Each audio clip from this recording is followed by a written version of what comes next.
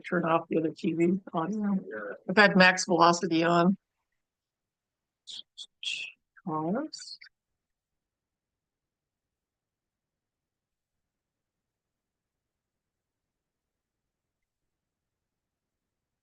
Okay. Chapter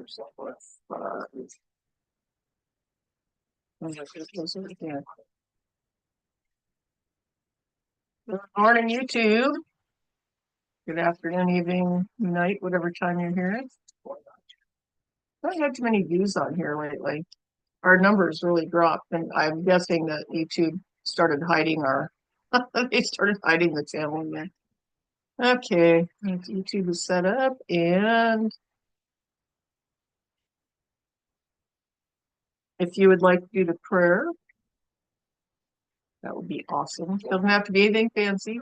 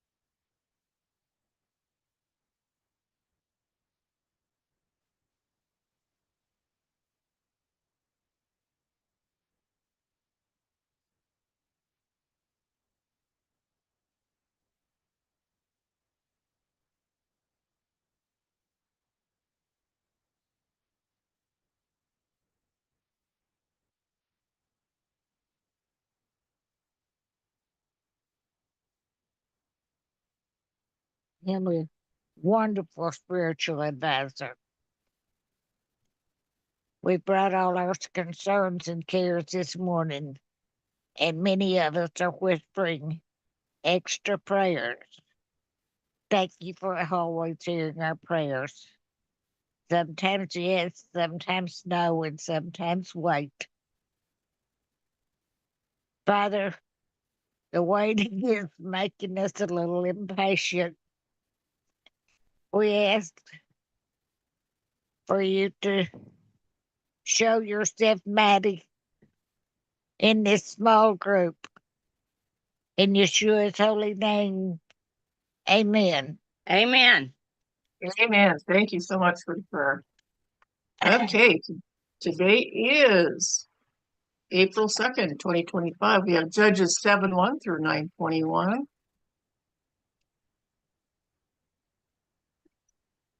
I can read one of these, but you can read them all if you want. Up to you. Yeah, you can you hear me way back here? I can hear you way back there. Okay, you can start because I was having to get my tablet. Okay. Okay, I'll start. All right, we have Judges 7. Then Jerubbaal, who is Gideon, and all the people that were with him rose up early and pitched beside the well of Herod, so that the host of the Midianites were on the north side of them, by the hill of Morah in the valley. And the Lord said unto Gideon, the people that are with thee are too many for me to give the Midianites into their hands, lest Israel vaunt themselves against me, saying, mine own hand hath saved me. Now therefore go to proclaim in the ears of the people, saying, whosoever is fearful and afraid, let him return and depart early from Mount Gilead. And there returned of the people 22,000, and there remained 10,000. And the Lord said unto Gideon, the people are yet too many, bring them down unto the water, and I will try them for thee there. And it shall be that of whom I say unto thee, this shall go with thee, the same shall go with thee, and of whomsoever you say unto thee, this shall not go with thee, the same shall not go. Excuse me. So he brought down the people unto the water, and the Lord said unto Gideon, every one that lappeth of the water with his tongue, as a dog lappeth, him shalt thou set by himself, likewise every one that boweth down upon his knee to drink. And the number of them that lapped, putting their hand to their mouth, were 300 men, but all the rest of the people bowed down upon their knees to drink water. And the Lord said unto Gideon, by the 300 men that lapped, I will save you, and deliver the Midianites into thine hand, and let all the other people go, every man unto his place. So the people took victuals in their hand, and their trumpets, and he sent all the rest of Israel, every man unto his tent, and retained those 300 men. And the host of Midian was beneath him in the valley. And it came to pass the same night that the Lord said unto him, arise, get thee down unto the host, for I have delivered it into thine hand. Excuse me. But if thou fear to go down, go thou with Purah by thy servant, down to the host, and thou shalt hear what they say. And afterward shall thine hands be strengthened to go down unto the host excuse me. Then he went down with Purah, his servant, unto the outside of the armed men that were in the host. And the Midianites and the Amalekites and the children of the east lay along in the valley like grasshoppers for multitude. And their camels were without number, as the sand by the sea side for multitude. And when Gideon was come, behold, there was a man that told a dream unto his fellow, and said, behold, I dreamed a dream, and lo, a cake of barley bread tumbled into the host of Midian, and came unto a tent, and smote it that fell, and overturned it, that the tent lay along.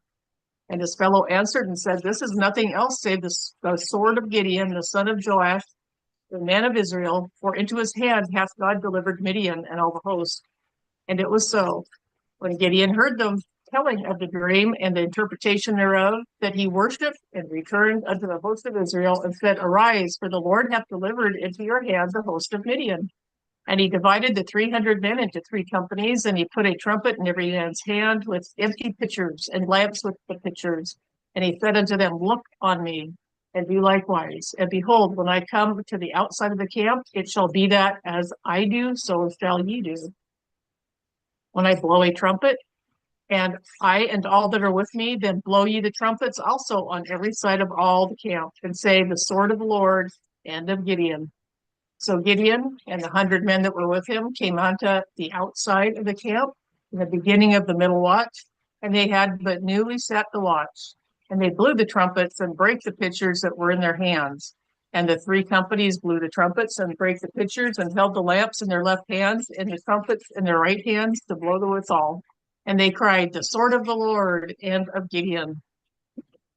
Excuse me again. And they stood every man in his place round about the camp, and all the host ran and cried and fled. And the 300 blew the trumpets, and the Lord set every man's sword against his fellow, even throughout all the host. And the host fled to Beth Shittah and Beth Zerath, and to the border of Abimeloha unto Tabbath. And the men of Israel gathered themselves together out of Naphtali, and out of Asher, and out of Manasseh, and pursued after the Midianites. And Gideon sent messengers throughout all Ephraim, saying, Come down against the Midianites and take before them the waters unto Beth-barah and to Jordan. And all the men of Ephraim gathered themselves together and took the waters unto Beth-barah and to Jordan. And they took 2 princes of the Midianites, Oreb and Zeb, and they slew Oreb upon the rock of Oreb, and Zeb they slew at the winepress of Zeb, and pursued Midian, brought the heads of Oreb and Zeb to Gideon on the other side of Jordan. And the men of Ephraim said unto him, Why hast thou served us thus, that thou callest us not when thou wentest to fight with the Midianites? And they did chide with him sharply. And he said unto them, What have I done now in comparison of you? Is it not gleaning of grapes of Ephraim better than the vintage of Abiezer? God hath delivered into your hands the princes of Midian, Oreb and Zeb, and what was I able to do in comparison of you? Then their anger was abated towards him when he had said that. Sorry, I'm tongue twisting today. And Gideon came to Jordan and passed over, he and 300 men that were with him, faint yet pursuing them. And he said unto the men of Succoth, Give, I pray you, loaves of bread unto the people that follow me, for they be faint, and I am pursuing after Zebah and Zalmunna, kings of Midian. And the princes of Succoth said, Are the hands of Zebah and Zalmunna now in thine hand? And that we should give bread unto thine army? And Gideon said, Therefore, when the Lord hath delivered Zebah and Zalmunna into mine hand, then I will tear your flesh with the thorns of the wilderness and with briars.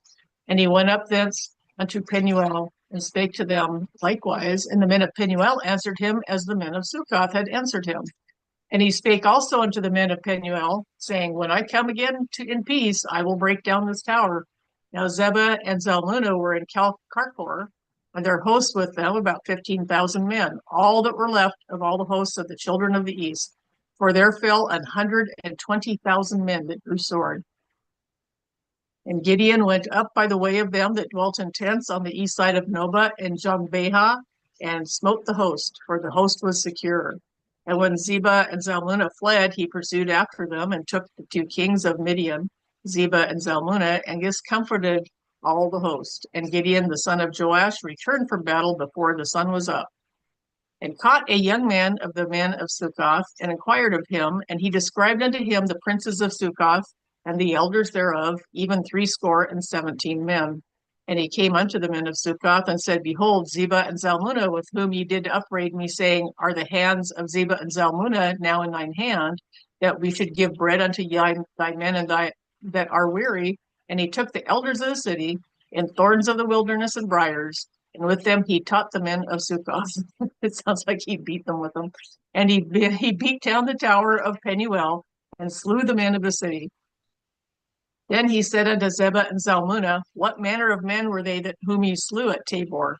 And they answered, As thou art, so were they. Each one resembled the children of a king. And he said, They were my brethren, even the sons of my mother. As the Lord liveth, if he had saved them alive, I would not slay you. And he said unto Jether, his firstborn, Up and slay them. But the youth drew not his sword, for he feared, because he was yet a youth. Then Zebah and Zalmunna said, Rise thou, and fall upon us, for as the man is, so is his strength. And Gideon arose and slew Zebah and Zalmunna, and took away the ornaments that were on their camels' necks.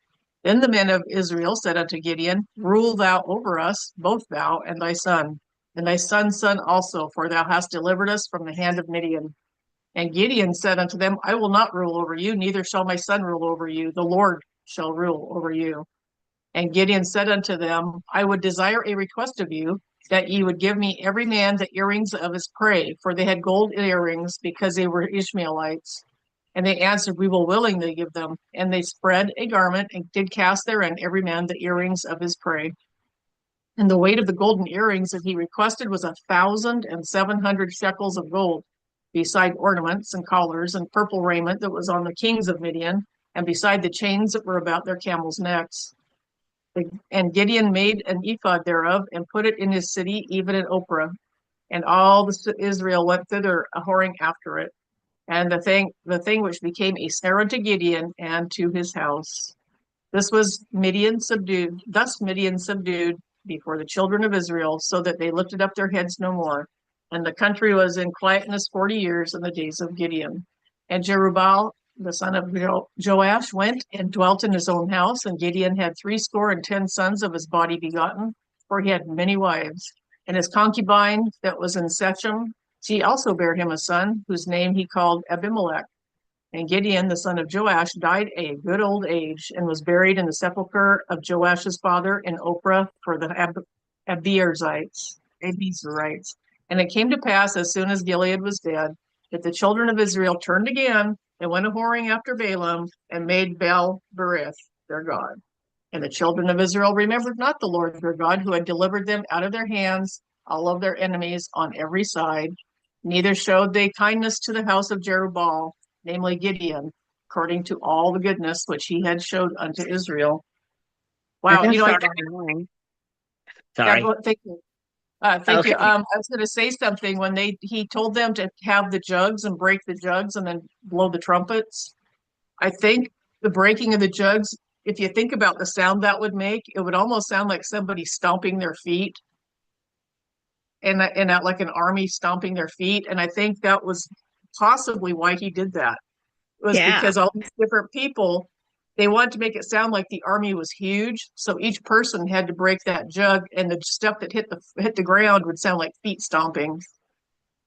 So it made me wonder when I was reading that if that's why he did that, because it might be something else, but that's what struck my mind. Yeah. I don't know, just a thought. Yeah. Well, that makes sense. Okay, Judges 9. And Abimelech, the son of Jerubbaal, went to Shechem unto his mother's brethren and communed with them and with all the family of the house of his mother's father, saying, Speak, I pray you, in the ears of all the men of Shechem, whether is better for you either that all the sons of Jerubbaal, which are 67 persons, reign over you, or one reign over you. Remember also that I am your bone and your flesh. And his mother's brethren spake to him in the ears of all the men of Shechem all these words. And their hearts inclined to follow Abimelech, because they said, He is our brother.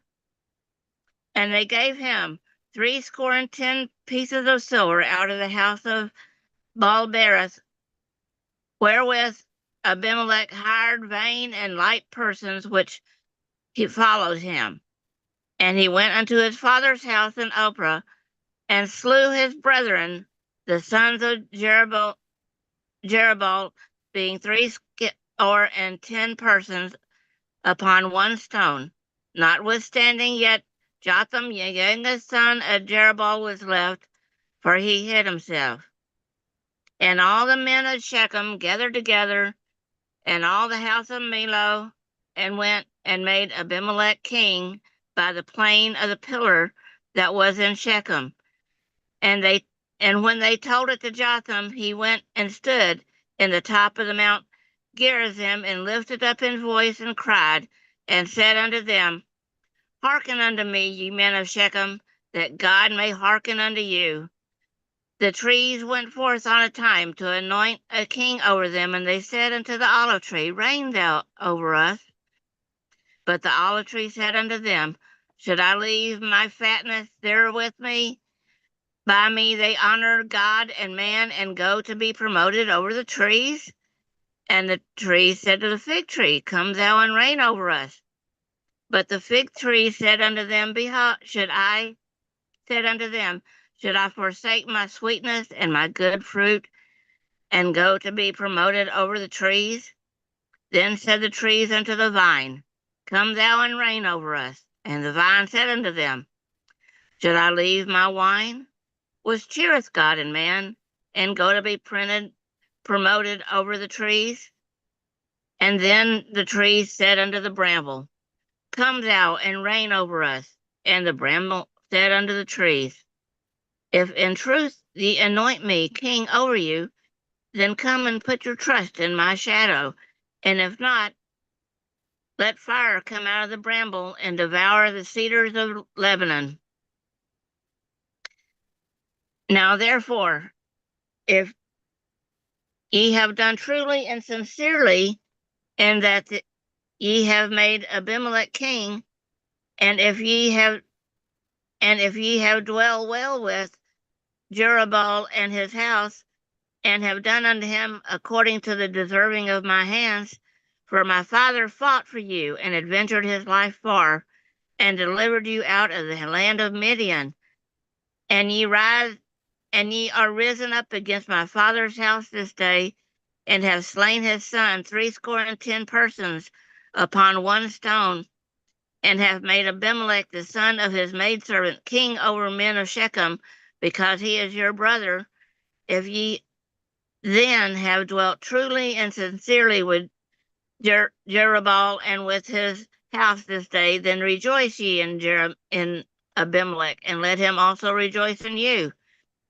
But if not, let fire come out of Abimelech, and devour the men of Shechem, and the men of Milo, and let fire come out from the men of Shechem, and from the house of Milo, and devour Abimelech. And Jotham ran away and fled, and went to Beer, and dwelt there for fear of Abimelech his brother. Oh, wow, that's all. Thank you. There were only Yeah. 2 today. For some reason, I thought there were 3. But thank you. You did a great job. Well, Appreciate it. we did have 3. You read 2 of them. I did? Yeah. I wonder why it was so long. I must have blew right through it. Yes, you did. You should have said something. Don't ever feel embarrassed or hesitant if I screw up to hoot holler. I don't have a problem with that. 'Cause Okay. I like having more than, it's nice to have more people reading it, because I know people really like to read the words. So I'm sorry about that. I was Oh, no, that's expecting, all right. wow, where did I screw up at that? That's interesting. 9. Where did 8 go? I don't know why. I just popped right through it. Oh, right there. 8. Duh. What a dope. Oh my goodness. Okay, but thank you for reading. You did a great job, and I'm sorry. I was hoping to hear somebody else instead of me flapping their jaws. Okay, me flapping my jaws. Let's see, 7:1 through 9:21. What have we got for Chuck? We've got chapter 7.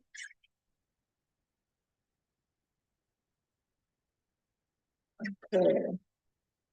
After the switch, chapter 7, I think, at least 7 and 8. Oh, somebody tore out of here. Sorry about that. Michelle, hi, son. How are you doing? Chapter 8. Chapter 7, verse 16, chapter 8. I think this is the one. Okay, before you guys got here, the reason we're kind of hopping along on this, and remind me if you would, in case I forget to turn YouTube loose after this video, is Trump is putting on some kind of a speech. He's got some kind of announcement. He's probably got some of the regular stuff he says, but I think he's got his what do you call it? The day-to-day. He's got some kind of a thing at 10:30. So anyway, this is only 48 minutes long. So thank you, everybody who's out there. Oh, thank you, Reality Fuzz. I appreciate you being here. And pray for the people in the path of the storms. Boy, there's some big storms today and tomorrow. But pray for the people in the path of those possible tornadoes, even in Teresa's area. So yeah, a lot of people. Anyway, thanks for anybody that's feeling out of here. Appreciate you. And here we go. We're in session 5 of the book of Judges. And last time we started on the topic of Gideon, which is in chapters 6, 7, and 8. And we'll review the few verses we took of chapter 7 last time as our way of reviewing the situation that we're getting into.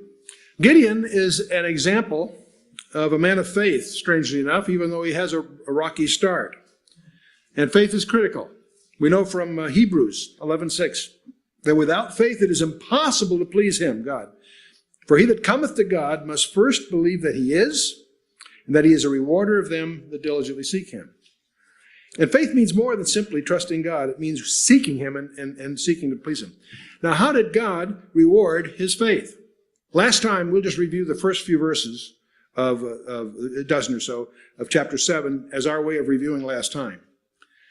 And you remember Zerubbabel was the name that Joash, his father, gave him when he brought down Baal. So don't let that throw you. It's Gideon.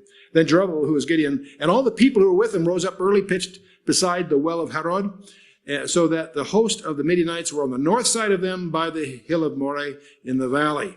The Lord said to Gideon, the people that are with thee are too many for me to give the Midianites into their hands, lest Israel vaunt themselves against me, saying, mine own hand hath saved me. In other words, God is saying, you got too many guys. You know, he's got he's got a few thousand against 135,000, but it's too many. God wants to adjust the odds here a little bit. Why? So that Israel won't take credit for the victory. If you want some examples of that, remember the 6-day war. Incredible victory over all the nations that attacked them. In 6 days, they established themselves.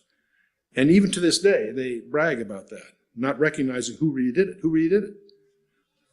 It wasn't Ariel Sharon, it wasn't Moshe Dayan, it wasn't any of those neat guys, great generals. It was the Lord, okay? But that's exactly what he's anticipating here. He doesn't want them to be able to take credit for it. So he tells Gideon, now therefore go and proclaim in the ears of the people, saying, whosoever is fearful and afraid, let him return and depart early from the Mount Gilead. And there returned of the people 22,000, and there remained 10,000. He had 32,000 guys ready to go to war against the Midianites, who number 135,000. But those of you guys that are a little nervous about this, go home. We don't need you. Trim it down to 10,000. Okay, core group, huh? 10,000 versus 135. Lord said to Gideon, the people are yet too many. Bring them down to the water, and I will try them for thee, and it shall be that of whom I say unto thee, this shall go with thee, the same shall go with thee. But of whomsoever I say unto thee, this shall not go with thee, the same shall not go. So he brought the people down to the water, and the Lord said unto Gideon, everyone that lappeth of the water with his tongue, as a dog lappeth, him shalt thou set by himself. Likewise, everyone that boweth down upon his knees to drink. The number of them that lapped, putting their hand to their mouth, were 300 men. But the rest of the people bowed down upon their knees to drink water. Now, this is God's way of adjusting the odds. The enemy has 135,000. The initial muster was 32,000. That was a 4-1 against them. But that was still too rich for God. So he got rid of the fearful of 22,000. So now he's down to 10,000, which is now bringing the odds down to roughly 14-1, 13.5-1. But those that were not watchful when they went down to drink were 9,700. The attack force thus is reduced to how many? 300 people against how many? Anyone want to volunteer for duty like that? I don't think so. Lord said to Gideon, by the 300 men that lapped will I save you, and deliver the Midianites into thine hand, and let all the other people go, every man unto his place. So the people took victuals in their hand and their trumpets, and they sent all the rest of Israel, every man unto his tent, and they retained those 300 men, and the host of Midian was beneath him in the valley. It came to pass that same night that the Lord said unto him, arise, get thee down unto the host, for I have delivered it unto thine hand. But if thou fear to go down, go with Phurah thy servant down to the host, and thou shalt hear what they say, and afterward shall thy hands be strengthened to go down unto the host. That's a prophecy, because that's about what's going to be just about ready to happen here. Then went he down with Phurah his servant to the outside of the armed men that were in the host. In other words, they sneaked down there to reconnoiter. The Midianites and the Amalekites and all the children of the east lay along in the valley like grasshoppers for multitude. They're in the Jezreel Valley, by the way. This is the same location of the mount we looked at earlier in the Judges, same place, Megiddo and all that takes place later. Anyway, and their camels were without number as the sand by the sea for the multitude. And when Gideon was come, behold, there was a man that told a dream unto his fellow. He said, behold, I dreamed a dream, and lo, a cake of barley bread tumbled into the host of Midian, and came into a tent, and smote it, that it fell, and overturned it, that the tent lay along. His fellow answered, said, this is nothing else save the sword of Gideon, the son of Joash, the man of Israel, for into his hand hath God delivered Midian and all the host. This loaf of barley bread, which is a disparaging kind of idiom, represents Gideon. You'd think Gideon would be insulted with that interpretation. Quite the contrary. He's elated about it. It was so that when Gideon heard the telling of the dream and the interpretation thereof, that he worshipped and returned unto the host of Israel and said, arise, for the Lord hath delivered into your hand the host of Midian. So Gideon took the dream, or certainly the interpretation of it, as a sign of God. The sign doesn't mean the dream was supernatural necessarily. The point is that they are fearful. It reveals that they were even the troops there. are fearful. They've heard the legends about this guy Gideon. He had a reputation larger than life from this one incident back there that we talked about earlier. Anyway, so now we're up to date where we're going to jump into what I like. I know what else to call it, but the strange battle. This is one of the strangest battles you'll read. As a professional military, and also one that's been interested in the Bible since I was a teenager, you can probably gather I have a library on both not only military battles, but also biblical battles. And there are books written on that, by the way, by people who are interested in that sort of thing. This is one of the strangest battles, and the Bible's full of strange battles. But this is one of the weirdest. I want you really got to get the visual. There's 135 trained marauders down there. These are people that make their living by marauding villages. Every year they come by and strip these guys. 135,000, and they had camels without number. Midianites were among the first to use camels in as military weapon system, so to speak. Gideon's got 300 guys. Probably about the number that's in this audience. You guys ready to go against 135 armed professionals? I heard a great comment the other day about professionals versus amateurs. Do you realize that Noah's Ark was built by amateurs and the Titanic was built by professionals? Just thought I'd work that in. Gideon's faith. Because of Gideon's faith, we'll find 3 lessons in the rest of this chapter. God gave him wisdom to prepare the army. That's the next 3 verses. He gave him the courage to lead the army. That'll be verses 19 through 22. And then he gave him opportunity to enlarge the army. These other guys that were dismissed will be rallied for the mop-up, as you'll see. Because 300 people there just isn't time or effort to kill them all if they stood in line. So they get their buddies to help mop up. But we're getting ahead of the story. Verse 16, chapter 7. And he divided the 300 men into 3 companies, and he put a trumpet in every man's hand. That's a shofar. The word actually in the Hebrew is the shofar. With empty pitchers, or jars, if you will, earthen vessels, and lamps within the pitchers. And the word lamps there is lapid, which is a kindling torch. Visualize a torch, and when you put it in the pitcher or the jar, the flame dies down. There's not enough oxygen, but it's still smoldering. When you pull it out or break the jar, there's enough oxygen, it bursts and it comes back to a burning torch. You get the picture? It's a little confusing unless you can visualize a smoldering ember type of thing stuck in this jar. You with me? So while they're carrying it, it doesn't give off much light. Maybe a few little red sparks or something. But when you pull it out, where there's enough oxygen, it bursts into flame. You get the picture? Okay. Moving on. He said to them, look on me and do likewise. And behold, when I come to the outside of the camp, and it shall be that as I do, so shall ye do. When I blow with the trumpet, I and all that are with me, then blow ye the trumpets also on every side of the camp and say, the sword of the Lord and Gideon. See, Gideon is setting himself as the example, and that's good leadership. There are no committees, no dialogues, no discussions. By this point, Gideon knows God is with him, and he's showing the courage to lead this group. He's come a long way. You may recall last time, God found him hiding in a wine press, and for good reason.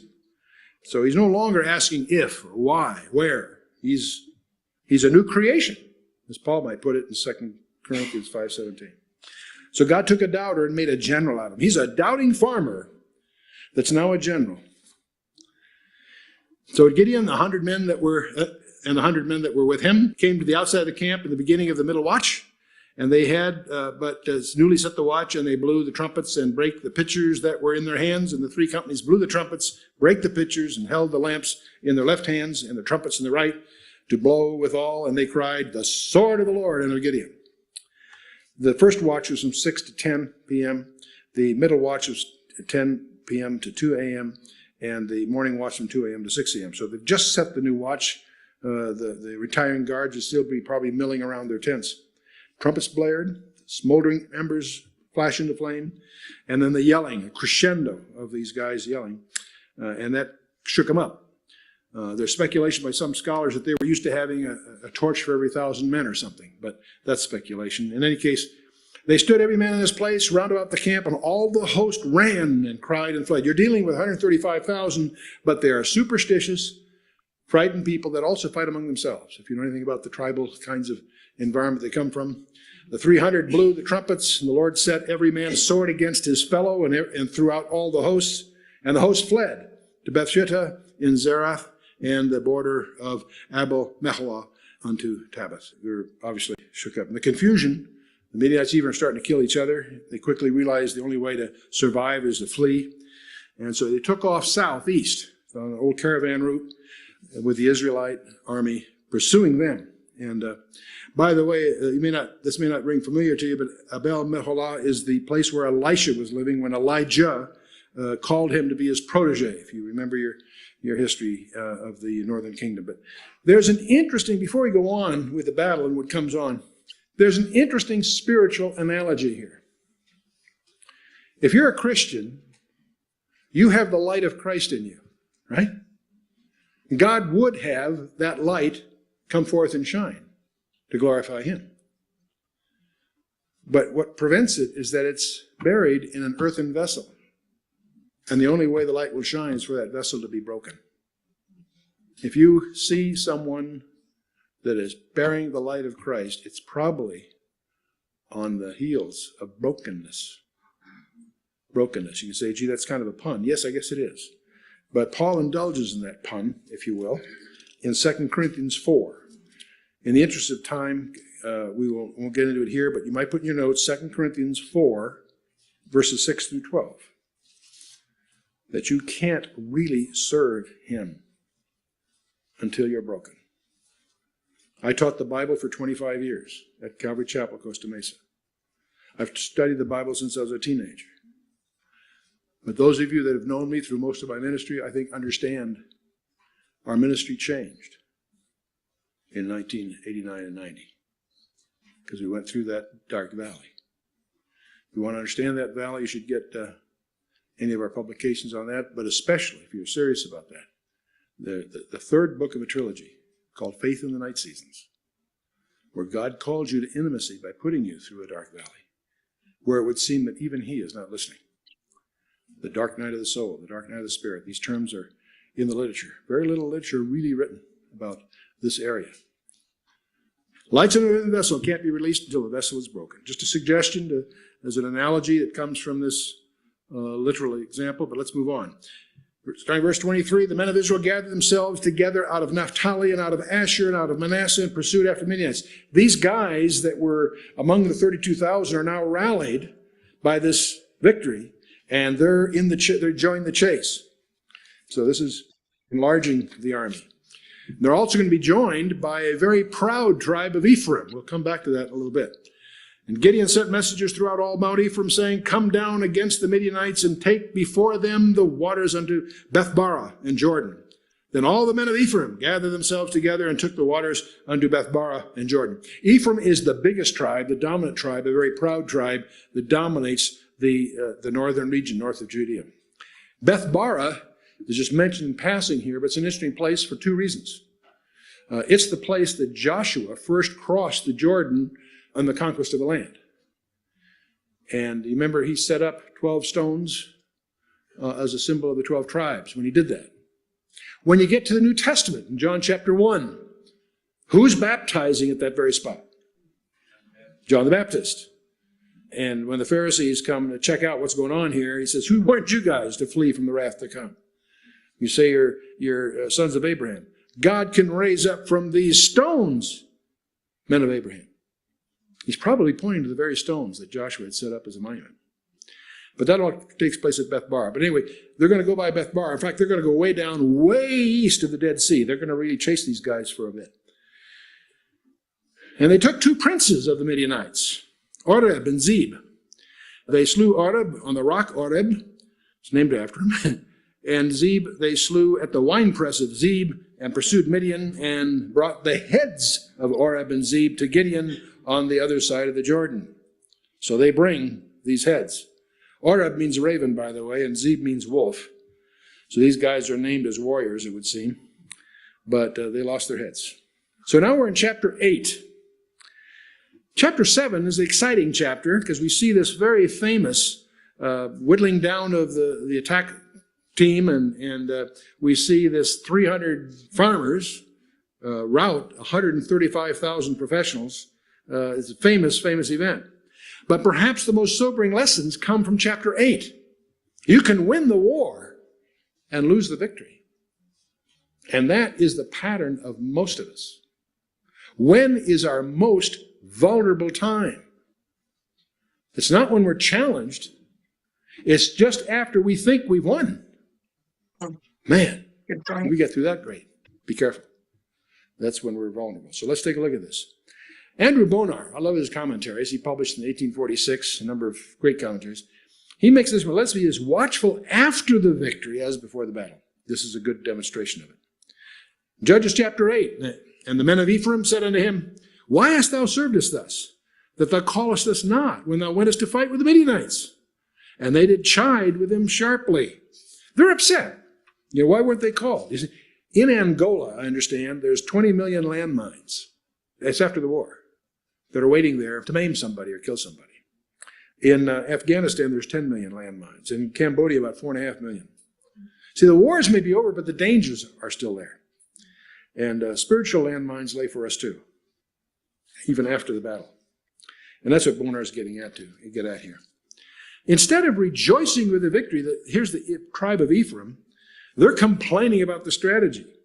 Now, Ephraim's a very proud group of people. We're going to see them all through the scripture as in fact, often the term is used idiomatically of the entire northern kingdom. They're the largest tribe, second only to Judah. And Gideon himself was from Manasseh, which theoretically is the brother tribe of Ephraim. Ephraim and Manasseh being the two children of Joseph that Jacob adopts. They were the sons of Joseph, but they were also adopted as not just grandsons, but sons of Jacob to replace Reuben and Simeon, who had discredited themselves. And Manasseh was the firstborn of the two. But Jacob reversed the birth order when he blessed them, if you remember that from Genesis 41 and 48 and all of that. So Ephraim is very proud, and here's Gideon, who's from what should have been a brother tribe to Ephraim, and they're really upset. Ephraim was insulted because Gideon hadn't called them for the battle initially. They had assisted Ehud back there in chapter 3 and Deborah and Barak in chapter 5, you may recall. But see, that was no guarantee that they would follow a farmer in battle. These were proud guys. And so it was probably wise for Gideon not to call them in the first place anyway. A proud tribe would have been incensed when Gideon asked the fearful to leave. They would have been hard to swallow the idea we're going to just have 300 that we're going to go with. I mean, you can see they wouldn't probably buy into that program.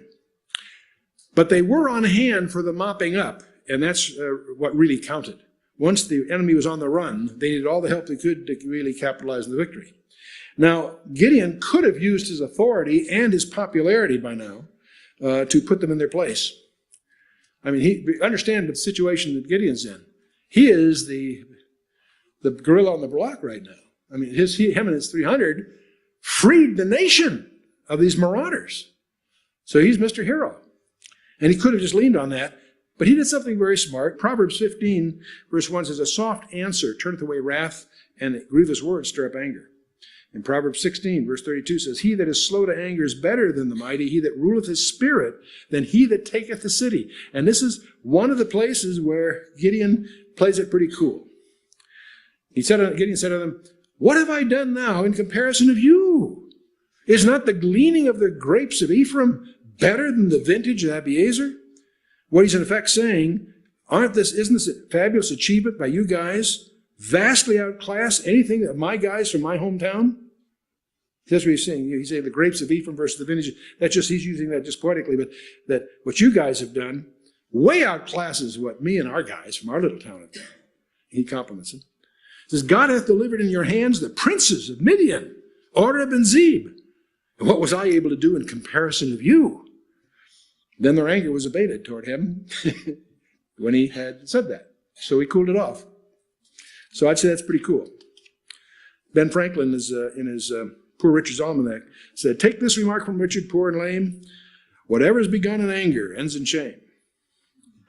Ronald Reagan said the equivalent thing. He said, There's no limit to what a man can accomplish if he doesn't care who gets the credit.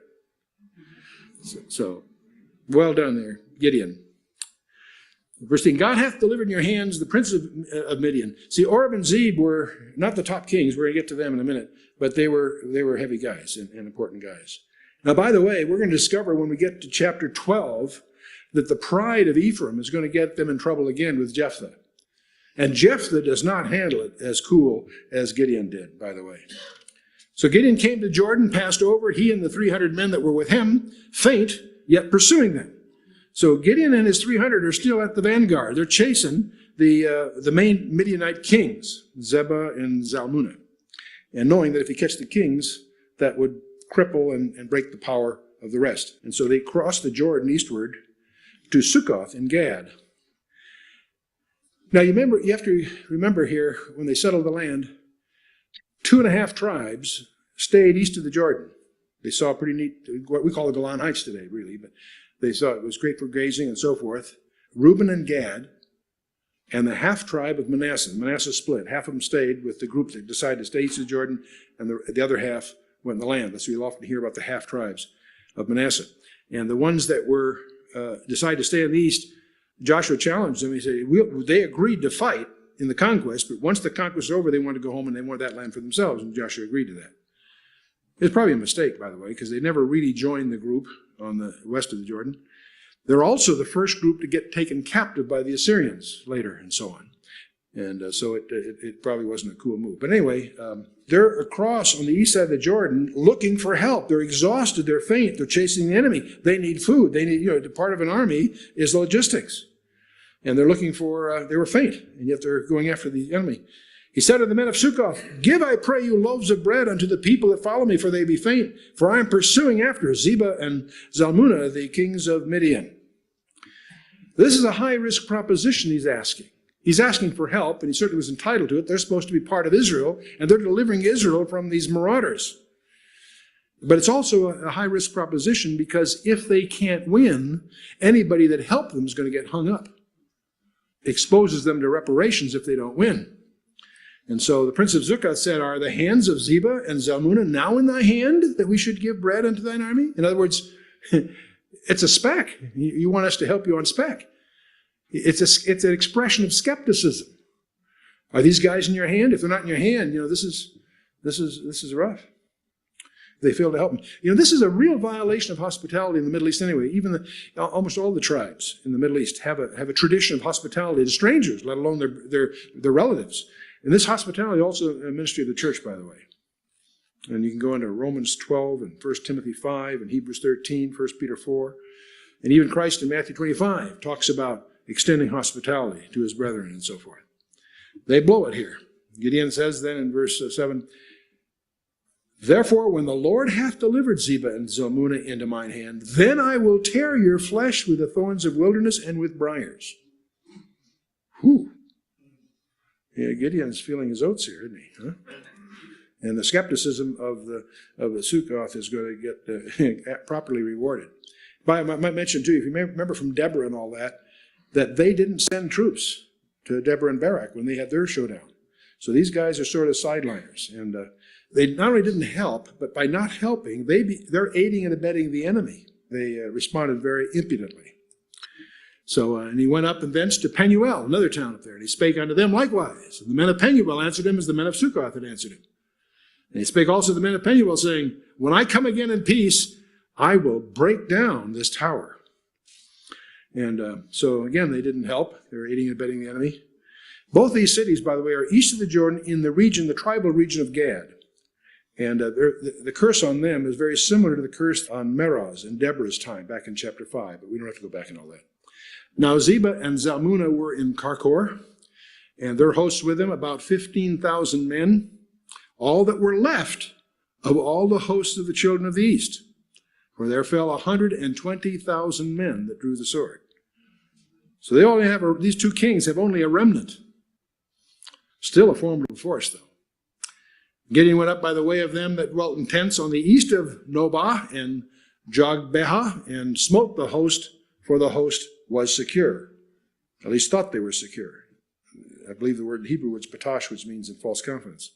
And when Zebah and Zalmunna fled, he pursued after them and took the two kings of Midian, Zebah and Zalmunna, and discomfited the host.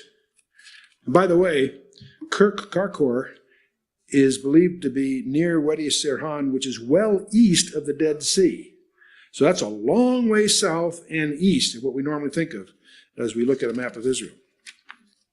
The word discomfited in the King James is a translation of charad, which is to tremble or quake or move about, be afraid, be startled, be terrified, to drive to terror, if you will. So they apparently got a surprise attack, and they captured the two kings and routed their army. So Gideon, son of Joash, returned from the battle before the sun was up, and he caught a young man of Succoth, and inquired of him, and he described unto him the princes of Succoth and the elders thereof, even 17 men. So they found a young man, providentially somehow, and this young guy described to him gave him the names, if you will, of the 77 leaders that had refused to help him and his army. He came unto the men of Succoth and said, Behold, Zebah and Zalmunna, with whom ye did upbraid me, saying, Are the hands of Zebah and Zalmunna now in thy hand, that we should give bread unto thy men that are weary? So he's rubbing their nose in it, because here they are in chains or whatever. He took the elders of the city and the thorns of the wilderness and briars, and with them he taught the men of Succoth. You can't improve on the subtlety of the King James. Now, scholars are a little divided as to what that really involved, because the language isn't crisp. The general belief, though, is that he didn't just beat them up a little bit with briars. The belief is that he thrashed them like you do with wheat on a thrashing floor with briars. They were over. They were history. And he beat down the tower of Penuel and slew the men of that city. So there again, he's played it rough. And by the way, he taught the men of Succoth. The word in the Hebrew is yada. I always think of yada, yada, yada. We use that expression. Well, in the Hebrew, it means made to know, like forcibly. So I think that's kind of interesting. Anyway, he makes good his threat to Penuel also. The tower is probably a fortress where the people could seek refuge when under attack. And some like the Tower of Shechem in there's two towers, Tower of Shechem, Tower of Thebes, we'll get into for other reasons next week. It may sound to us like he was awfully severe, but we need to recognize that they were risking their lives to deliver Israel, and these guys were traitors. These guys that could have helped and declined to out of their own self-interest. I could go on and talk about traitors in our time, but that'll get politically sensitive. Meanwhile, these two kings are in front of him after all this other carnage. Then said he unto Zebah and Zalmunna, What manner of men were they whom ye slew at Tabor? Now, what you need to understand is that Gideon had his own axe to grind with Zebah and Zalmunna, because they had killed his brothers at Tabor. Now, we don't know whether it was part of this action. We suspect rather it was one of the previous annual raids that they did every year. And this is one of the reasons that Gideon was hiding in the winepress when God first found him. They were used to this annual thrash as these guys came through and stole all their crops and food and so forth. Now, according to Mosaic law, the family was called to avenge crimes like this, killing those that were responsible for murder. That's in Deuteronomy 19, verse 6. It's extensively discussed in Numbers 35, 9 through 34. Now, these guys were not only murderers, they were the enemies of Israel. Now, they attempt to flatter him, but flattery didn't work. Flattery is a good thing to taste, but a bad thing to swallow. They answered and said, As thou art, were they. Each one resembled the children of a king. They were trying to build up his brothers. No, they murdered him. They're not going to get away with this. And he said, They were my brethren, and even the sons of my mother. As the Lord liveth, if ye have saved them alive, I would not slay you. Then he said to Jether, his firstborn, he turns to his son, says, Up and slay them. Now, why was he doing that? For two reasons. To a soldier, his manner of death is a matter of his reputation and pride. And we see that in a number of places. Abimelech, in the next chapter, he did not want to die from the hand of a woman. King Saul didn't want to die at the hands of the Philistines, you may recall. Now, for a child, untried person, to kill a king would be a humiliation for the king. And it also, if the kid had stepped up to this, it would have made him make his reputation for the rest of his life, because he would have been the one that killed these bad kings, see? But he hesitates. He hasn't got the moxie to step up with us. The youth drew not his sword, for he feared, because he was yet a youth. So Zebah and Zalmunna said, Rise thou and fall upon, talking to Gideon, Rise thou and fall upon us, for as the man is, so is his strength. They're anxious for Gideon to do it for two reasons. One is there's less humiliation in having a warrior like Gideon kill him. Also, they knew Gideon was an experienced swordsman, and he wouldn't muck it up. And so they asked him to, and he arose and slew Zebah and Zalmunna and took away the ornaments that were on their camels' necks. Now, here's one of those interesting times. Every once in a while, as I'm preparing for something like this, no matter how often you go through a passage, somehow the Holy Spirit always leaves a surprise or two in your path just for fun. I'm convinced the Holy Spirit has a terrific sense of humor. He took away the ornaments that were on the camels' necks. Apparently, these camels had a chain with some kind of, and the ornaments were gold, and they're going to be very valuable later just because of the weight of the gold. Gideon's going to end up with about 43 pounds of gold. It's a lot of gold. But the word ornament in the Hebrew is an extremely provocative word. The word for ornaments is saharon. It's the ornaments in the shape of a crescent moon. Well, that just blew me away, because you start putting this together, you realize these Ishmaelites that we're dealing with, Ishmaelites used here as a connotative term, we're going to get into that in verse 24. They worshipped Al-Ilah, the moon god. When Abraham was called out of the Ur of the Chaldees, long before this, what people worshipped in the region was the moon god. In Assyria, he was called Sin. Strange pun, no relation to our Old English word sin, meaning, to miss the mark. The word sin in Assyrian meant the moon god. One of the kings was Sennacherib. Sin multiplies his brothers. That's what it means. So they called the moon god Sin. In Arabia, they called him Al-Ilah, which later becomes Allah. But the moon god. And the crescent moon, to this very day, adorns every mosque in the world. Several thousand, I guess, in the United States. The 1,000 that are in England, they all have the crescent moon on there. Islam did not begin with Muhammad. It started long before Muhammad. Muhammad came along and packaged it into a monotheistic form. If you look at the flags of many of the Middle Eastern countries, they celebrate the crescent moon. Even Iran is a double sword, double moon motif on there. And of course, we get all this background and sort of all. We have briefing packages, several on these various things. So I think that's kind of interesting that we have when we get later in the book of Judges, you're going to be shocked to discover how relevant the book of Judges is to today's dilemma in the Middle East. We took on the study of the book of Judges because we felt it was, to continue our going through the Bible. But I have to tell you, I'm startled to realize, as I get through it, how timely it is. As we get more of the book under our belt, we'll do some summary maps and show you some things that are absolutely astonishing in terms of what they've left undone there has put the seeds of their problems today. I might mention, by the way, this term Ishmaelites, so we don't stumble on that. That's a term here that's used connotatively for nomads. It's not limited, the way it's used here, to the traceable descendants of Ishmael. And of course, as you know, the Ishmaelites believe it was Ishmael, not Isaac, that Abraham is supposed to have offered and so on. But and let me just demonstrate that for you. The Bedouins, you certainly would consider Arabs. But the Bedouins are descendants from Keturah, not Hagar, a different wife of Abraham.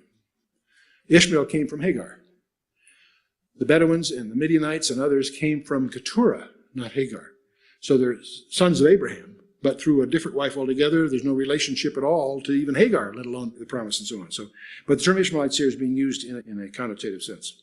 But okay, then the men of Israel said to Gibeon, see, it's over now. They've won the contest, they've killed the kings, he has delivered them from this horrible abuse of the years. So he said to Gideon, rule thou over us, both thou and thy son also. For thou hast delivered us from the hand of Midian. They're not only rewarding him, they're asking for a dynasty. Not just you, Gideon, but your son and your son's son. They're expecting him to accept a ruling dynasty. So he's a pretty popular guy. This is not only a step to reward him, it's also a natural step on their part, to somehow unify the tribes, to mobilize them against further abuse downstream. Verse 23, Gideon said to them, I will not rule over you, neither shall my son rule over you. The Lord shall rule over you. This is one of his better moments. But you need to understand that every Jew knew that the mercy seat in the tabernacle is the throne of God, from which he ruled in the middle of his people. In Psalm 80, verse 1, thou that dwellest between the cherubim shine forth. Psalm 99:1, the Lord reigneth, let the people tremble. He sitteth between the cherubims. You can go, there's over a dozen places in the Old Testament where God is identified as he that dwells between the cherubims, or above the cherubims. And that's a reference to the mercy seat. And there's a number of us that believe, cautiously, but we believe that the mercy seat is going to be the throne of the Messiah when he sits enthroned on Mount Zion in the millennium. And that's one reason we're so intrigued with the whole issue of what on earth is in Ethiopia. They've been protecting a relic there for 2,400 years. And they believe it's the Ark of the Covenant. The Ark of the Covenant is not the relevant thing. Jeremiah 3:16 says it'll no longer be remembered nor come to mind. But the relevant thing is the mercy seat, solid gold. And Isaiah 18, and there's about, if it is, we don't know, but if it is the Ark of the Covenant, the mercy seat in Ethiopia, they believe they're to deliver it to the Messiah when he reigns in Zion. If they have it, and if they do that, it turns out that seems to pull together 24 passages in the Old Testament. And not only that, but it really explains Acts chapter 8 and the Ethiopian treasure and all that, which is another study, but I mentioned it in passing. This whole idea, any knowledgeable Jew knows that it's God that needs to rule. And this is one of the key lessons here, is that the Lord that should rule over you, not man, not elders, not a pastor, not people. People who are in ministry are to serve and assist, not to rule. And 2 Corinthians 1:24 is one of the many passages that nails that. See, one of the key themes in the book of Judges is there's no king in Israel. And the writer almost seems to be setting the stage for Samuel and Saul and David and so forth. Moses had warned that Israel would one day seek a king in Deuteronomy 4 and 14 and 17 and Exodus 19 and elsewhere. And it's tragic. What other nation had the Creator himself as their king? And yet people ask, well, of course, when we get to 1 Samuel 8, we'll ask for a king. And God told Samuel to grant their request. And everything that Moses and Samuel warned the people about happened. But in any case, Gideon here in verse 23 does pretty well. He turns down the dynasty opportunity. But boy, he sure sets up his retirement program. And Gideon said to them, I would desire a request of you that ye would give me every man the earrings of his prey. For they had golden earrings because they were the Ishmaelites. They actually had taken all these things from the Ishmaelites. They'd just taken spoil of 135,000 troops who had camel ornaments, whatever. And so he desired that the earrings that they'd taken, and that may be more of a generic term of some kind, but in any case, it would be the golden earrings, that they'd give it to him. And they answered, we will willingly give them. They spread a garment and did cast therein every man the earrings of his prey.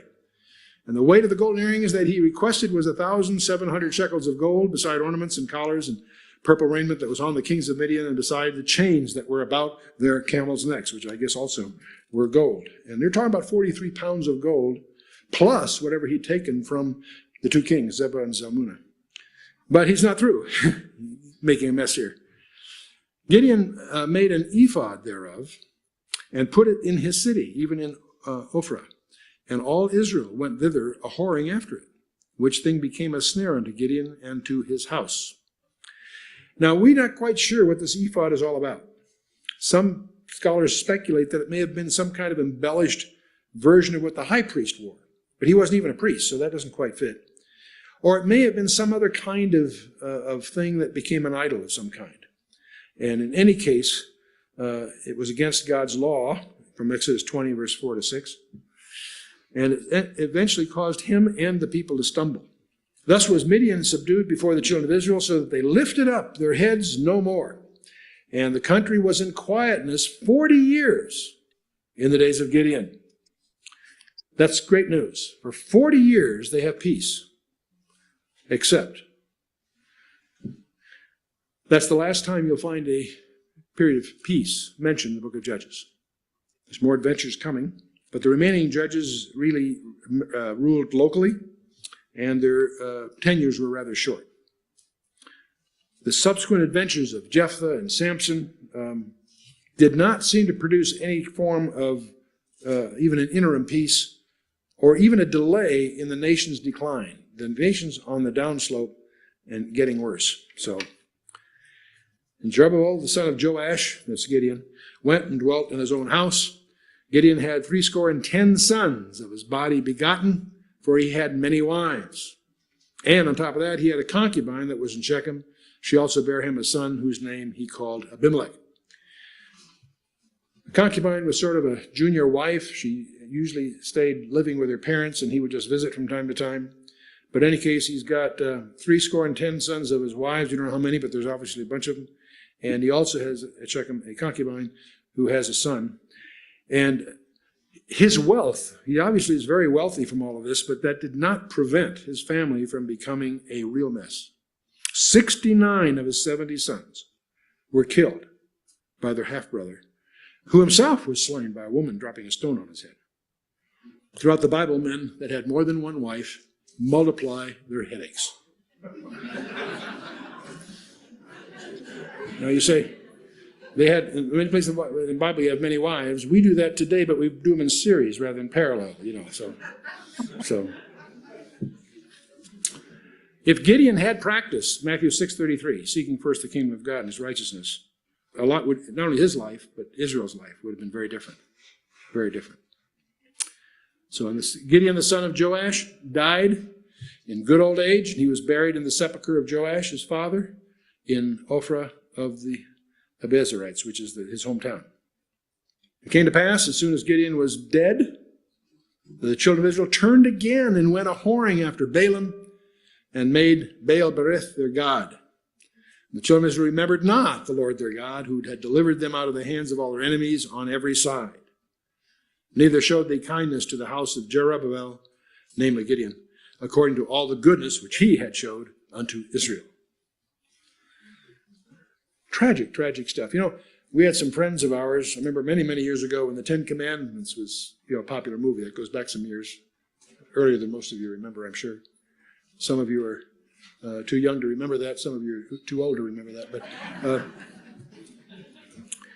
we had some friends that saw the movie, and they were quite impressed with it. But what they couldn't get over is how, after all those plagues, all those miracles, the water turning to blood, and this and that, and all that, and the parting of the Red Sea, and so forth, that they still wanted to go back to Egypt. They couldn't understand that. And here again, we have that same feeling. Here, this incredible deliverance from the Midianites, you'd think, would have had some durability in terms of building their faith, right? We can't understand that. And yet, look at us. You can take these events, take the events since then, and we should have a moment-by-moment awe of God. We maybe, from time to time, have a moment or two where we sort of, wow, God, that's great. But how rare that is, those are rare moments we can probably number. I mean, how often do we really do that? I mean, really, really do that? Or do we really live in a moment-by-moment awareness of the majesty and the involving mercy and grace of God? And we have so much more to lean on than they did. Look at them. And there, but for the grace of God, go us. They remembered not the Lord their God, who had delivered them out of the hands of their enemies on every side. Look at us in this country. Talk about a people that should be blessed. And we disparage our heritage. We tolerate those that besmirch it. And we should be as watchful after the victory as before the battle. So that ends chapter 8. Now, next time, we're going to take a look at Abimelech and the presumption of self-promotion. It's really tragic. In some respects, there's a lot of things you point out about Gideon that he did pretty well on, but it's staggering to look at Gideon as the missed opportunity. He had an opportunity to bring about a real reformation in the land, a revival. And instead, he used the occasion for his own personal profit. It's instructive, I think, to contrast Gideon and Abraham. Remember in Genesis 14, Abraham had 318 servants of his house trained. He had his own army. Interesting. He was a rich guy. And he went after Lot. after all the war with the 9 kings, the 5 versus 4 and all that, and they ended up taking Lot captive, and when Abram found out, he took his guys and went after to get his nephew. And after that incredible victory, Abram had a similar victory to what Gideon did here. Remember, Abram took nothing for himself, but he made sure that everybody else got their share of the spoils. Gideon did the opposite here, didn't he? Remember, Abram especially refused to take anything from the king of Sodom. It's all in Genesis 14. And instead, Abraham did what? He worshipped Melchizedek, the king of Salem, a type of Christ. And in everything Abraham did, he gave glory to God, the Lord of heaven and earth. It's an interesting exercise to take the time when you get a chance to go through Genesis 14 and contrast it to Judges 8. And contrast Gideon with all his successes and Abraham and how they dealt with victory. And a very, very different scenario. Now, next time we're going to be in chapter 9. You want to study Abimelech. I have to warn you, it's one of the longest chapters and one of the most depressing, the book of Judges. We're going to see 3 specific phases in his political career. It'll be very instructive as we continue our review of God's Word. Let's stand for a closing word of prayer. Well, Father, we thank you for your word. We thank you for the example of Gideon.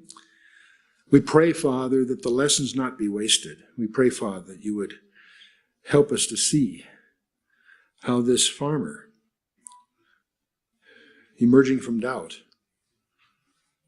became a leader by following what you told him to do, Father.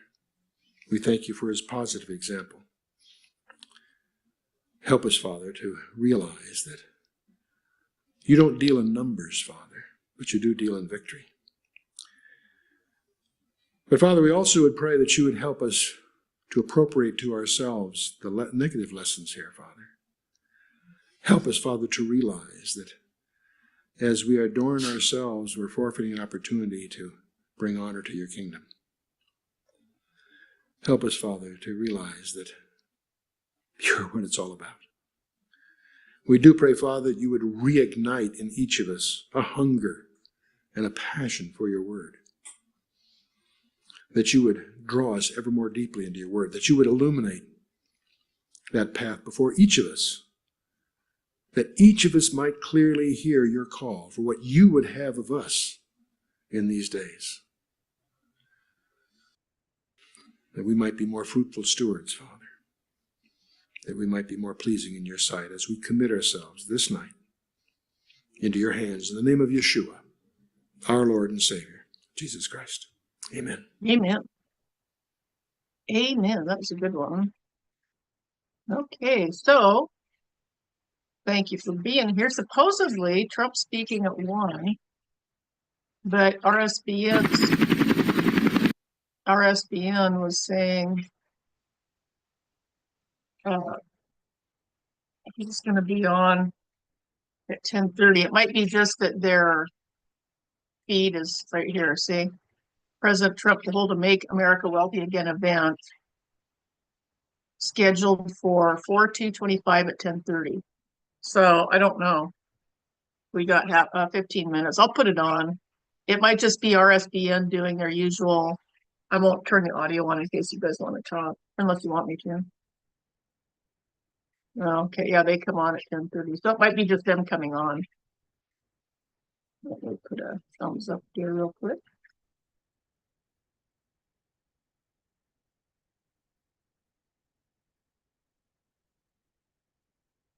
Oh, hold up with that. There we go. Notification. But somebody else said that he's speaking at 1.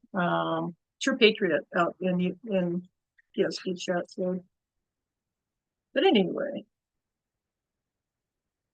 yeah, the jug thing, breaking the jugs before they shout their trumpets. I still think that's a sound of a soldier stomping his feet, because you break the jug, it wakes them up or catches their attention, and then the breaking shards hitting the ground would sound like feet stomping.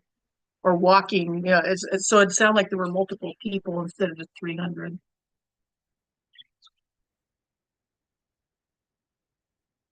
So do you guys know anything about Stuart Rhodes? I know my mom didn't like him. She didn't trust him. He wants me to interview him on air.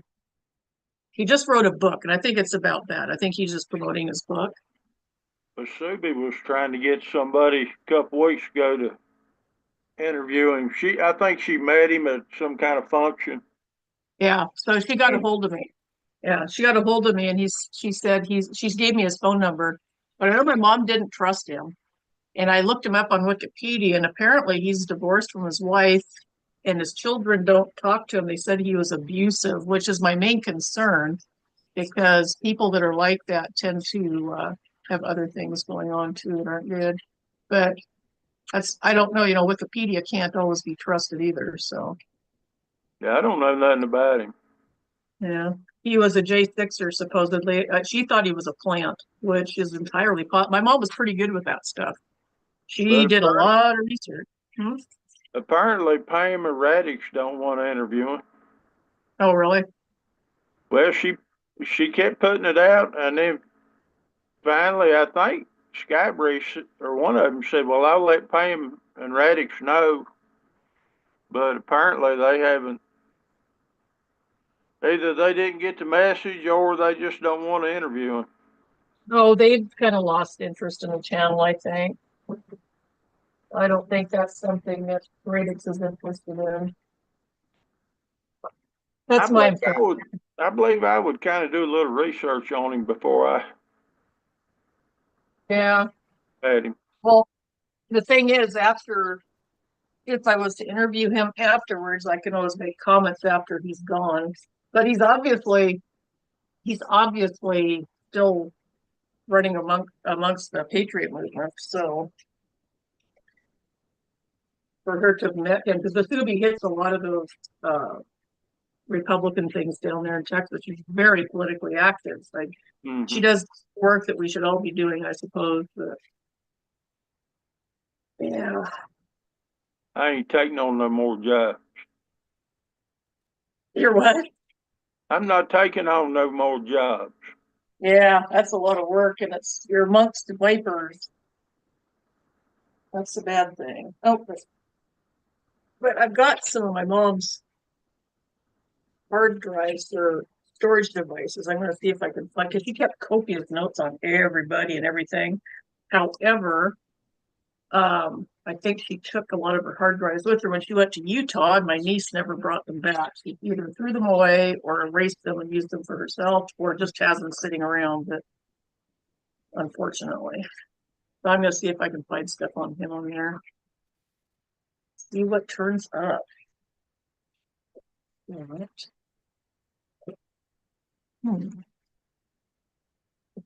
Yeah, we'll see. Let's just see what happens to that.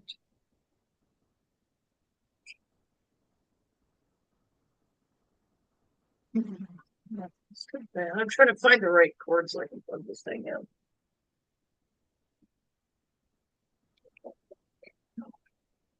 in. So, what do you think Liberation Day is going to be about? I have a hunch it's going to be about getting rid of the income tax. I just have a hunch on that, or something along that line. What's that? 3 o'clock? One's at 1 o'clock my time, 4 o'clock Eastern. But then RSBN is saying it's at 10:30. But I think that might be just when they come on air. They said it was in talking, but it might be. Yeah, I don't know. I thought somebody said it was 3 o'clock today Eastern time, but I don't know. 4 o'clock Eastern time. That was True Patriot out in chat. Let's see this. No rats. I didn't look at no PSB at all yesterday. Oh, just as well. Same stuff that we were talking about before. Only a little bit more intense. Sweet. Yeah.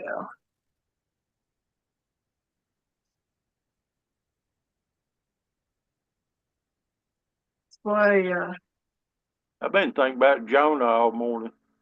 have you? Hmm. What you been thinking about him? Well, God called him for work to do, Mhm. but he didn't want to do it. No, he did not. So he wanted to go to Tarshish. So he got on a ship in Joppa. Yep. And the Bible says he paid the fare thereof. That's my topic for today. Interesting. There's a price to pay for disobedience. I got a whole lot of stuff. I'm full, but I'm not going to give it. Not right now. Yeah. A lot of people don't realize that. They do sin. I mean, everybody sins, of course, but I Nope. don't think people realize there's a penalty to pay now. I think most people assume that they pay later. I don't think they realize they pay, most of it's paid for now. Sure, this life. One part of it is, and it's kind of good, really, but I mean, we need to be thankful that God gave us people like Ryan Hall Yeah. Oh, definitely. that gave them the wisdom and ability and the tools and the know-how to be able to forecast the weather Yes. and to be able to predict these storms and to warn us of impending storms and dangers. Saving lives. He's saving so many lives. Just like God called men to preach and gave them the ability and the wisdom to warn people as well from the Bible. Yep. But we could be more thankful for Ryan Hall than a preacher, especially when that preacher's getting on her toes about something. Yeah. Yeah. Yeah. But I got all kind of stuff, but all morning long. Lots of thoughts.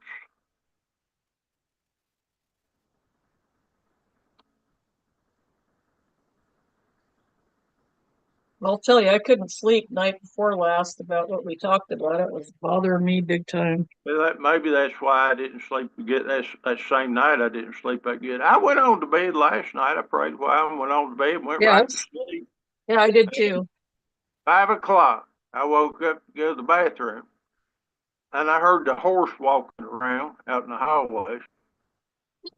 And I said, well, she might want outside, so I let her out. She wouldn't go to the bathroom. Hmm. And she wouldn't go last night. I forced her out in the grass about 4 or 5 times last night, and she would not pee. So I said, well, fine. And then she wouldn't this morning. So I filled her water bowl up. Man, she just guzzle, guzzle, guzzle. And finally I fussed at her and said, that's enough. And so there it was, close to 5:30, and I laid back down for about 5 minutes, and I said, forget it. I'm just getting up. So I went ahead and got up, fixed some well, I already had my coffee pot ready, just had to push the button. Yeah.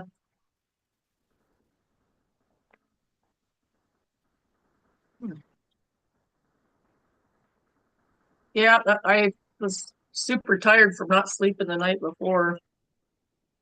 Yeah, I was, of course, I don't know. I was kind of tired yesterday, but the day before, yeah, I didn't sleep no whole lot. Well, I slept, but I told you I woke up every hour. Yeah. Yep. I was doing the same thing. Every time I did, it was helped out. But it was, no, that was, and then the next night, I told you, because I told you, I said, it's just kind of wearing me out. So that's when I said I gave it to the Lord and he took it. So I don't know, what's today, Wednesday? That must have been Monday. I didn't sleep good Sunday night. I don't know. I can't keep up with it. I know. The days are going by so fast, it's hard to keep up with them all. But this weather's kind of got me a little stressed. I don't know why, but it does. Yeah. Well, you got family in the path. Well, the bad part about it, now, they should be all right today, but them kids, they don't pay no more attention to the weather than the man in the moon. That's, it's bad. You just see. Last, they- I think it was April. I texted her. I said, y'all got some pretty rough weather kind of coming your way. Oh, well, it's nice out now. We're outside. I Oh. said, okay. I texted her a little bit later. I said, there's a tornado on the ground just west of Carbondale. Oh, we haven't been paying attention. I Oh said, my you need God. you need to pay attention. Yeah. So it wasn't, I don't know how much longer. She texted me in all caps, please pray. Tornado's headed right for the kids. So Oh. I put it in your YouTube chat for people to pray. Yeah. And that tornado was coming right for them. And right before it got into town, it lifted. Wow. And it went right across the town. And once it got to the other side, it went back down on the ground. Holy cow. Wow. Oh, God is good. But weather often will be very nice just before a tornado hits too. And they come so fast. I mean, some of them are being driven by 80-mile-an-hour winds, and it could look really nice, and then suddenly, boom. I think they said these severe storms that was going through Missouri this morning was moving at about 70 miles an hour. Wow. That's booking. Yeah. The clouds. When I was out with the dog earlier, that's why I was late getting out here. She wanted to go out there and lay in the grass. I don't know what's wrong with her. But Lounging I around. looked up, and man, them clouds is just zooming overhead. I mean, they're moving on. Uh,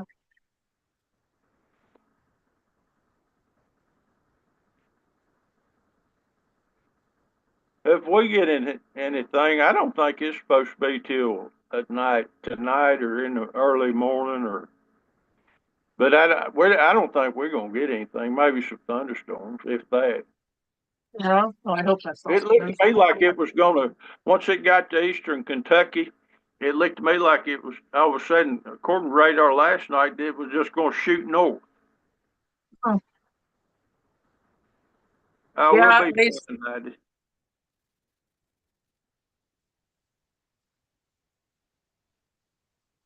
That one wind up like the old preacher that I got saved under. Him and his wife. All right. Him and his wife, the tornado took the roof off the house. Oh, And wow. ceiling and all. And they slept through it. They woke up. Are you They kidding? woke up and looked straight up in there. They must I have was over had there. been I hard of went over hearing. I went over to the house. It's hard to believe. I mean, right, half the roof of the house and the ceiling from the bedroom gone. It's just nothing but air. And they slept through. That's amazing because they sound like a freight train. Well, I slept through. I slept through a derecho one time. Did you really? Yeah. Well, that's when I was working, and it was the last night of the week that I had to run. So I mean, by the end of the week, I was wore out every week. Hmm. Just wore out. Yeah, I got up. There wasn't no power. It was on a Friday night. I got up. I don't know, about 10:15 that night. Ain't no power. Wasn't no power nowhere. It's all done. Yeah, they was power out all over the place. I called Huh. not dispatch, but I called my driver manager, and I told him, I said, man, ain't no power nowhere. He said, yeah, I know it. And couple places I had to deliver to, they didn't have no power, so I had done called them, and they said, no, we don't have no way of receiving anything tonight. So Hmm. I ended up staying home that night. Yeah, it's But- weird when you don't have power. You learn real quick what you need to get. Like I told people, you don't have to buy fancy lights. Just go to the dollar store and buy some solar lights. Get them charged up, and you can set Yeah, them around. yeah. You'll have light. I've got a bunch of them. I bought at Lowe's. Some little old solar Yeah. spotlights. Yep. Yeah, they work pretty fair. Last year I bought a kind of little old decorative solar light that I got hanging on my back patio. It's Hmm. not real bright, but my sister really liked it. I should have gave it to her because I don't use it. Yeah. Yeah, they're handy. Yeah, they are. But the ratio, I think it got up to like 90-mile-an-hour winds, and it does a Wow. direct. They'll do about as much damage as a tornado. Yeah, it's like a straight line wind. They're amazingly strong. Yep. I mean, they laid trees down everywhere. That's why there wasn't no power. Yeah. I saw huge oak trees just completely laid over the, roots sticking up in there. Wow. Well, if there's any wind or any rain beforehand, that just soaks the ground, and then they can Yeah. be pulled up super easy, and that's just they Yeah. tip over. Yeah. That was I forget what year, but it was the last of June, somewhere around last June. It traveled a long way too. It came from, I don't know, up maybe Iowa. I just until the last 10 or 15 years, I'd never even heard of a derecho. Not in the United States. I'd heard of them over in the Middle East, but I'd never heard of them here before. Or haboobs. I'd never heard of anything like that here. Yeah, we don't get none of them haboobs. I think that's mainly Southwest. Is it? Yeah, I think that's mainly New Mexico, Arizona Hmm. area. They're scary looking. That big cloud. Yeah, they are. Very. Yeah, they're big.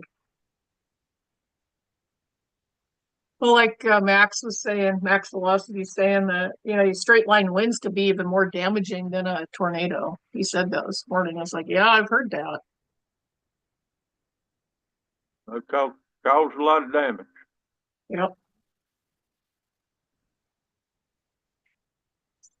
I don't want any. I don't want no big hail either, because I don't want to have to put no roof on. Oh my gosh, I know. Oh, there you are. Haas has finally woke up. He wants his breakfast. Come on, cat boy. Let's go get it. He finally woke up. He was sleeping in my sink. He crawled up on the bed this morning about 5:30 or 6, and he was soaking wet. And he likes to sit on my head, and he's the whole underside of him. He must have been walking through the wet grass. Top of him wasn't wet, but the bottom was. He getting mud all over me and my bed, my pillow. I had a towel laid down there for when that happens, but it fell off just in time for him to get up there. Anyway, I'm gonna go feed him. Yeah, my grass, I need to cut it. It's rubbing, the dog's belly's rubbing on it. Oh, I'd say the grass here is going to be 2 inches high, just probably within the next 3 or 4 days. But my solenoid came in, so my mower should work, and I'll be able to do some cutting, kind of massaging the weeds because my blade's so chewed up. It just doesn't cut very well. I need to get somebody to change them off. Yeah, just kind of thump on them a little bit, and half of them are just beat into submission. Okay, come on, let's get this up.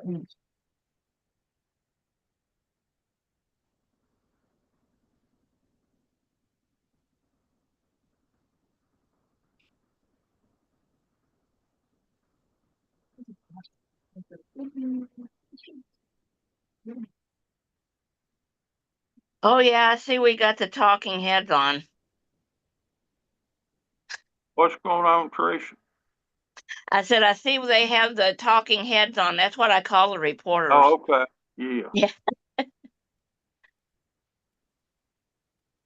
Eh, Look like you froze up. yeah, it looks like it. Give me a minute.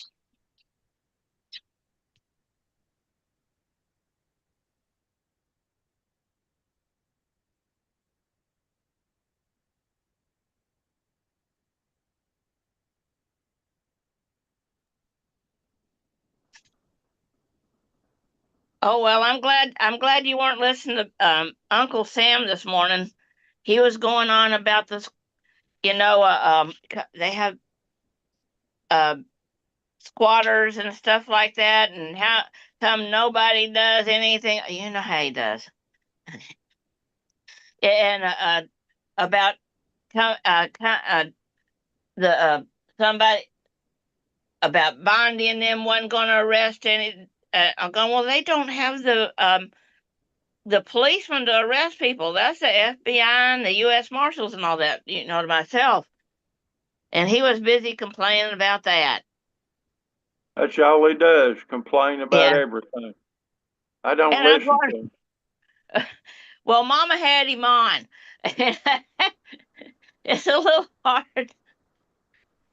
And I'm going, well, I tell you, I went and wrote in our Vaughn. I said, well, I tell you what we do up here in Northwest Louisiana. I said, we have because I saw some FBI was in one of the raids. FBI, the U.S. Marshals, the parish sheriffs, the state police. I was naming them up. And they're in there raiding places. I said, they've been doing it for at least 2 weeks, if not longer than that. Yeah, because up here they raided the truck stop. They raided several other places. There was illegals running all over trying to get away. Scattering like cockroaches. Mm-hmm. And If they cattle. Yeah. did arrest everybody, he'd complain about it. Yeah. He Yeah, ain't up here. nothing I know. make that man happy. Up here in Caddo and Bossier Parish and DeSoto Parish, and I'm sure in some of the others in Northwest Louisiana, because I've been hearing about it for a while. Yeah, I don't listen to him, Heidi. I haven't listened to him in months and months, maybe a year. I don't know. Now, I don't think New Orleans is a sanctuary city, but they have a whole bunch of liberal people there. The mayor, yeah, I probably told y'all this before. Here she is, the mayor gets voted in and everything. Her husband is a lawyer. So here he is in court doing something. I'm not sure if he was one of the lawyers there or he was just observing. But he's standing up there, and he's fooling around with his pockets, and a joint falls out. Oh, And I'm going, Lord have mercy. wow. I think he might have got a little bit of a fine. But they wasn't going to do anything to that mayor's husband. Yeah. Sister just got home. Who did? My sister just got Oh, home. did she? Good. Hope she's ready for hard weather because it's going. They said last night Paducah is going to be the center of it all. I don't know why, but I got a feeling it's gonna scoot under them. I think, I hope so. I think maybe Arkansas, she done text me again. I think maybe Arkansas, that's just my feeling, I don't know. Might get, if there's any real bad. I haven't watched today's weather yet to see where the projected areas are, but I did know that tomorrow is it tomorrow is gonna get the Easter. But she's glad to get home, said it's 82 degrees, Wow, are you kidding? said the Yeah. trees are blooming in the yard. I don't think she wanted to, the way she talked, she didn't want to go this year, but Oh, really? he did, so they went on. I'm probably really glad to be home then. Yeah. Oh, you should have seen all the wildflowers blowing in my yard before I mowed them down. Yeah. Yeah, I need to do a few things too, Hattie. I would just wash dishes. I need to do that. It's windy here, Teresa. I told, man, I was out a while ago, and them clouds is zooming. I mean, they are flying up out of the southwest. Yeah, we've been having some wind gusts too, and it's cloudy, but it hadn't started doing anything. It's all right now. The last time I looked, it was all kind of west of Dallas. I'll have to check again.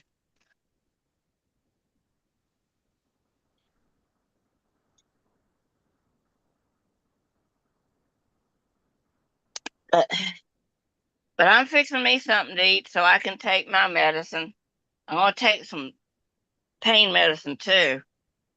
Wow, good idea. Like I still have the Eau de Ben Gay fragrance on. I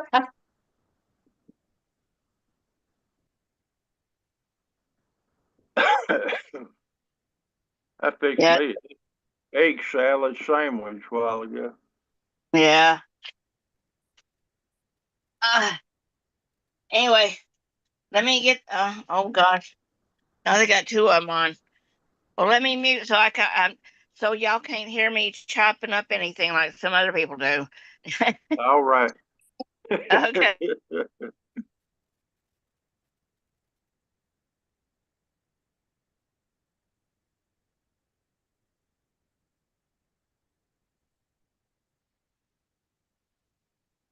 I've been craving waffles. I don't know why.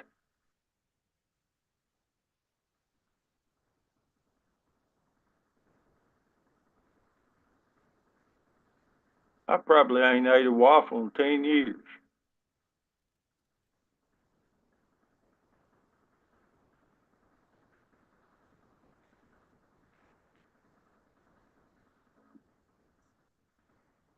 I like them, Heidi, but I like waffles better. I like blueberry pancakes pretty well.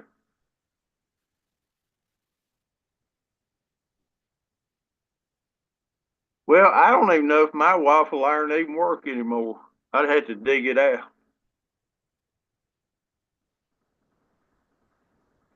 Yeah, I like it too.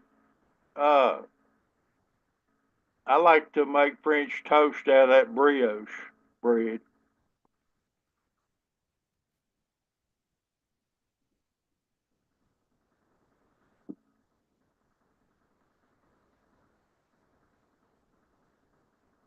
This is stolen my mother's chair.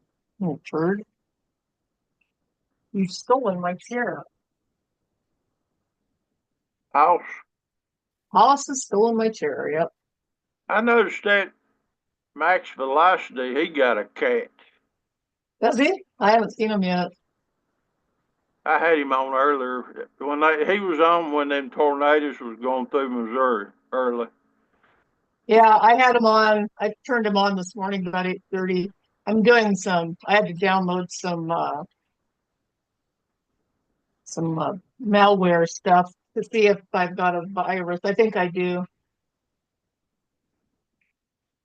I got that. I need to put everything in the oven without making myself yell. I have, yeah, Hmm. I'm going Okay. through some of the, go ahead, go ahead. I was just gonna say, I have that free version of Malwarebytes, Yes, that's what I've got. and every so often they do like a free trial, Yeah, and it lasts usually about a week. And right now I'm on a free trial, but it'll go away, and then they'll do it a few months later. They'll come back up the free. I downloaded the free version today. As a matter of fact, it's running. I should go see if it's done yet. Be right back. I've got I need to do that on mom's computer. something else but I don't hardly ever use either one of them. I'd have to go in and look see what they're called. One of them something Orkill. There's two things you can run that I got it off YouTube. There's some kind of computer man. I'd have to look them up. And I downloaded it probably last year, and I was running it, but I quit. But it's supposed to search out and kill any kind of malware or adware or anything.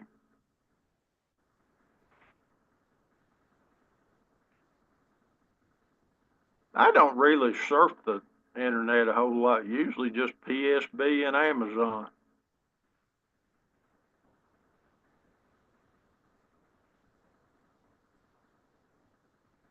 Gateway Pundit. I don't have no social media, so.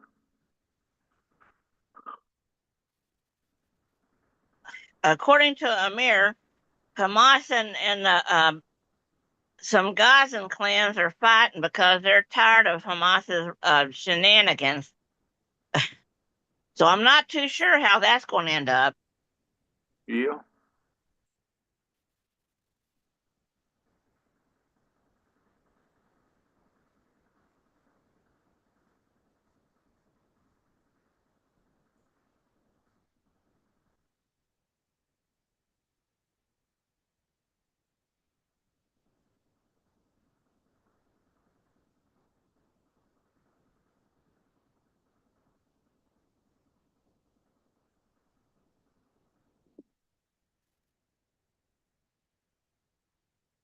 Well, there's one storm chaser in Paducah. Okay, Midnight Rider has a thing up where Fox News has got what the President Trump's Liberation Day is going to be up. Okay, now we got the reciprocal tariffs, which have you noticed a lot of countries is going, we ain't going to put no tariffs on the United States anymore. The first one that dropped was Israel. And then the president said the new tariffs could apply to all countries. And this other one here about sector specific products, steel imports already subject to a 25% tariff, aluminum, the same thing, and automobiles, the import tariffs expected to start today. But that's all I see right now.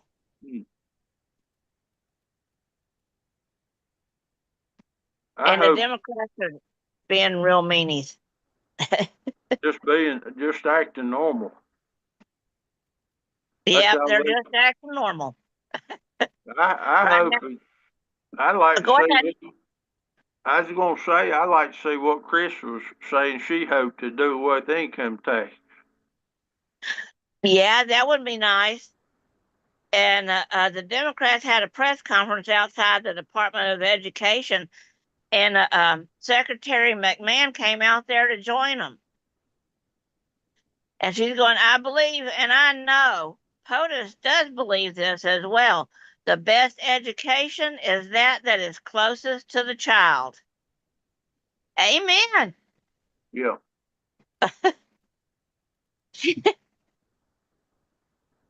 She ain't afraid of them. Mm-mm.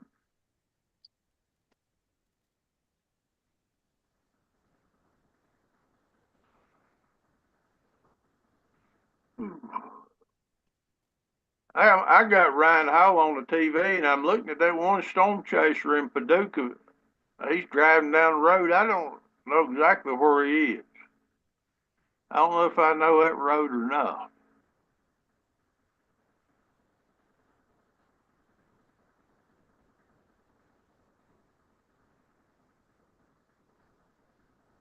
Well, I'll tell you one thing. I am so glad that Zuckerberg went and let his hair grow out again. He doesn't look like Data anymore.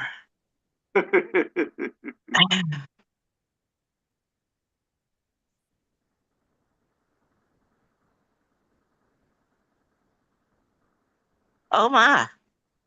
They're saying that Elon's went and stepped down as a head Doge. This is on the Daily Mail. Now, whether it's true or not is another thing.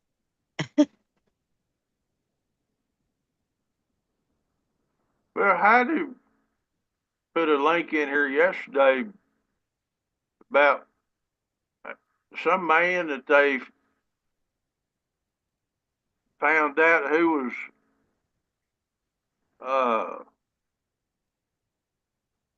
I forget now, something ripping off the government anyway. And Oh, Elon Musk said he found out who it was and said he'd look for him to be arrested, and that was yesterday, but I don't think I heard him. But I ain't looked at nothing. I hadn't seen anything yet either. And Carly, our Midnight Rider, is saying the scoop is garbage. Elon Musk and President Trump have both publicly stated that Elon will depart from the public service as a special government employee when his incredible work at Doge is complete. Well, he So said it might be in the next few weeks, but not right now.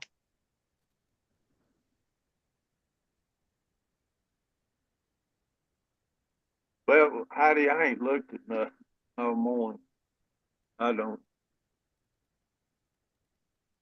Wednesday's not I don't, on PSB, I don't want to hear Uncle Sam. And I can't stand to look at that one man, that pilot. I can't stand to look Yeah. at him. And then I might, I might listen to You Don't Say. I don't like Webster Sham. I might catch Pam a little bit in the evening, then maybe Coach Clay and them and yeah, yeah. Me too.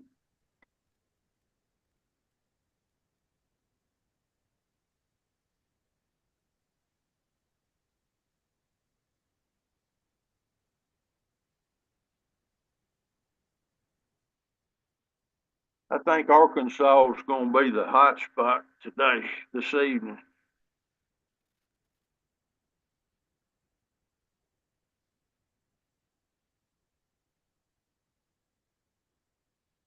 Yeah, I like Payne goes. He's like Aaron. He goes through a whole lot of news. I just wished he would watch his mouth.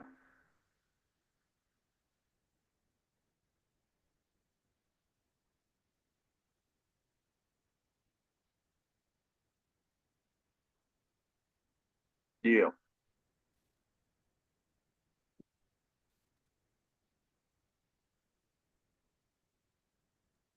Well, our storm just made it past Dallas, I'm looking at and I'm looking at you, yeah. Teresa. It looked to me like it's fixing to come in right away. Well, I'm right south of Shreveport. We got some showers kind of starting up. Well, it looked to me like on the map that he's got up now, the line's just coming into the northwest corner of Louisiana. Yeah. I reckon. Yeah, we got storms popping up before the big line. Yeah, my brother's fixing to get rained on around Texarkana. My oldest brother, I should say. We got pop-up showers coming up all over the place.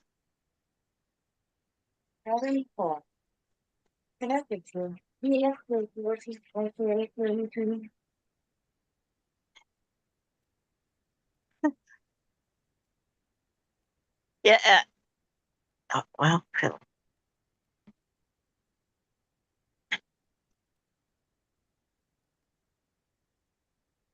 And Ryan's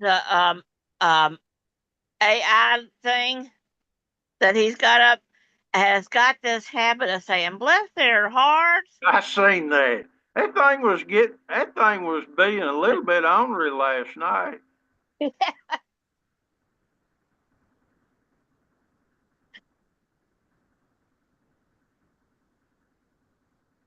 Yeah, he said he needed to adjust that thing a little bit. It's getting a little bit harsh.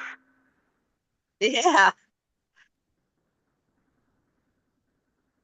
I know one thing, boy, they was sending him the money last night. He got all kind of donations. He got one of them $500. Uh-huh. And they was the 50s and 100s and 10s and 20s, man, they was rolling in. That little old boy, Andy Hill, boy, he's good at finding them tornadoes on radar. He looks like a little old kid,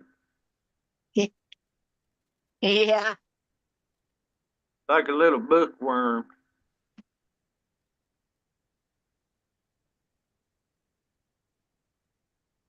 Hattie said he was cute. Well, I'm going to eat breakfast. All right.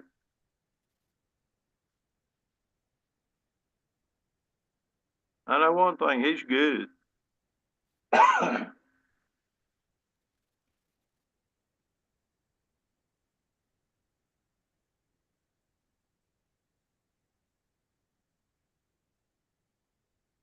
Well, I seen him get upset one time, Heidi. And he said, GD. But if tornadoes was really, that was last year. And I mean, I forget now where they was hitting, but they was doing bad damage. And He's the one it really Yeah. upset Andy Hill. He's the one I've been praying for. He came out as being homosexual. Andy Hill? Yes, he did. That little old boy Ryan Hall has on? Yes, he did. He Is had a a picture of his. sodomite? Yes, he is. I saw it on Twitter. I went to his page just to see because I was following Ryan and I was going to follow Andy. I think I maybe even did. But there's a picture of him with his boyfriend. Oh, They look a Lord. lot alike. You just And he ruined is my day. saying he was so happy he came out to his mom, and his mom was very accepting Yeah, of it. me And he too, was so Heidi. relieved. I'm just, That's why I've been praying. Well, we need to pray for him that he comes out of that lifestyle. He's a smart kid, but he's going to hell. Yeah, I was very disappointed to see that. I was like, oh man, are you kidding me? I was not happy. But like I said, we pray for him. The schools have taught them to do that. It's not, I mean, there are homosexuals just by their perversions, and that does happen. But I guess 50% of the men who are homosexual have been molested. He may have been, but the schools are really promoting that it's cool to be gay, and that's so they start considering it and figuring, oh, I'm gay. Yeah, it might be something they ever would have even The considered. lock- But it's sad. Yes, much damage. This trans crap, that's all coming out of schools. And it's global. They're doing it everywhere. Satan is starting to move because he knows he's got short time. He's taking as many as he can.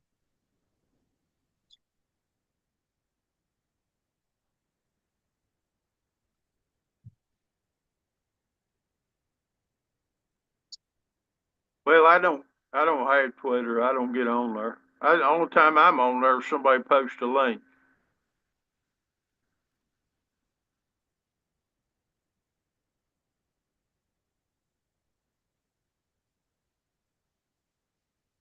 I just never know anymore.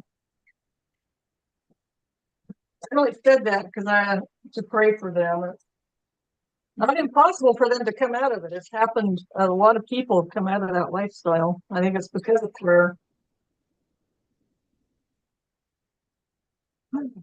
He's commandeered my chair. Third. I'm looking at one of my mom's storage devices. 2015, selling baby parts. And Margaret Sanger. So that was 10 years ago. She already knew about the selling of baby parts. And it's like, I think we found out just a few years ago on Q about that. So she had her information already years before we got it. She had a lot. She was way ahead of the thing on that. Let's see. Anti-restriction. I'm looking at different. This is just one of her little. Well, my sister glad to be home. Good. Jesuit oath. Noahide laws, 1991. Occult and Masons. TSA gropers, Muslim elevated demands. Some of these are very good.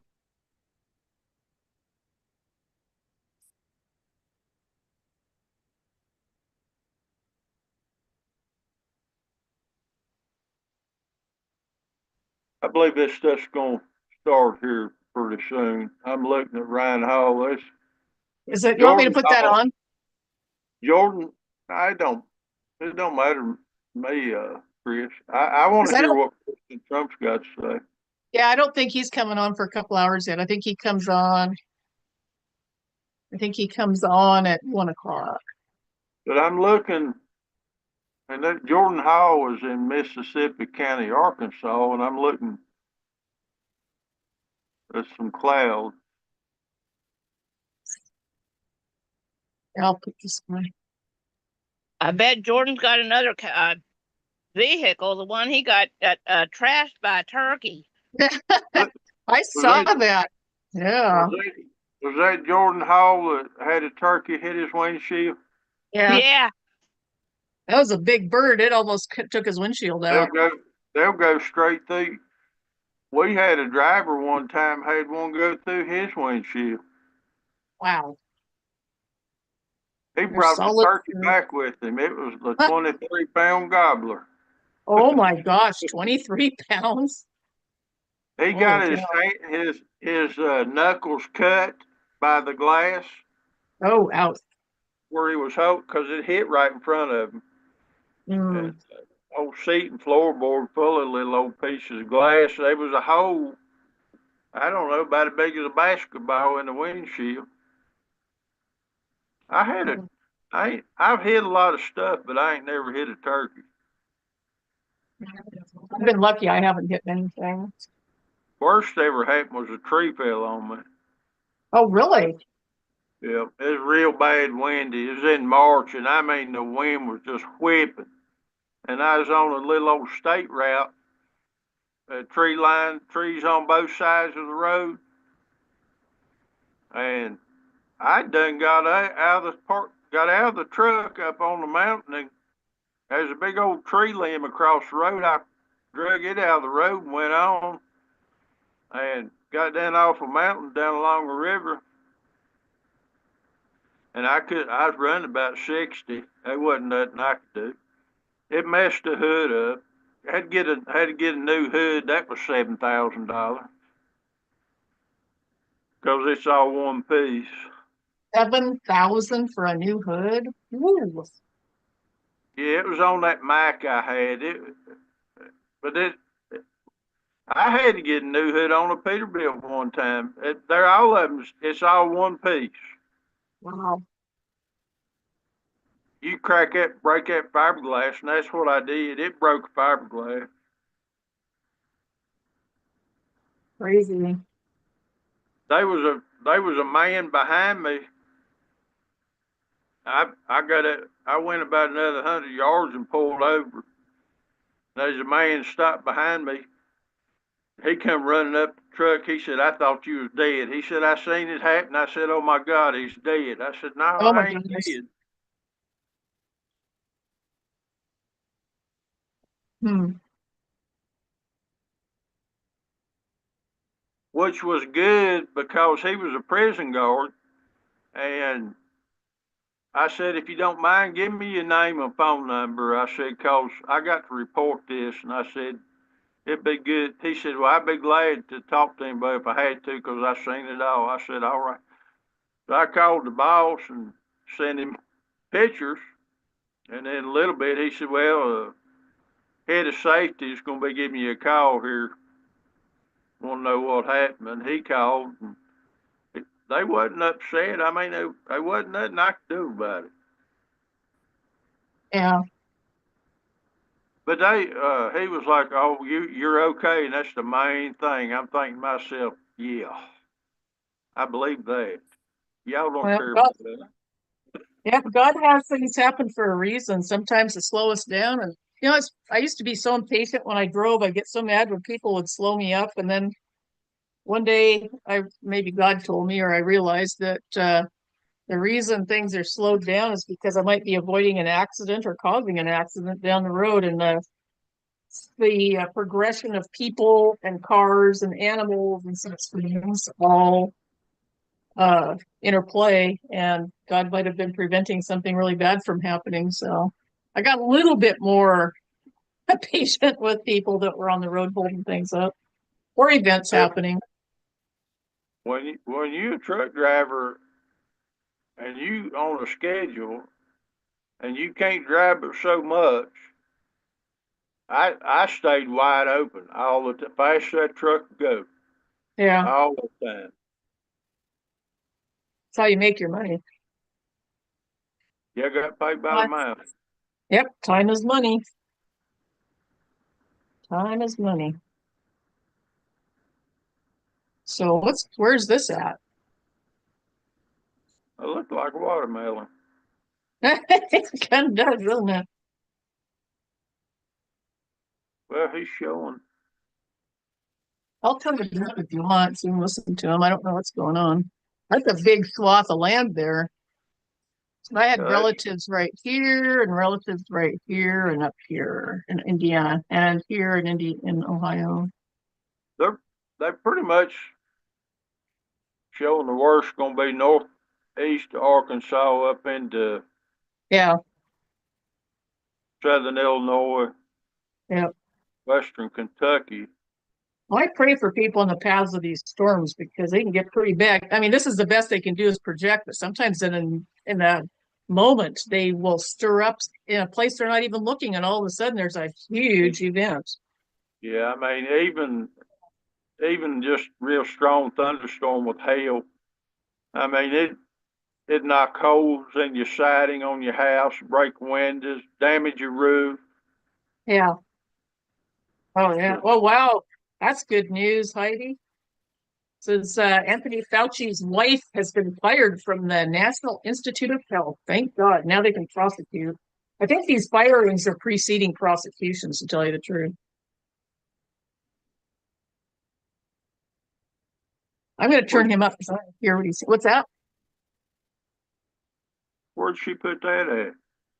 Oh, he texted. Oh, okay. All right.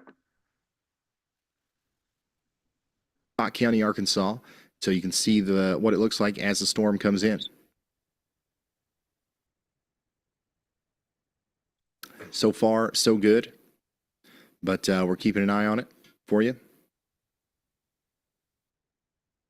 So yeah, that might be our next severe thunderstorm warning that comes through right there. Ryan, Ben just sent a $50 super chat. He's asking about Reeves, Tennessee, wondering if it's going to end up back underwater. Adds that it looks like every facet of this storm is heading for Obion County. Yeah, that Obion County and the Reeves area, I am concerned about y'all on the tornado front and on the flooding front. Now, is the same thing going to happen? Are you going to end up under a flash flood emergency because of a levee failure? Lord goodness, nobody knows that. You know what I mean? That there's so many factors that go into that. But could you end up under a flash flood emergency, and could the flooding be just as bad as last time? Absolutely, yes. So we need to take precautions just in case that were to happen. There's also a chance that it's not going to be as bad. So my job is just to give you the possibilities, right? I don't know exactly what that means to you. I don't know what exactly you specifically need to do to prepare for that. But you've got the information now, and hopefully it goes well, and Reeves is not the highlight of the weather story this time. Ryan, Tina Cutzinger just sent in a very generous $49.99 super chat. Wow, thank you so much for the incredible support, Tina. Yeah, thank you, Tina. And we're also continuing to look at the timing. I know some people were asking about Paducah timing. We're going to be really focused on Paducah between 8 and 9 p.m. all the way until probably 11 p.m. And same can be said for Evansville and Owensboro and all those places right around there.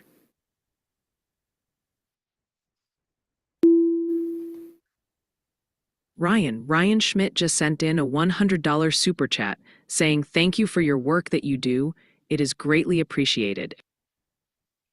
Thank you so much, Ryan. You don't have to do that. You don't have to thank us, and you certainly don't have to do it in that way. But that's super generous of you. Just know, y'all, that this is what we want to be doing. And I've given this speech before, but I think it's important for y'all to understand this. Like, you do not have to thank me for being here. I should thank you because this is like my dream job. Like, this is awesome. I love this, and I'm so thankful that you guys trust us, and we take this very seriously. So thank you for giving me a platform to be able to get this information out in front of people. So you never have to thank me. I'm the one that's I love being here in this seat. Pittsburgh, you're now under a severe thunderstorm warning. All right, yeah, this is going to be for Allegheny, Beaver, Washington, and Westmoreland counties in Pennsylvania. Over here is getting ready to cross over the Pittsburgh International Airport with 1-inch hail and some gusty winds. Then it's going to go over towards Bellevue, downtown Pittsburgh, Ross Township, Oakmont, and Lower Burrell, all in the path of this very dangerous storm that could cause damage with the quarter-size hail, especially to vehicles.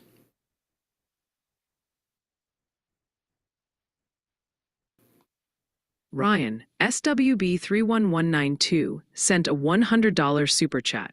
Be prepared, not scared. That's right.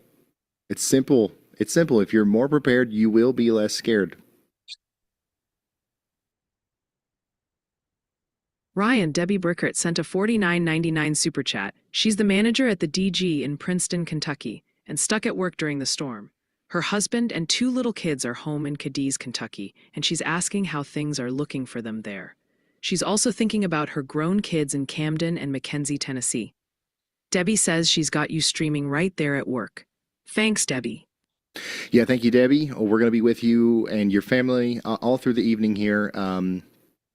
Basically the same thing I've been saying. We're going to be watching that area, especially around 9 p.m. all the way until midnight or 1 a.m. or so. You're under a moderate risk of severe weather. We do expect there to be some tornadoes. We do expect there to be some large hail, damaging winds, and flash flooding. I can't tell you exactly what the impacts will be. I don't know exactly where everything's going to happen, but we're going to be watching your area. So please stay tuned and know what you're going to do whenever the warnings come through. I think you'll be fine. I think you'll be fine. So, because I think that if you're watching this right now, like you're not the people that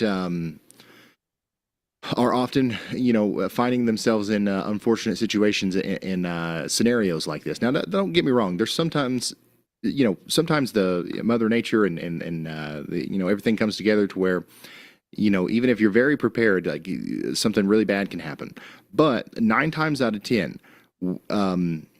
what you hear about on the news when people are like, well, it came without warning, we didn't know what to do. The reason people find themselves in bad situations and sometimes get hurt is because they literally just didn't know what to do, or they didn't know what was coming. They were caught off guard. They panicked. They were scared. They weren't prepared. So I think that you guys watching this right now are like 18 steps ahead of the average person. That should comfort you a little bit, even though we're in store for a pretty significant night of severe weather. Ryan, Jessica Lee dropped a $50 super chat, says thanks for all you do, keeping your stream going at work. Jessica will be alone and is hoping you can check on the timing for storms heading towards West Milton, Ohio. West Milton. Oops, that's Pennsylvania. Milton, Ohio. Okay, so that's pretty much Dayton. Any time that I've referred to Dayton today, I just assume I was also talking about West Milton. But just to remind you, once again, the storm should be moving in there around 11 p.m. to midnight. We'll be talking a lot about y'all around that time period tonight. And we do expect those storms to be strong. Give me just a second, y'all. I got to go get something to drink. I'll be right back. All right, Ryan, quick update from the chat.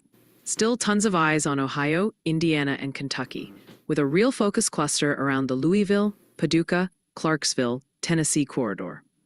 We're also seeing reports of active thunder and even some hail coming in live from viewers in western Pennsylvania right now. Also, the pronunciation police are back. They're gently suggesting it's McCandless, Pennsylvania. Apparently, there's no candy, and Obion, county for that spot in Tennessee. Keep fighting the good fight with those names.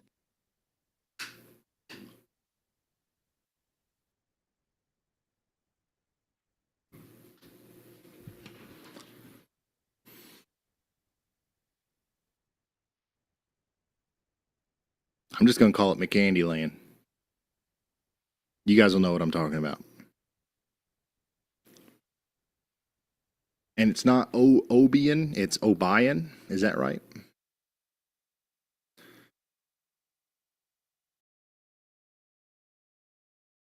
Yeah, it looks like Jordan's got some crazy winds over there in Pemiscot County, Missouri. Huh. That's an interesting sight out there.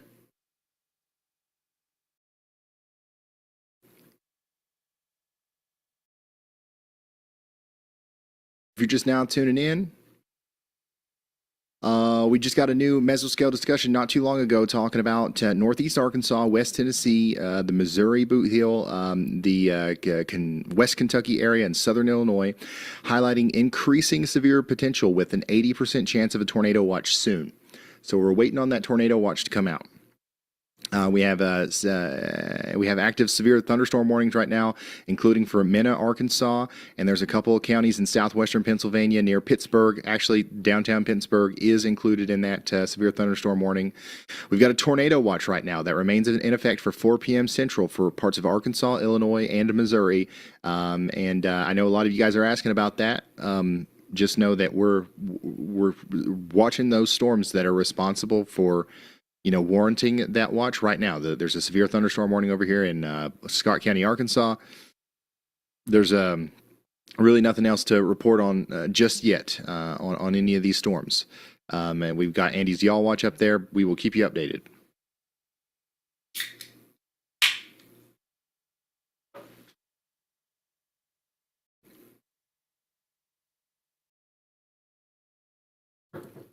So, what else? Lots of questions about prefrontal storms.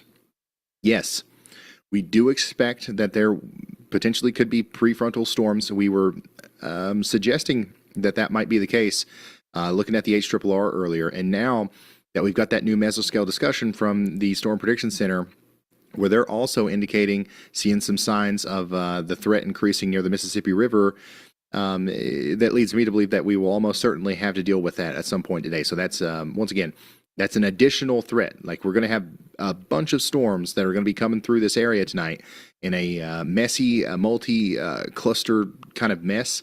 But the fact that we might see a couple more organized, discrete supercellular storms out in front of that mess means that we're going to have an even bigger tornado threat, unfortunately.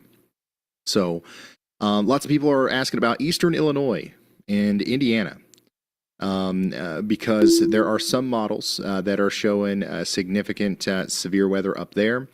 And yeah, I want to point out that we're really focusing on the tornado threat specifically for down here in the high risk, right? But let's say the high risk wasn't there.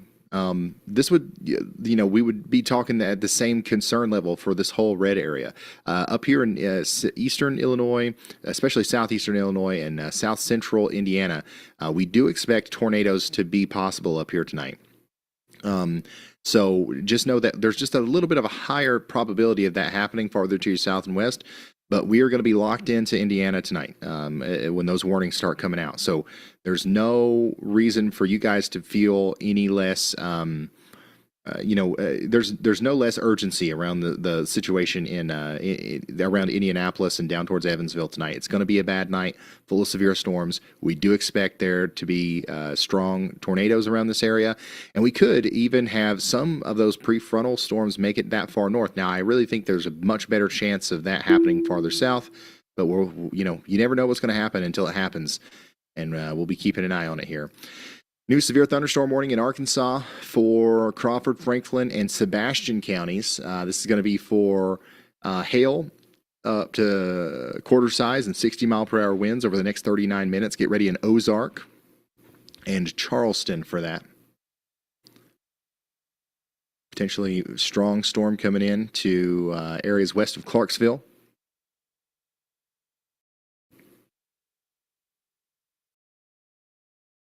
All right, what else?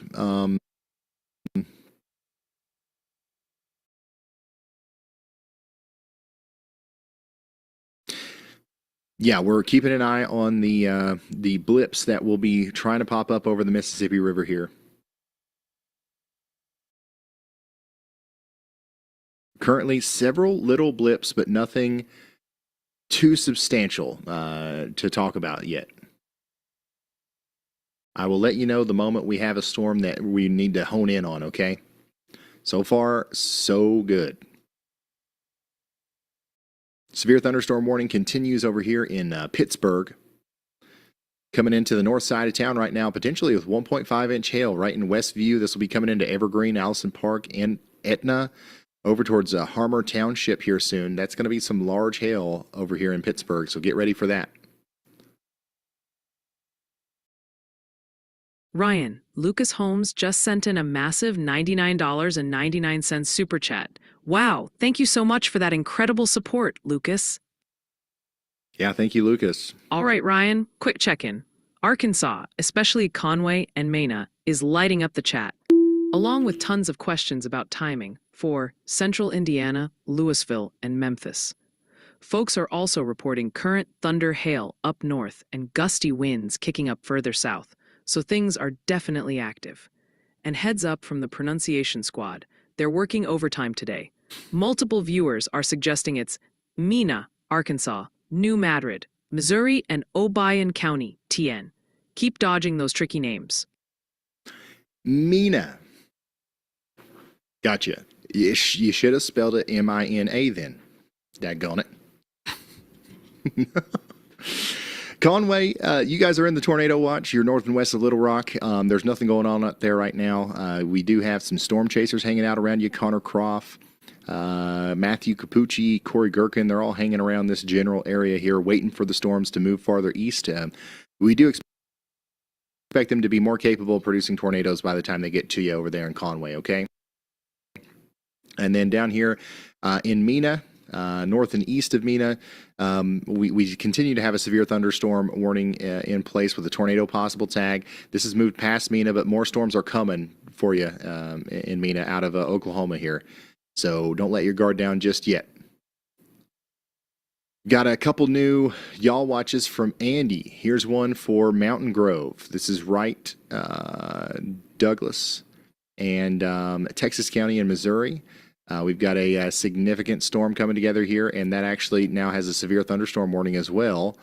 And then we've got a severe thunderstorm warning likely coming soon for the Swain area in the Jasper area, because this is the storm as it comes across the road there in Scott County in Arkansas. And as you can see, it's a pretty intense storm. So, this is going to be for the next probably 30 minutes or so. We're going to continue to see strong winds, small hail, heavy rain coming across Scott County, Arkansas. And that's actually for the storm that's crossing Highway 71 right now, south of Waldron in Scott County. This is the one that just went past Mena.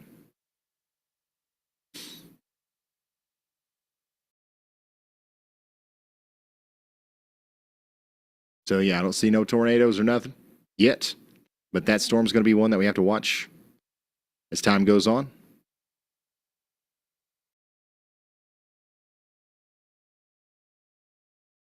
A watch is likely coming for northeast Arkansas, West Tennessee, and the Boot Hill, Missouri area, West Kentucky, and southern Illinois. There's an 80% chance, and yes, it could be a PDS tornado watch. Look at this. Brandon Kopic's got clear skies there in Lonoke, Arkansas.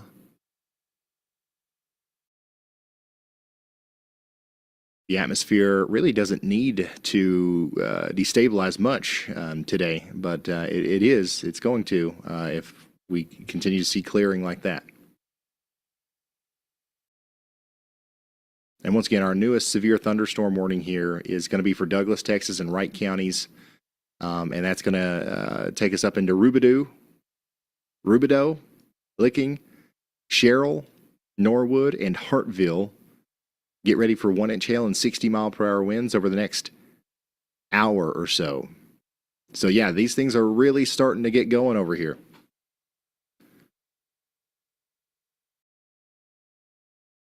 Ryan, Christopher Dent just dropped a $50 super chat saying hello from New Hampshire.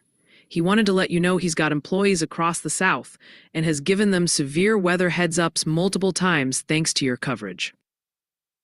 Well, that's awesome. Thank you for the support. I'm glad that we've been able to help. That's what we're here for. So yeah, super thankful for your support there. Weather intensity score is currently a little bit above 60. That's reflecting the active tornado watches and the severe thunderstorm warnings that we have. We've got a major slew of threats today. Significant tornadoes, damaging winds, large hail, and life-threatening flash flooding. It's all on the table. So that's what we're talking about today. Nothing crazy's happening right now. That's why we're,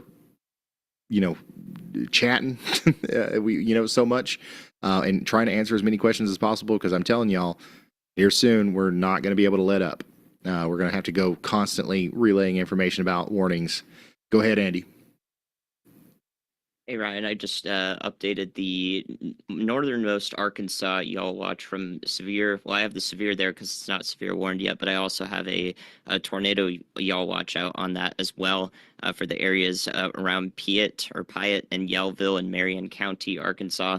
That meso has come together quite well from the Springfield radar in the last few scans. I think with that sort of rapid development that the National Weather Service will have eyes on that one for sure, and we may see a tornado warning if it continues this trend over the next 5 to 6 minutes. So y'all watch out here in Marion County in case that does continue coming together in a very favorable environment. That would lead to a tornado warning in these areas, especially west of Mountain Home, but around Mountain Home, Arkansas as well. Thank you. Meteorologist Andy Hill taking us down here to some increasing rotation. Y'all watch out. Bull Shoals, Mountain Home, Flippin, Summit, Yellville, Piatt. We've got a dangerous storm coming together here, and this could try to produce a tornado. So we're giving you an early heads up here just in case.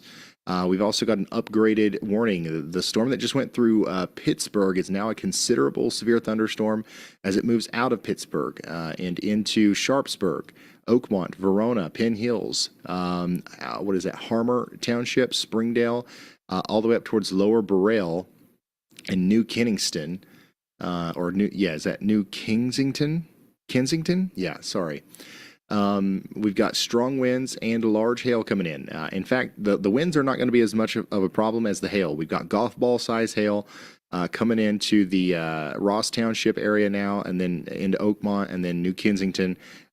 Take shelter, get away from windows, get indoors, and this is going to be a loud storm. It's going to likely do damage to vehicles, and we also expect some damage to roofs and sidings and stuff like that. So make sure you are getting into that safe spot, away from windows.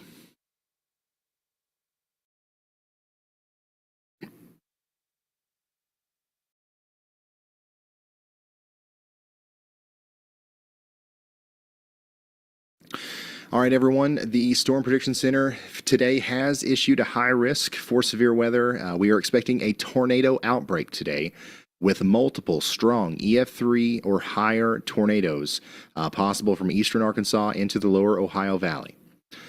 We just recently got a new mesoscale discussion from the Storm Prediction Center talking about an upcoming tornado watch, which we expect to drop here very soon. This could be a PDS tornado watch, as they are highlighting an increasing threat for discrete supercells and possibly strong tornadoes near the Mississippi-Ohio confluence. And so that's in northeast Arkansas, western Tennessee, and the Missouri boot heel between western Kentucky and southern Illinois.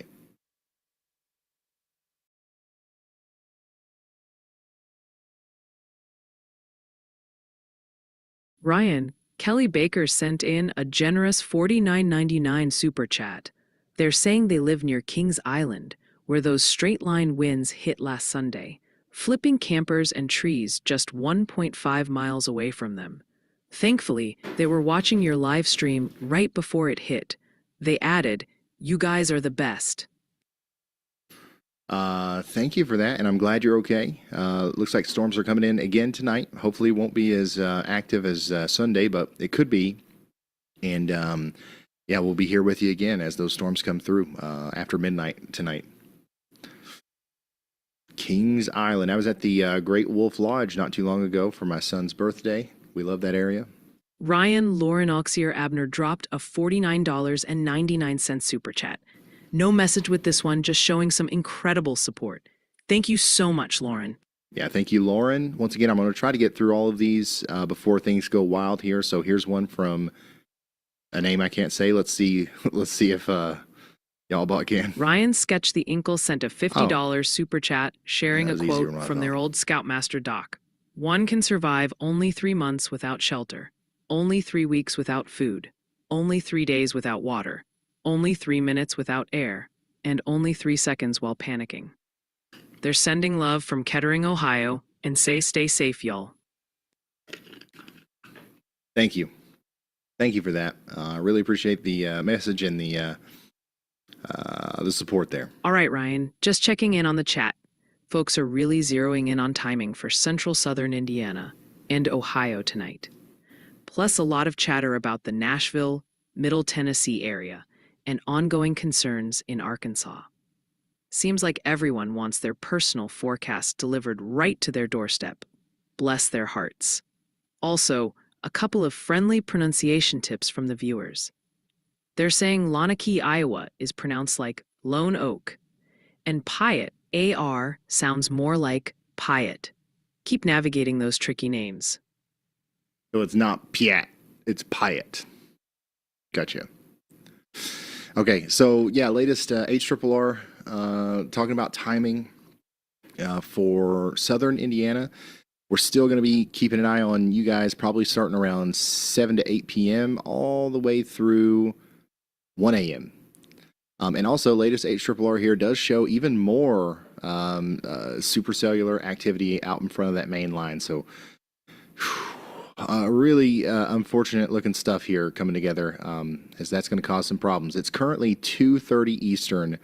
We expect to really be watching some of these cells trying to produce tornadoes. Honestly, it probably will be 5 or 6 p.m. before they really get going. But as soon as 2 hours from now, we could be talking about the beginning stages of some of those really strong storms. And from about 6 p.m. all the way up till midnight. That's going to be prime time. So yeah, we could be talking about you guys earlier than expected there in Clarksville. If we get these prefrontal supercells popping up like this, they could be coming into the greater Clarksville and Hopkinsville area around 7 or 8 p.m. And that would be a worst case scenario. We don't want to see that, but if we do, we'll be here for you. Dang. Yep. Things continue to look more and more concerning there, unfortunately.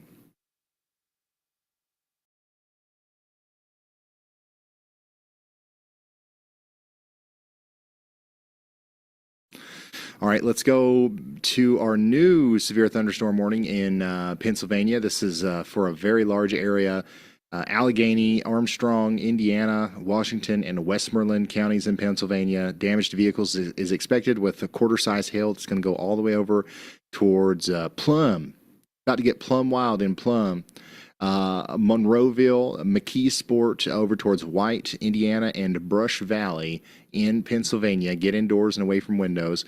Then we got a new severe thunderstorm warning in Missouri. This is going to be for Douglas, Ozark, and Taney counties. Get ready in Ava for 1-inch hail and 60-mile-per-hour winds over the next 60 or 40 minutes or so. Andy's watching a storm down here in Texas. This is likely going to bring about some large hail as it goes into areas northwest of Greenville and over Farmersville into Merritt, Wagner, Kingston, Midway, Celeste, Hickory Creek, and Wolf City, especially over here in Texas. That's going to be Hunt County, Collin County, and Fannin County in Texas, northeast of Dallas. Y'all watch out. This a developing severe thunderstorm is coming together here as it comes up towards you. We might see a warning soon.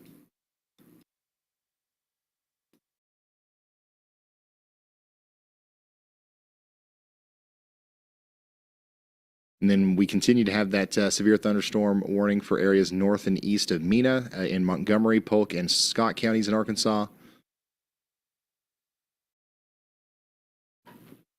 And we continue to have these storms up here near Mountain Home, which aren't warned right now, but we do have a increasing concern about this storm right here that's approaching Bull Shoals and Mountain Home.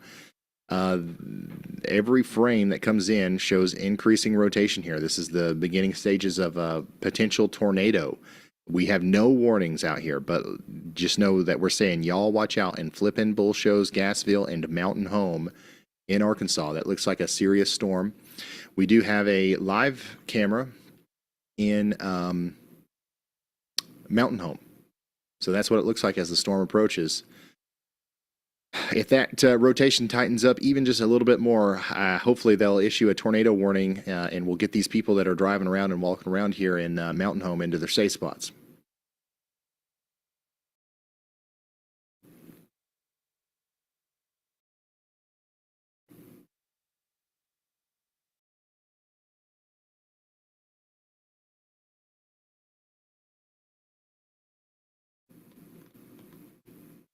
Ryan, Stephen Terhune sent a $20 super chat. He's asking about Hillsboro, Indiana. He works nights and is very worried about his wife being home alone tonight.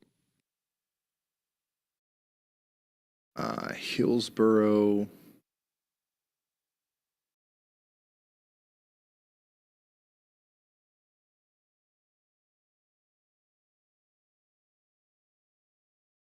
I see a Hillsboro, Illinois. I'm not finding a Hillsboro, Indiana, but if you're talking about Illinois, we are under a tornado watch until 4. So we're going to be watching you as those storms move out of St. Louis a little bit later and up into your neck of the woods, probably within the next 2 to 3 hours. So yeah, storms will continue throughout the night as well, and we're going to stay with you and give you all the information that you need. You know, as the storms go through, okay? I'm sorry, I don't know if Hillsboro is maybe just like a really, really small town in Indiana, but I had like 18 options there and none of them were in Indiana. Logan, Scott, and Yale counties in Arkansas are now under a severe thunderstorm warning. Get ready over the next 36 minutes in places like the Dry Creek Wilderness area and Danville for 60-mile-per-hour winds.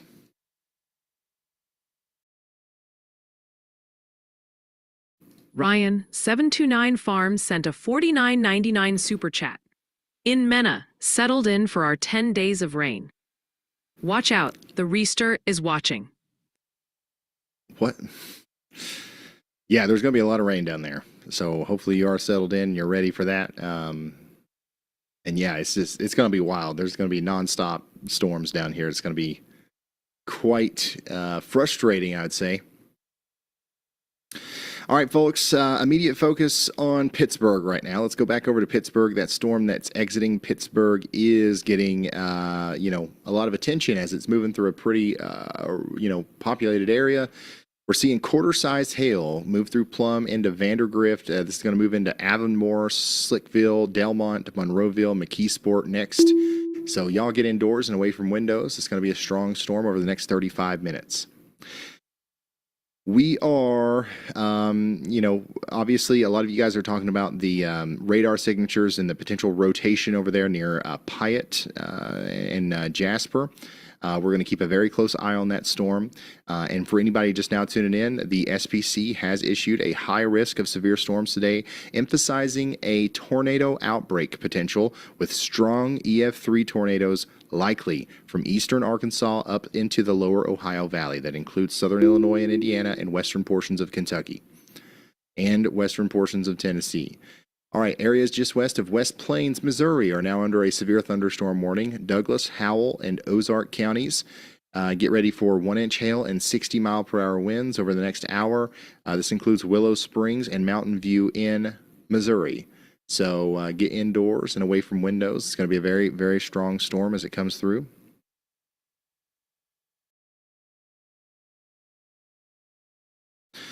The HRRR model is showing intense storm potential today, particularly across Kentucky. And that was what we just showed not too long ago.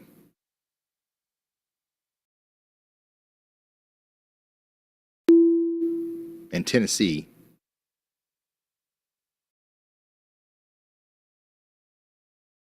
And also, there's likely going to be some new storms that form up here in Ohio over the next couple of hours. Within the next hour or so, we might see some big hail producers, maybe some rotators popping up over here in Ohio. This is another thing that we've got to keep an eye on over here. I think that most of the rotation and the surface-based stuff will be way to the south and west, but we're definitely going to keep an eye on y'all in Ohio. Round 1 just came through. Round 2, we'll be here for you for that.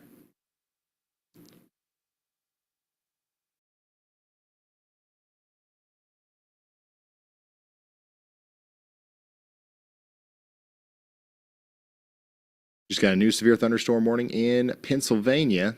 Westmoreland County, get ready for 1-inch hail over the next 33 minutes. It's going to come into places like Rector and Ligonier over the next 33 minutes. So get indoors and away from windows. That's south and east of Pittsburgh. We've got an update from meteorologist Andy Hill. Go ahead. Thanks, Ryan. Yeah, my biggest concern now is the storm that I previously had severe Yawligond here in Mountain Grove area in Missouri. So Mountain Grove, Missouri. Now I have a tornado. Y'all watch out for that. Areas around Dawson and to the north and east. This looks like it's coming together very, very quickly. And also from further away radars, you can see a stout mesocyclone or spinning part of the storm as well. That's evident much further up in the storm. So if it's spinning rapidly up there and it starts coming together really rapidly closer to the surface from the closer radar here, I am very concerned about it. You can also see the geometry of the storm looks pretty favorable there, starting to take on that classic supercell shape. So watching that one very closely, especially as it approaches Highway 63. Areas around Licking, Missouri should be on very heightened awareness here. Houston to Licking, Missouri. There is no tornado warning on this yet, but if it continues to come together this quickly, then I imagine it will be tornado warned very soon. Yeah, that one's definitely a concerning storm, Ryan. All right, thank you, Andy. Meteorologist Andy Hill.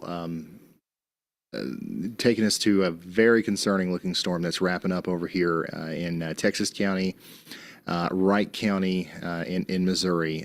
Y'all watch out big time over here in places like Fowler, Baddow, Lundy, Dykes, Plum Valley, over towards Houston, Raymondville. All these places in Missouri need to be very weather aware and prepared to take shelter in the event of a tornado warning here soon. We also got a new considerable severe thunderstorm warning in Arkansas.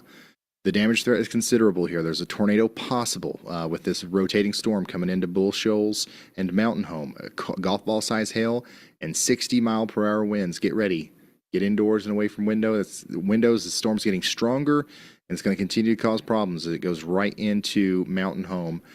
We've got a couple of cameras up here. Here's what it looks like right now in Mountain Home. We'll continue to show you this as the storms get closer. This is going to bring about some, once again, golf ball size hail. So we want to get into our safe spots. Additionally, they have upgraded this storm, this warning over here in Douglas and Ozark and Taney counties in Missouri. This is now a considerable severe thunderstorm warning with lemon-sized hail coming into Ava. Get ready in Ava. Very strong, potentially damaging storm coming in with lemon-sized hail. All eyes are on this storm over here south of Upton, south and west of Houston. Get ready, y'all. This one, if it comes together a little bit more, they'll likely trigger a tornado warning for that.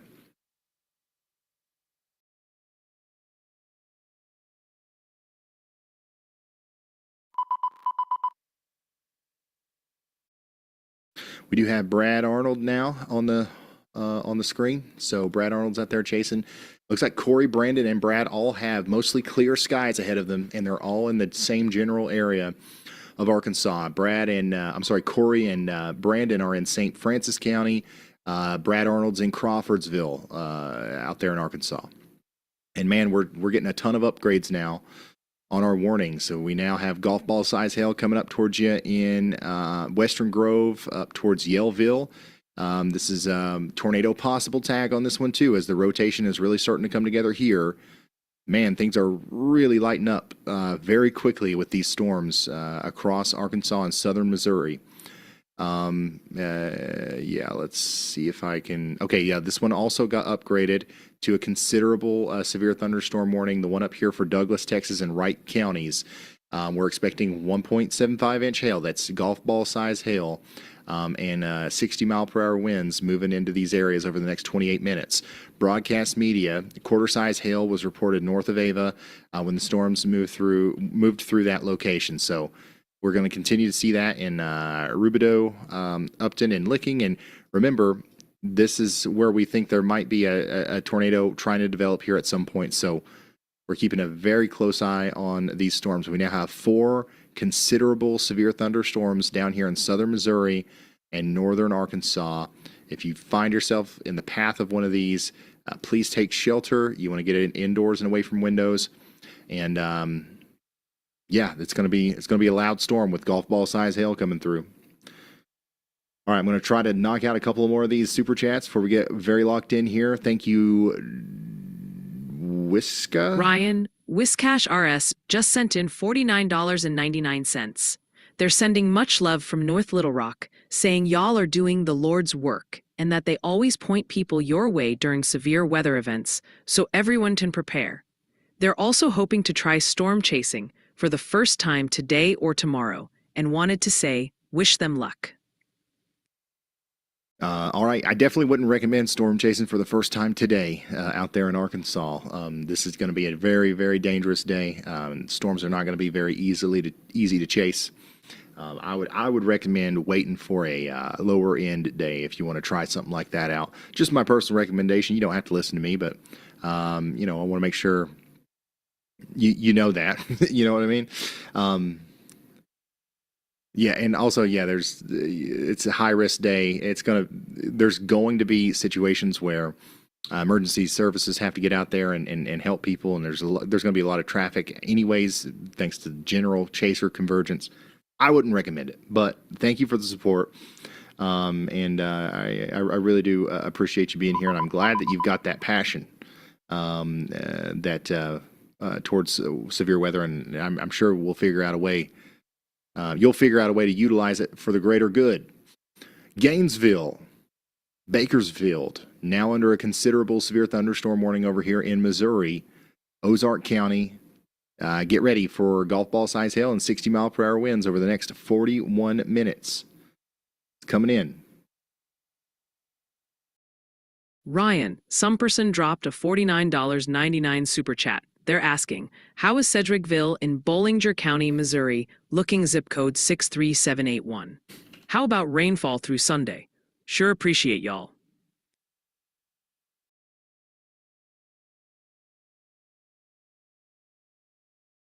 Dang, dude, I can't find.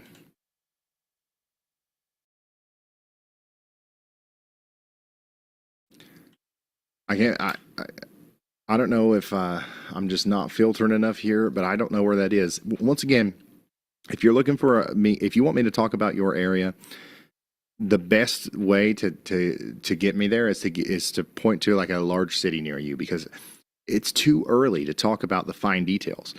If you live 50 miles away from St. Louis, like the best I can tell you is about the same as what I can tell somebody in St. Louis. You know what I mean?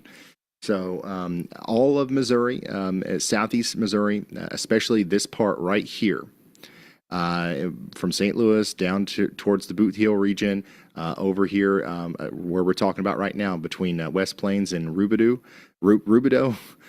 You guys are in a very dangerous situation. We are watching storms form up here, and they're trying to produce tornadoes. So yeah, we're going to keep an eye on these as they move farther east. Now, once we have a better idea of where they're going, I'll zoom in and I'll mention even the smallest town names. But until I have a reason to, I'm not, there's no way that we can be that fine detailed with it. So appreciate the support though. And just stay tuned here. If something happens in your neck of the woods, we will be the first to let you know. Ryan, Tyler Schaffer sent a $49.99 super chat. Ryan, can you send a tornado to my work? I am trying to go home early. Oh my gosh. No, I can't do that. There's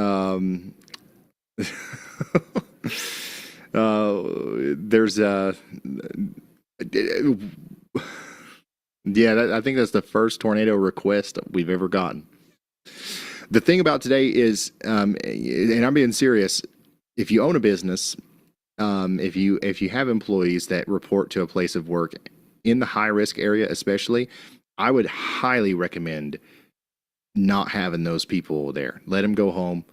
Let them take shelter there, unless it's a situation where you have a really, really good way of taking shelter at your place of work. Some like hospitals and schools have like big storm shelters, and that's actually better for the kids and for the people to be there because they don't have adequate shelters at home. This is all personal stuff you have to decide for yourself. But like if you've got a bunch of guys that work in a warehouse. That's just a big tin metal building that's held up by some sticks, and you know what I'm saying? Like, if it's a big factory or something like that, I would definitely let them go home early today. I think everybody should drop everything in the high risk today and focus on nothing other than this, because this could potentially be a life-threatening situation for many of you as these storms come together. Tornado warning. Here we go. We've got one for Baxter, Boone, and Marion counties in Arkansas. Golf ball size hail, radar indicated rotation coming out of Western Grove now, moving into Pendle, Verona, Bruno, Freck, and Ralph. This is going to go up towards Flippin and Gassville. Once again, this is Baxter, Boone, Marion, Newton, and Searcy counties in Arkansas. We're going to take shelter and get into the most interior room of our home with as many walls between us and the outside world as possible, okay? Nowhere to go. Here's a good graphic Kenzie just sent me. You don't know what I'm talking about? If you don't know where to go, first of all, you want to be in a nice, sturdy shelter, a home, not a mobile home, preferably. You don't want to be in the top floor. You don't want to be on the outward facing floors, especially on the top floor. You want to be in an interior room. Exterior rooms do not protect you. Obviously, no place outside is safe from a tornado. Quickly move to your basement and bring your emergency supply kit with you. And yeah, this is a good graphic that kind of illustrates what we're talking about here. The best place out of all of these rooms would be right in here.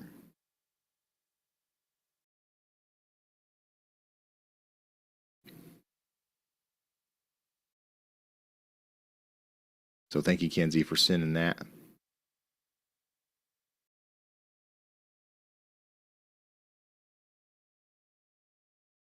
We'll see here.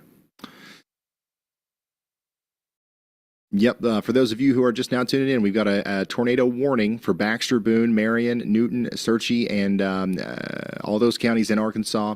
This includes Pendle and Western Grove. We've got significant rotation coming together here on radar. We are tracking about 6 discrete or semi-discrete cells that are trying to pop up out here, and each of them are, producing their own risks, and they're trying to maintain themselves out here. But right now we've got 1 tornado warning. And that's what we're going to be focusing on mostly until some of these other storms start to produce tornado warnings as well. We have a bunch of considerable severe thunderstorm warnings, meaning that they're producing very large hail, and we'll try to touch on those again here in a moment. But also, just want to mention that we're also still keeping an eye on the Pittsburgh area. We've got lots of reports of dime-size hail coming out of there. Those storms are moving really fast at 70 miles per hour to the east. They're moving into more south-central portions of Pennsylvania now. There's potentially going to be a second round of storms this evening for you guys. So make sure you stay tuned even after the storms are done. There is a new tornado watch coming soon. It's very likely that it's going to be a PDS tornado watch, and that's going to come for northeast Arkansas, western Tennessee, and the Missouri Booth Hill, and the western Kentucky areas, and far southern Illinois here soon. Don't know when, but we'll let you know as soon as that comes out.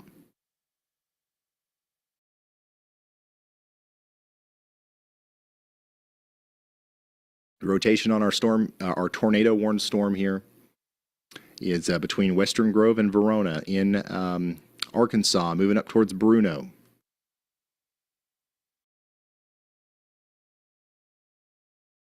Take shelter if you're in Bruno, Eros, or Yaleville. Extremely dangerous situation developing here, as it's our only tornado warning right now, probably the first of many today.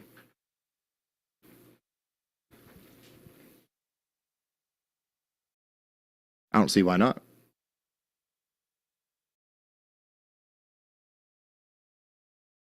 All right, storm chaser Cody Hudson is our closest storm chaser to this. So we're going to put him up and see if we can see anything there. He's south and east of Harrison right now. We do have Brandon Kopic out there and Brad Arnold. They're a little bit farther away, though. All right, we got a new considerable severe thunderstorm warning up here for Dent, Laclede, Texas, and Wright counties in Missouri. This is going to include places like Hartville, Plato, Rubidoux, Upton, and Licking over the next hour or so. We're expecting golf ball size hail and 60-mile-per-hour winds. Get indoors and away from windows. Update on our tornado warning. Still coming up towards the Rush Campground. All right, so vulnerable housing in the path here. Rush Campground, the Flippin Elementary Schools in the path, and schools in session, I believe, out here, right? Some schools may have let out. I don't know if they did this far west, but, the Yaleville Summit High School's in the path here as well. St. Joe Elementary, Kidspiration Kindergarten is in the path. Hopefully,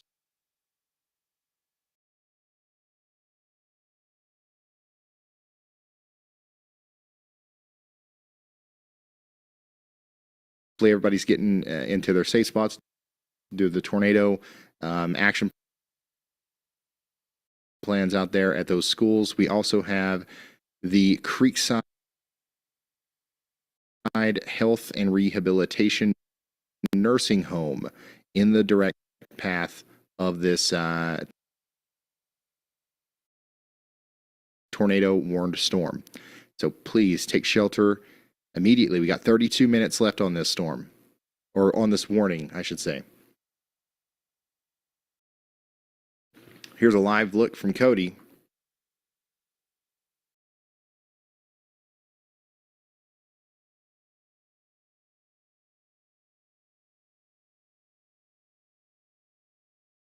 Who's south and east of Harrison, Arkansas, once again. Very close to that tornado warned storm right now.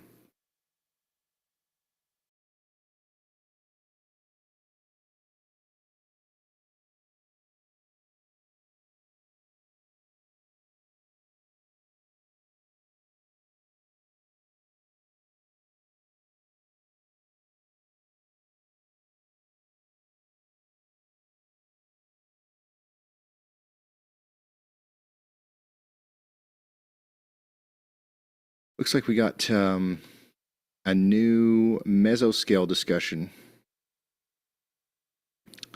highlighting the specific areas that we're talking about right now. We've got storms have slowly increased in intensity over the past hour, with storms semi-discrete. Tornadoes remain possible. So this is for the big area of storms that we're tracking right now in Arkansas and southern Missouri. We expect that tornadoes are going to remain possible over the next little bit. Probably over the next 2 hours or so at least. And then they're going to continue to get stronger. I don't know if they'll remain semi-discrete. But yeah, that's our focus area over the next 2 hours. Considerable severe thunderstorm warning now in effect for Dent, Phelps, and Texas counties in Missouri. This includes Salem and Rolla. Lemon-sized hails coming up into y'all's area. 2-inch hail, 60-mile-per-hour winds. Get ready for considerable damage as a result of that hail, especially in Sherrill, Springs, Salem, and Rolla. Get indoors and away from windows.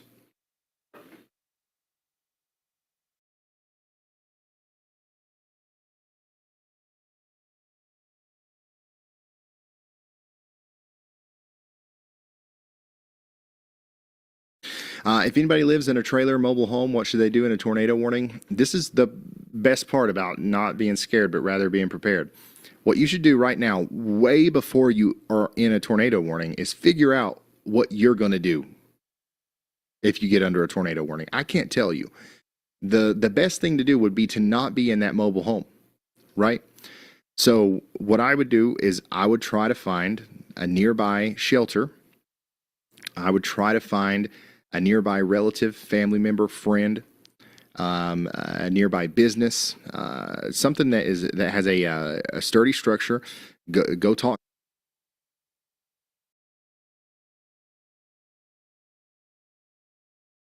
to them, call them, be like, hey, we're under threat for severe weather today. I'm in a mobile home. If we end up, if it looks like a storm's heading towards me,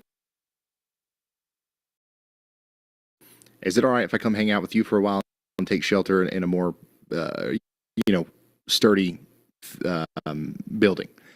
And take care of that now, right? And then if we see a storm's coming towards you before that warning's issued, go ahead and get there. If you're in a RV park, a lot of times there's a central building there where everybody showers and stuff like that. Make sure that's the designated shelter spot, and make sure that you're going to be able to get in there. In a situation where there's a tornado warning. So yeah, there's so many different variables here. I don't know exactly what you should do. I can just tell you that I promise to, it's going to be best to not be in a mobile home during a tornado warning.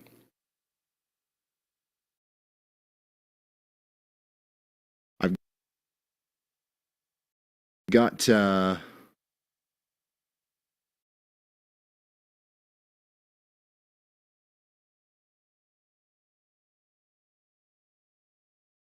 another graphic here.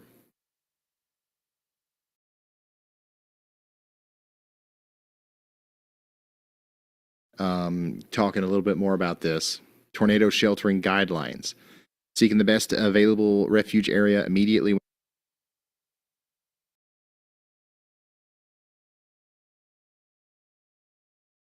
when a tornado warning is issued. Your chances of surviving a tornado is excellent if you follow these guidelines. Worst options: mobile homes, vehicles, and underneath a highway overpass. Bad options: large open rooms like gymnasiums, manufactured housings. We want to avoid all of these things, right? Good options: an interior room of a well-built building or a basement. Best options: above or below ground storm shelter. Specifically designed FEMA safe room. Obviously, those are going to be your best options, and that's why I said sometimes, certain places of business, hospitals, schools, and stuff have these kinds of things, and it's actually better to stay there than going home. But yeah, this is a good graphic to talking about sheltering guidelines. We've got an update from Andy. Go ahead. Yeah, right. And just paying attention to the Houston, Licking, Missouri storm there, that giant supercell. If you look closely on the reflectivity from the Springfield radar, you can see a hook shape in those really higher end reflectivity values there that's kind of curling up. And I think that there is a velocity couplet there that goes up with height. I'm waiting to see if this will continue on the next scan. If it does, then I would say we would get a tornado warning with this storm. That would include some of those areas, and there it goes right there. So yeah, that thought process is correct. So I got that. Y'all watch out there in time for this new tornado warning coming. So that's the reason why it's definitely a favorable look on reflectivity and velocity. Very sneaky, but definitely one I saw ahead of time here. Thank you, meteorologist Andy Hill, for the heads up here. And now we've got the official warning from the National Weather Service for Dent, Texas, counties in Missouri. We've got a tornado warning. 2-inch hail is going to be possible on top of a potential tornado coming together here between Upton and Houston, as we've got a little bit of a hook forming right down here. We've got some rotation, and we've got a concerning storm moving up towards Raymondville, places like Oscar, Mahan, Montauk, Coolstone, Darien, Jadwin, and Jack out here in portions of Missouri. So take shelter.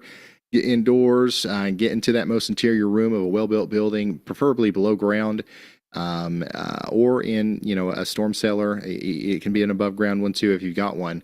But yeah, this is a dangerous storm. Take shelter immediately, and we'll let you know when it's time to come out. Right now, the warning's in effect for 25 minutes, but they could extend that. So stay tuned.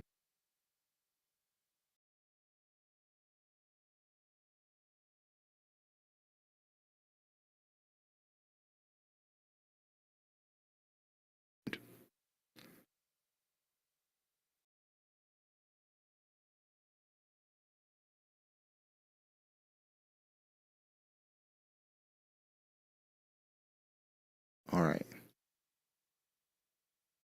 So we've got multiple severe thunderstorm warnings in effect as well across northern Arkansas and southern Missouri. Lots of these are reporting golf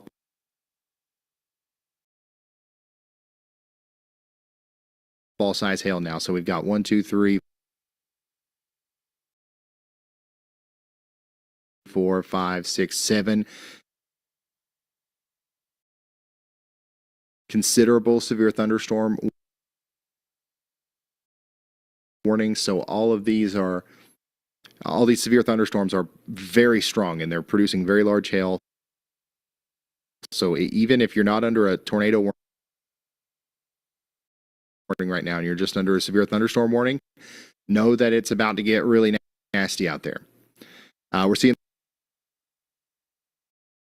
lots of questions about how far south the threat's going to go. Our focus is going to remain on that high risk in Arkansas and Tennessee and the lower Ohio Valley. But we are watching for development towards, Mississippi as well. We're going to watch Mississippi and southern Kentucky, middle Tennessee a little bit later. But our main focus is going to be the areas directly in front of these storms and where any prefrontal convection pops up here soon. Basically, our focus is just going to shift to wherever the warnings are, right? Every time there's a new warning, I'll go and we'll check it out and we'll keep checking back in as they come out.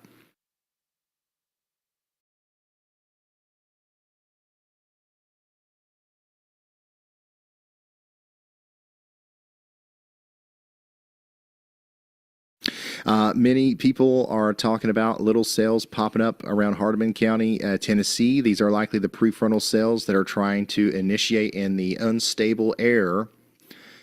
We are watching several blips. All right, we've got several blips to keep an eye on out here along the Mississippi River as they come up into Tennessee. These might be our prefrontal supercells that try to produce tornadoes as they come up into the Memphis area, Brownsville, Dyersburg, Union City, southwestern Kentucky. Get ready. These don't look like much right now, but as we all know, we can never underestimate a blip. They all start like this, and looks like they're blowing up pretty fast.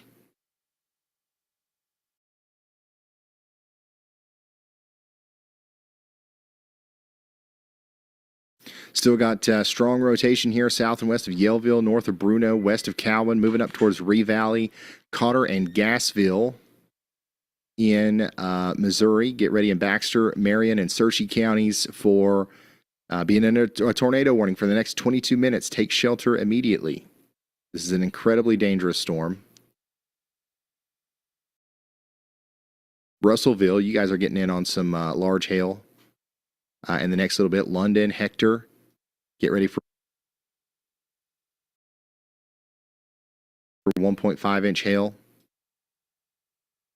Rolla, you guys are under a severe thunderstorm warning for 2-inch hail. It'll be a while before that storm gets up to you. And hopefully most of it goes to your south. Maybe we're more concerned about Salem here. But that's associated with the tornado warning that continues here for areas north of Houston. The rotation's coming together quite nicely north of Houston. That might try to produce a tornado as it comes up towards Prescott, Oscar, Mahan, Licking, Coldstone, Roger, and Jack.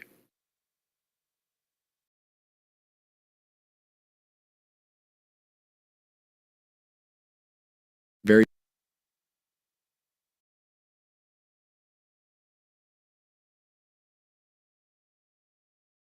dangerous storm there in Dent and Texas counties in Missouri.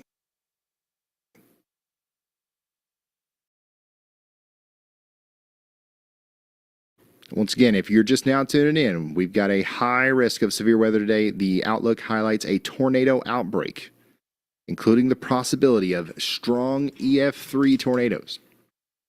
That's why we are live today, and that's why we're in hyper-focus mode, making sure we relay every single update from the radar on all of these tornado warnings.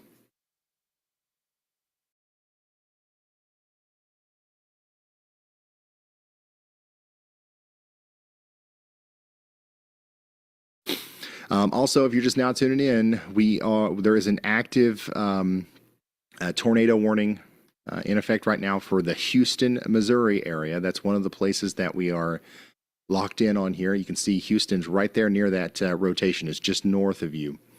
We are really kind of concerned about this. This looks like it could be trying to produce a tornado, and if it's not right now, it could be very soon as it goes up towards Prescott.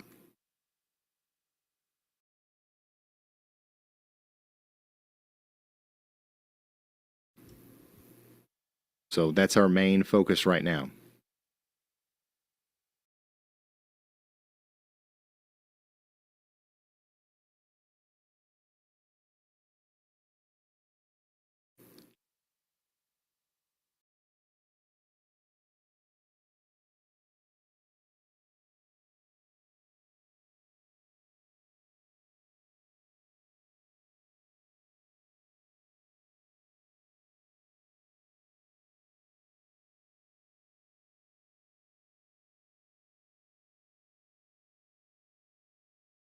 We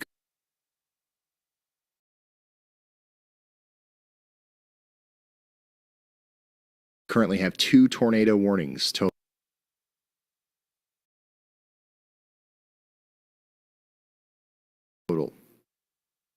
And we've got a bunch of severe thunderstorm warnings, man. We got that one in Russellville we just talked about. We got one back up here for Franklin and Madison counties in Arkansas. That's going to bring some hail and wind up into places like Wharton, Loy, and Kingston here soon in Arkansas. And look at all the wind out here in Osceola, Arkansas, from Storm Chaser Brad Arnold's point of view. It's windy out there. How many of you guys are feeling the wind right now? Even if you're plumb all the way out there in Tennessee, up towards Ohio, Kentucky, if you're out in front of this thing, you're probably feeling the wind today.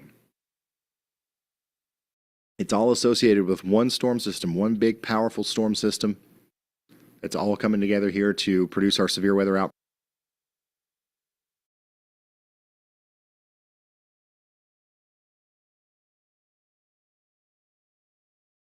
outbreak.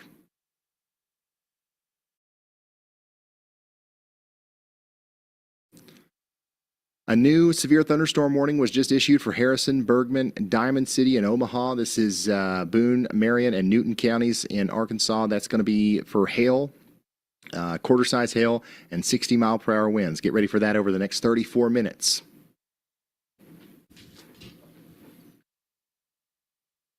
All right, Ryan, quick chat download for you. Folks are still locked onto Arkansas, especially with those warnings near Mountain Home and Yellville popping up.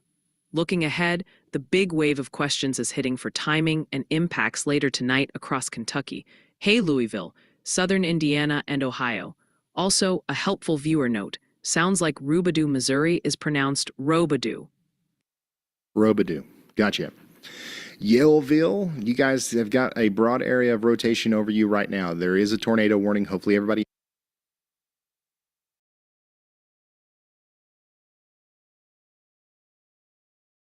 in Yellville's in their safe spots. But that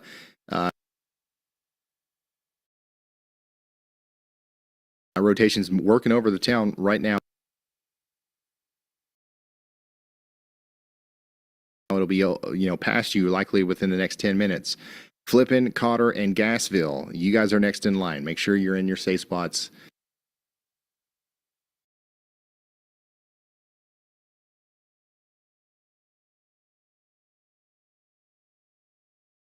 Away from windows in that most interior room, okay?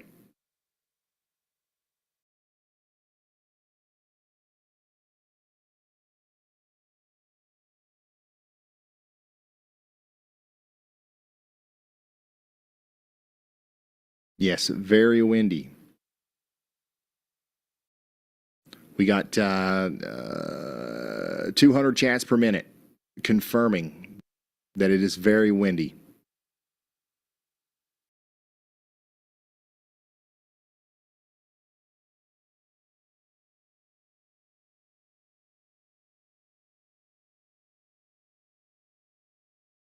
Robidoux, gotcha.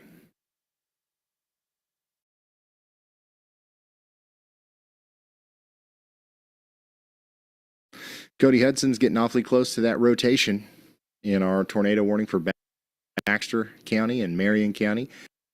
He's actually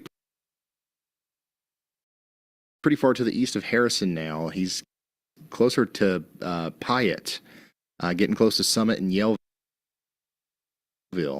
So he might you might get in there and be able to see something in this storm here soon.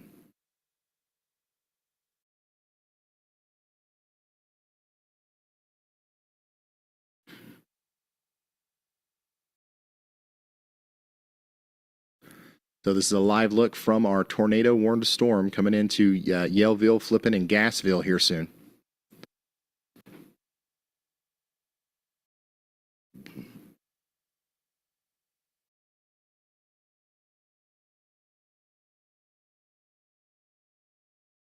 And we're going to intermittently lose his feed, but we're going to keep him up here so you can see him above my head, okay?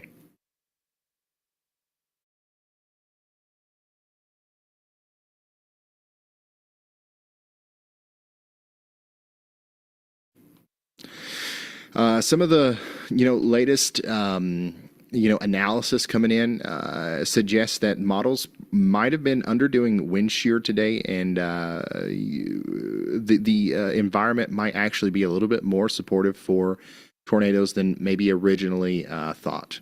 And it was originally thought that it was going to be very supportive for tornadoes. So just keeping you updated on the, the happening. Everything is coming together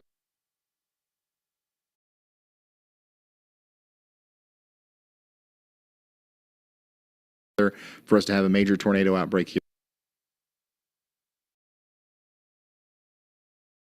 So hopefully everybody is prepared for that, and nobody's going to be surprised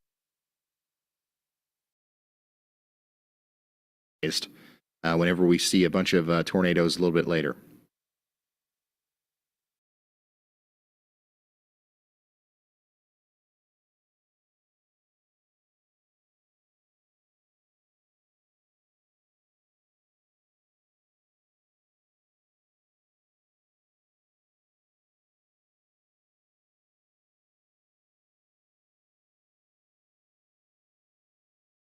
Here is a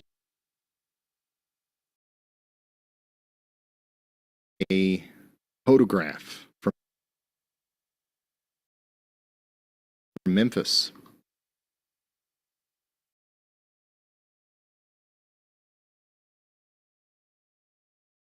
What does it mean? It just means there's a lot of winds changing a direction with height. There's some really strong winds coming out of the surface from the south. As you go higher in the atmosphere, things start to turn, and then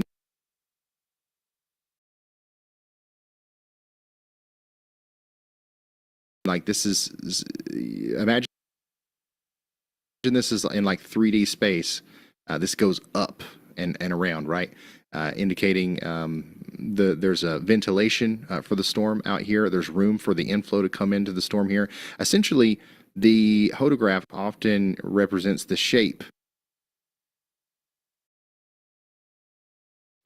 of the storm. So this supports supercellular activity, right?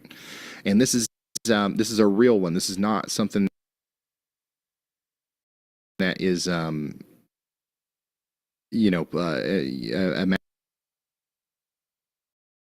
imagined up by a forecast model. This is actually what we're experiencing out there in Memphis. So when the storms work into this environment, they're going to be able to take that shape, and they're going to be able to produce tornadoes. So very concerning developments here recently with our latest data that's coming in.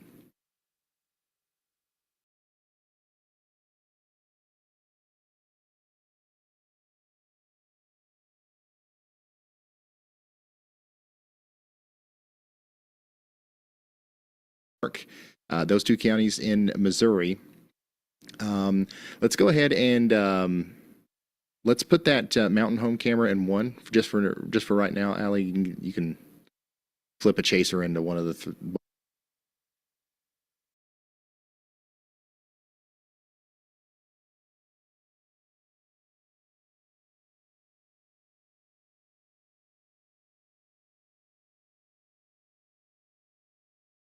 Just for right now, Allie, you can flip a chaser into one of the tornado warning. Take shelter now.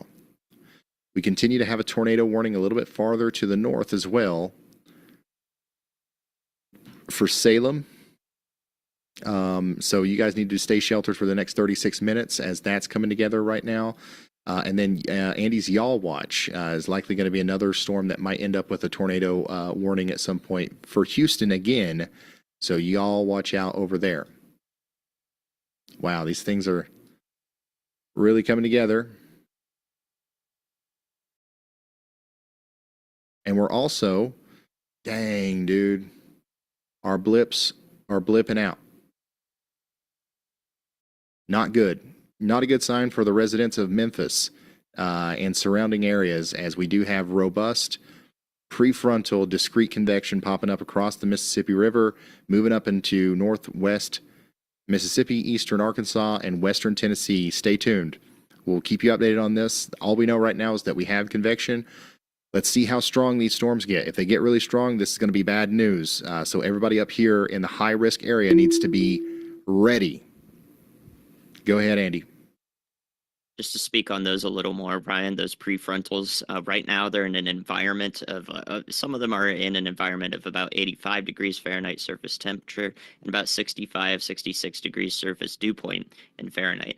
And that 20-degree spread between the temperature and the dew point is generally telling me that the storms are going to be a little bit too high based initially to be immediately tornadic, because that means the tornado will have to be much taller to connect to the cloud and the rest of the storm, essentially. Once those bases lower, when that temperature and dew point are closer together, closer to saturation, that's when we'll see that tornado threat really ramp up. And what leads to that is that all of these cells are in an environment where there's not a bunch of shooting cloud tops all across the place where, you know, maybe Little Rock is starting to see that in central Arkansas. When those supercells start shooting their cloud tops all over the place, and it's overspreading this warm sector, that's actually going to cool down the surface temperature while retaining all the moisture there. So once that surface temp cools down a bit, those cloud bases will lower, and we'll see all of those blips over there really pose a dangerous tornado threat, I think, with any of them that sustain. And that can also be true as we go through time today and we get redevelopment over this area that gets raked over and over again. These cells that are out in western Arkansas are actually going to start, you know, moving those cloud tops over the warm sector while that development is happening. So maybe that second round of blips will have a better chance of being immediately tornadic, so to speak. So one of the keys that we're really looking for here is in those surface conditions. When will we start to see those cloud bases lower closer to the ground? And that's something I'll be watching closely when I issue y'all watches for some of them. Thank you so much, meteorologist Andy Hill, giving us an update on these blips that are popping up down here south of Memphis.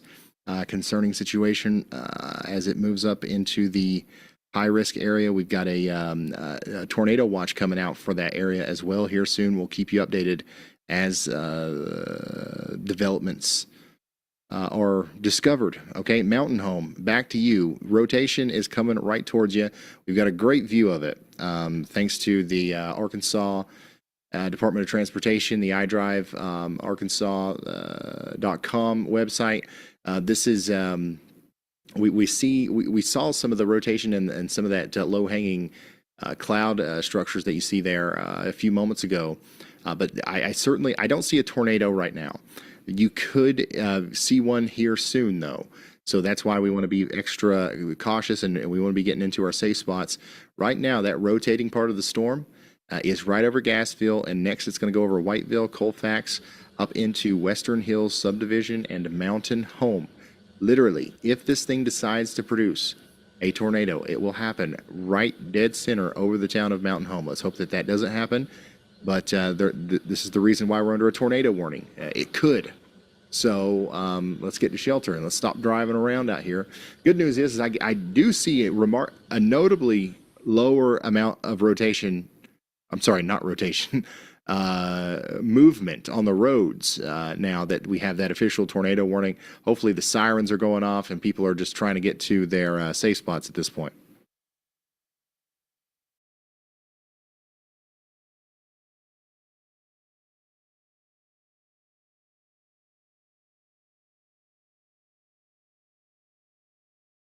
Here's some hail from Pittsburgh in Allegheny County. Some larger hail there a few minutes later. Ping pong ball size hail still ongoing up there in portions of Pennsylvania. We got a severe thunderstorm warning still in effect out there. We'll just go check in on that real quick because I know we got a lot of viewers over here.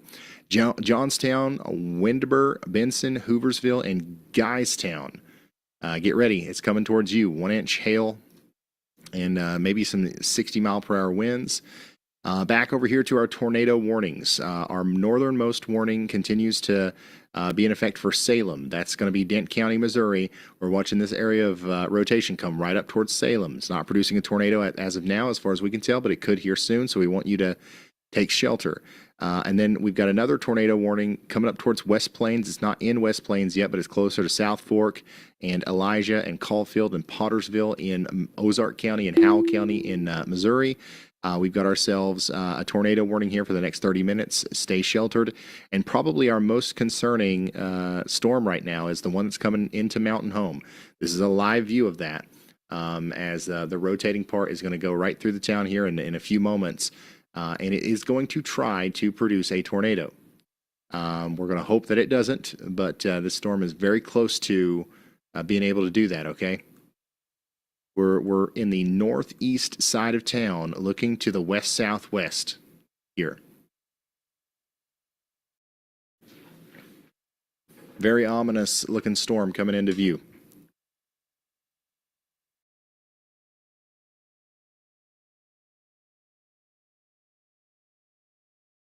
And we got a new severe thunderstorm warning for Mountain Home and areas to the north of that rotation. This includes places like Clark Ridge, Kingswood Estates, Three Brothers, County Line. We're talking about 1 inch hail here and 60-mile-per-hour winds over the next 29 minutes. Another new severe thunderstorm warning was just issued for Danville, Havana, Plainview, and these are places in Logan, Montgomery, Scott, and Yale counties in Arkansas. We got 1 inch hail and 60-mile-per-hour winds coming in.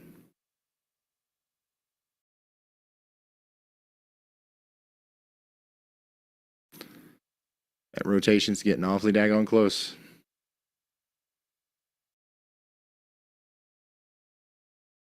To Mountain Home. Hopefully everybody got to their safe spots.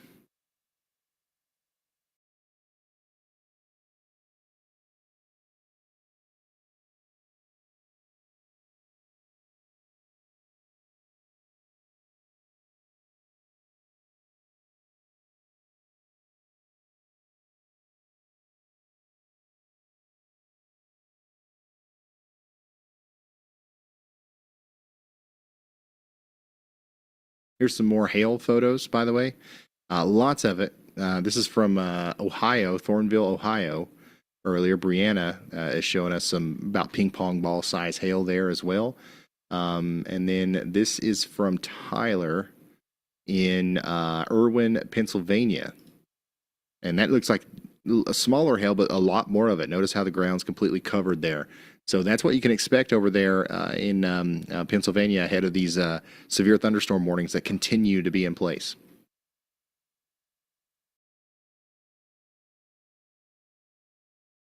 Here is our tornado warned storm as it approaches Mountain Home, Arkansas. Oh, and there it goes.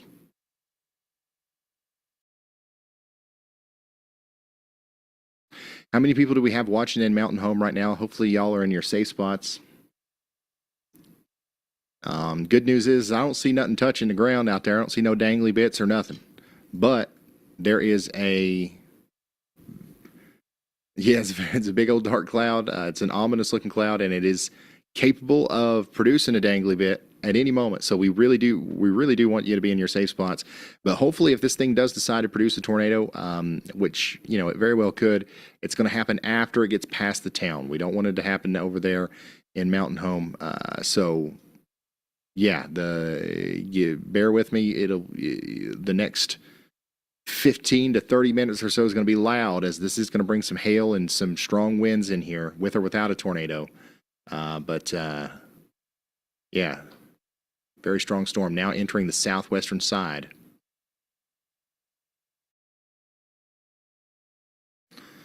This camera right here is a kind of a zoomed out look on that same storm there from Baxter County. So we're a little bit farther away from it here.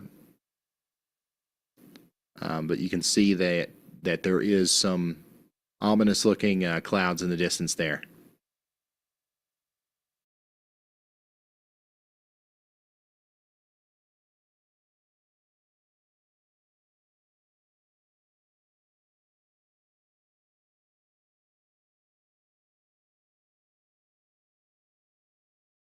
Thank you for sending in photos and reports and stuff on Twitter, by the way. I'm trying to view as many of those as possible.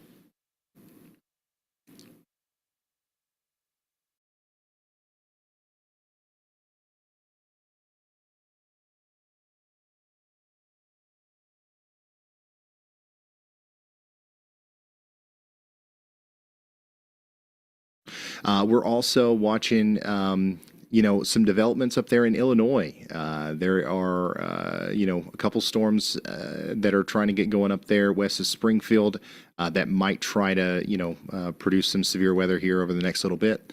So we're going to keep you updated on those. I see some people talking about that in chat. So we're going to get right on that.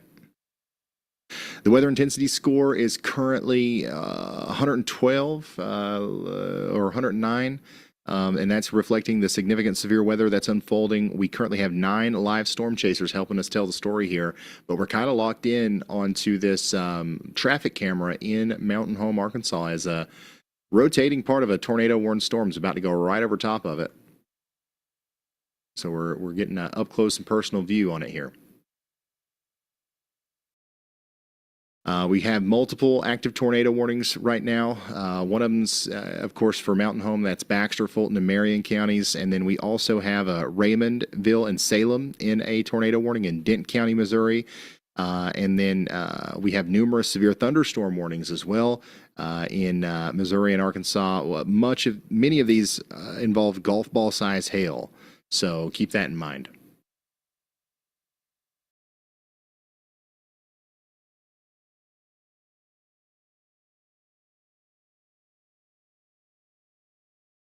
Thank you, Tommy.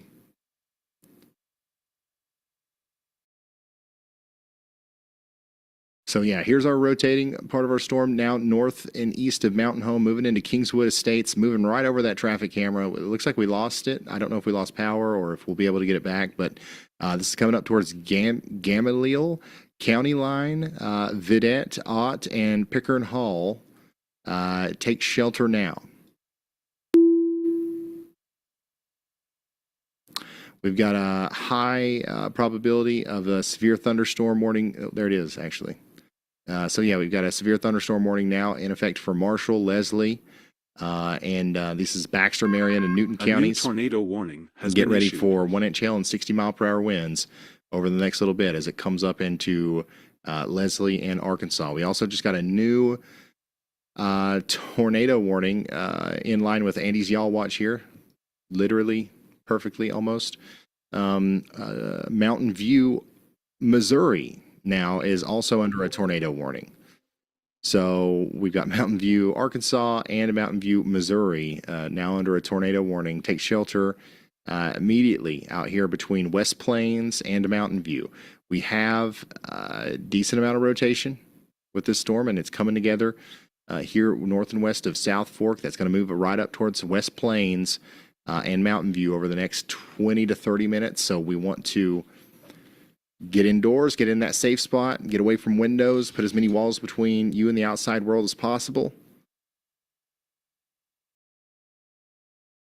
Here's another look at downtown Mountain Home. That the one that we were looking at that's a little bit farther away.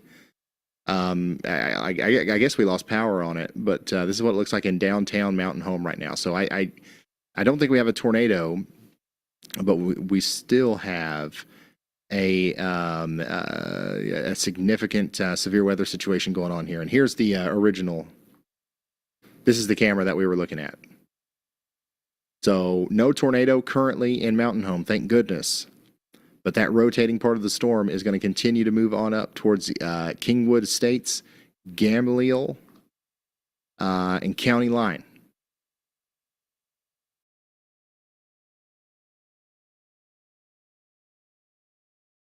We got a new severe thunderstorm warning in Arkansas. We already talked about this, but once again, Baxter, Marion, and Newton counties get ready for 1-inch hail and 60-mile-per-hour winds.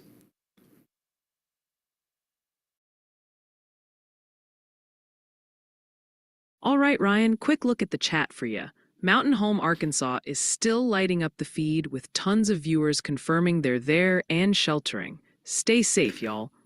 Lots of questions are rolling in about timing for Kentucky, Tennessee, Ohio, Indiana, and Missouri later tonight. Also, heads up, folks are gently reminding us that Gamaliel, near Mountain Home, is pronounced more like Gamalia. Keep up the great work. Gamalia? So that's the one I've been calling Gamaliel. Are you sure it's Gamalia, or is that seems a little wrong? But yeah, you can see that we do have a significant storm going through Mountain Home now, but no tornado. But as the storm moves on to the north and east, it's going to continue to have a tornado threat. So we want you to stay in your safe spots. We've got a good view of it now from this bridge over here in Baxter County from a distance. So I still don't see no tornadoes there, but this thing is very close. Checking in on some of our other tornado warnings. We don't want to get too locked in here. Salem, you've got the big area of rotation getting ready to go over you. All right, over here in Salem. A tornado warning has been issued. So take shelter if you haven't already. We've got 19 minutes left on this tornado warning. We've got no reports of a tornado being down, but we do have a strong storm capable of producing a tornado about to go over Salem, Missouri, and Dent County. Take shelter immediately. We just got a new tornado warning in Howell and Ozark counties in Missouri. So this is going to be another tornado warning for the rotation that's coming out of Mountain Home, Arkansas, and going into Bakersfield, Missouri. Okay, so we've got a couple tornado warnings in South Fork. One of them's for the rotation that's off to your west, and now another one's for the rotation off to your south. Kind of confusing. Just know that for the next hour, we need to stay in our safe spots in this whole area between Mountain Home and West Plains. Additionally, we are watching a storm up here in west of Springfield.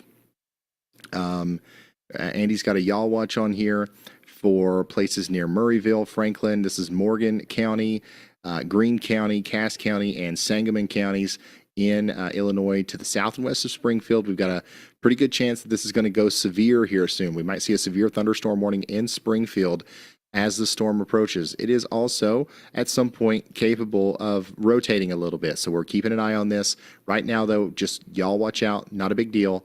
Yeah, let's go back down to our Mountain Home tornado warning and talk about our rotation there. The rotation is definitely well off to the north at this point, moving up past Kingswood Estates towards what is it? Gamaliel? I don't even remember. And then this is also going to eventually go up towards Bakersfield. So y'all take shelter up there if you haven't already. Let's go over some other stuff here. We have lots of questions about Paducah and Memphis. There's a tornado watch coming out soon for you guys, and whenever that does come out, we'll answer a lot of those questions.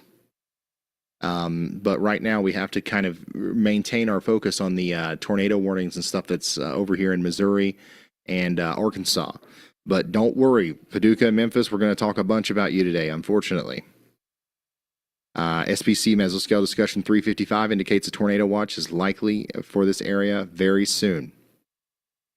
St. Louis, Indiana, and the Ohio Valley. Multiple strong cells are tracking up towards St. Louis right now. So we're watching some of those as well, and they'll be there eventually. We'll be tracking them as they go towards you. And same thing for you guys in Springfield.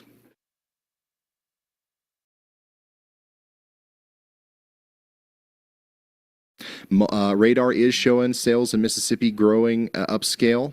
They're organizing, and they could transition into a more widespread threat with hail and embedded tornadoes over the next couple of hours.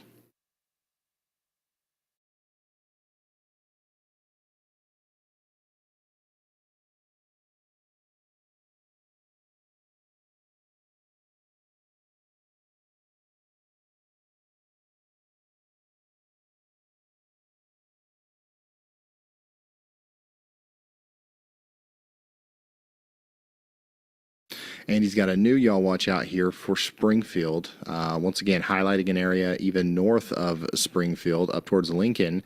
Athens, Williamsville, Cantrell, Elkhart, Broadwell, the I-55 corridor between Springfield and Lincoln under the gun for some significant weather here soon. We got no warnings, but we do expect that those will start flying out at some point around the Springfield area with these storms in Illinois, which are really getting their acts together.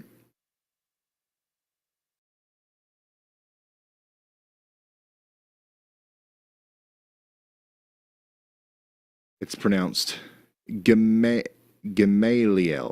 Gamaliel. Gotcha. Do we have ourselves a new mesoscale discussion? Yes, we do.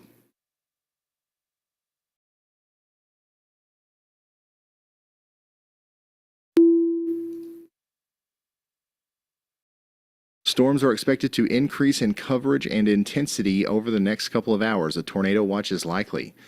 So this is highlighting portions of Illinois and Indiana. And yeah, it looks like another 80% tornado watch coming up here soon. 140 to 170 mile per hour tornado peak intensity. That is nothing to play around with, y'all. It looks like things are getting serious up here farther to the north as well. Hail up to 2.5 inches, 70 to 90 mile per hour winds are also going to be possible. So this is likely going to be a high-end tornado watch that comes out here soon for portions of Indiana and Illinois. Things are really starting to light up out here, y'all.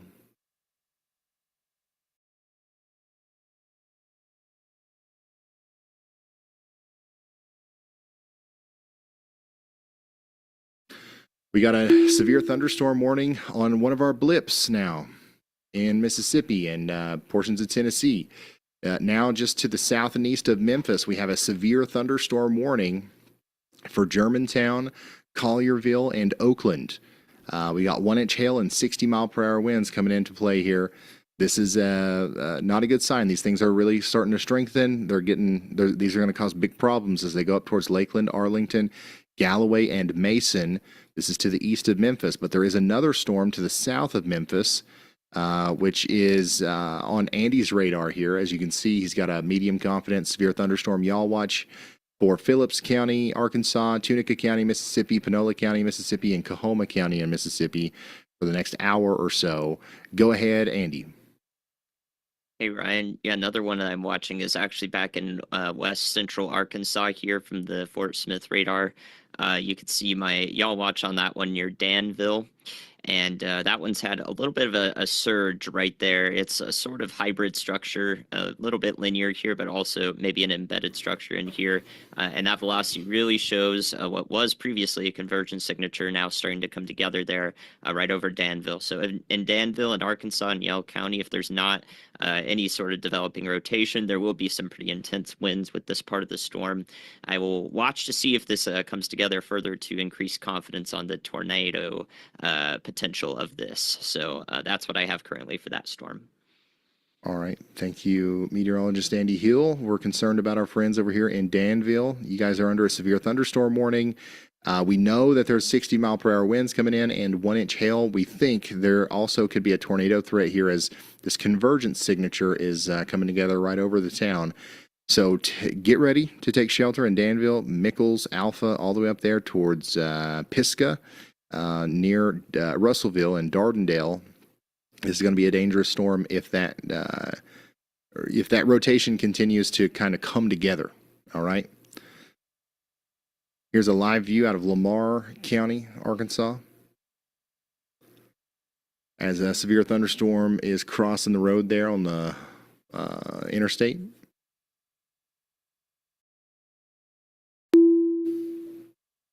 And we've got ourselves another severe thunderstorm warning. This one's going to be in Illinois. Springfield's included.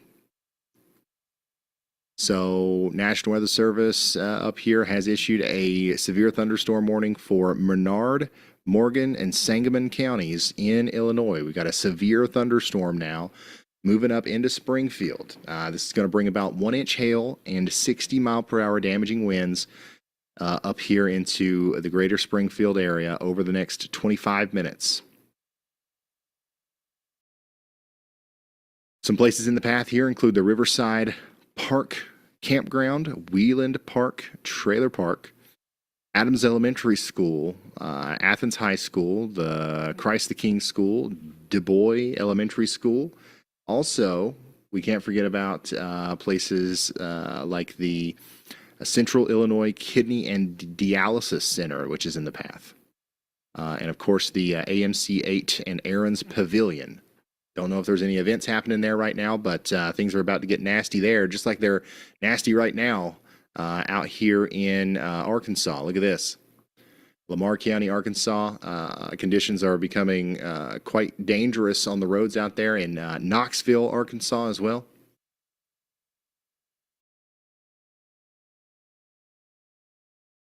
Knoxville, Arkansas is currently just outside of the severe thunderstorm warning here. But yeah, this is pretty much the same conditions that you're likely experiencing down there closer to Danville and Havana. But Danville, we've got the added threat of this plus an embedded tornado trying to form in there. Brandon Kopic's trying to show us something here. What's he got? Some rising scud into a cloud there in Crittenden County, Arkansas. Wow. Yeah, these things are really starting to blow up, aren't they? Look at that. He's driving. The camera's shaking, and you can see the movement. And then look at in the background there, you see the giant cumulonimbus cloud erupting. It's a dangerous day for severe weather. Corey Gherkin's got a good view of the base of a storm here in Crittenden County as well. Severe thunderstorm warning has been upgraded to considerable for Danville. So now we're expecting 70-mile-per-hour winds coming into this area over the next 23 minutes. We just got a new tornado watch in Illinois.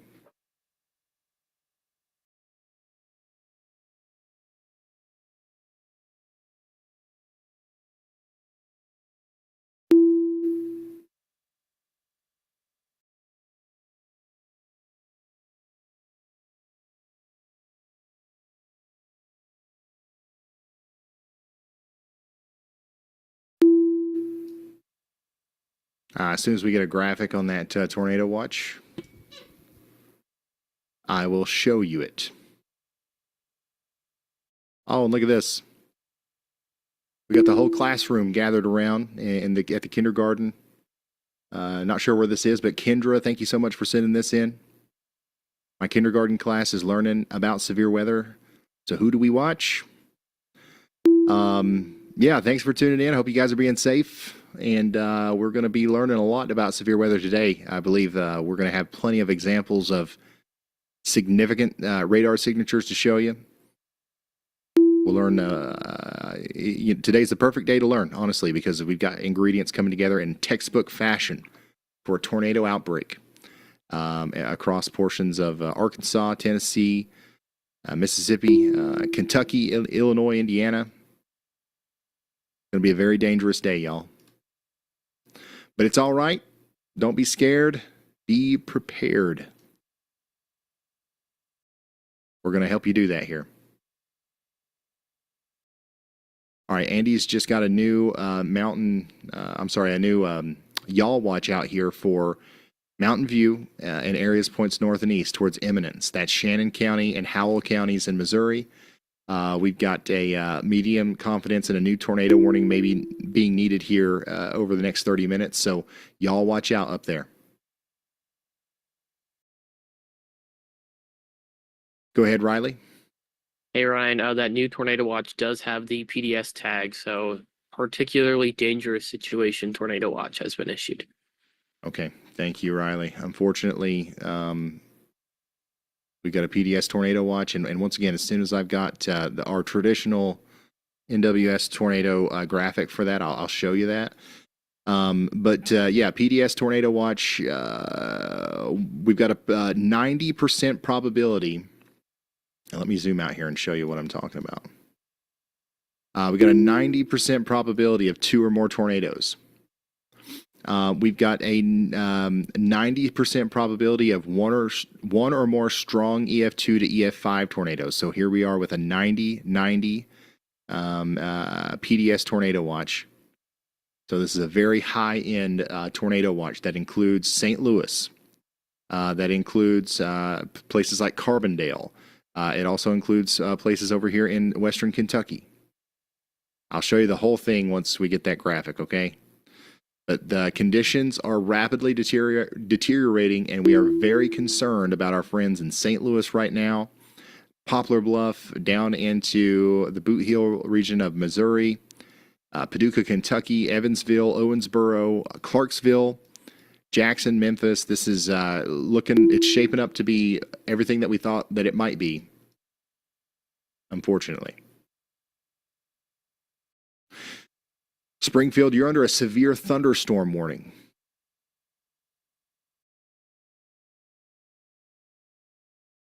Up. In fact, I'll do one more chat summary from Y'allbot while we wait for that as well. All right, Ryan, Y'allbot checking in with the latest from your awesome viewers. The chat is definitely zeroed in on the Memphis area and surrounding West Tennessee counties like Jackson and Clarksville as those new tornado watches pop up. Further east, folks in Kentucky and Ohio are getting real interested, bordering on impatient about timing and impacts later tonight. Oh, and a quick heads up from the pronunciation posse, Ryan. They're gently reminding us it's Dardanelle in Arkansas, and apparently the L is silent in Gamaliel, Kentucky, making it Gamaliel. Keep up the great work. I don't think I'll ever get the G-town. I don't think I'll ever get that right. Sorry, y'all. All right, we got a new severe thunderstorm warning. We might as well go ahead and check it out while we wait for our graphic here. Severe thunderstorm warning now for Baxter, Boone, Johnson, Logan, Marion, Newton, Pope, Searcy, Van Buren, Yale counties in Arkansas. We're talking about 60-mile-per-hour winds and half-dollar size hail moving up towards places like Hector, Marshall, Leslie. Get ready. It's going to be a loud storm. Also, we got Brandon Kopic and Corey Gherkin out here giving us some incredible views of what I assume are these storms around Memphis. Is that right? Allie, where is Brandon and Corey? Like, where are they on the map?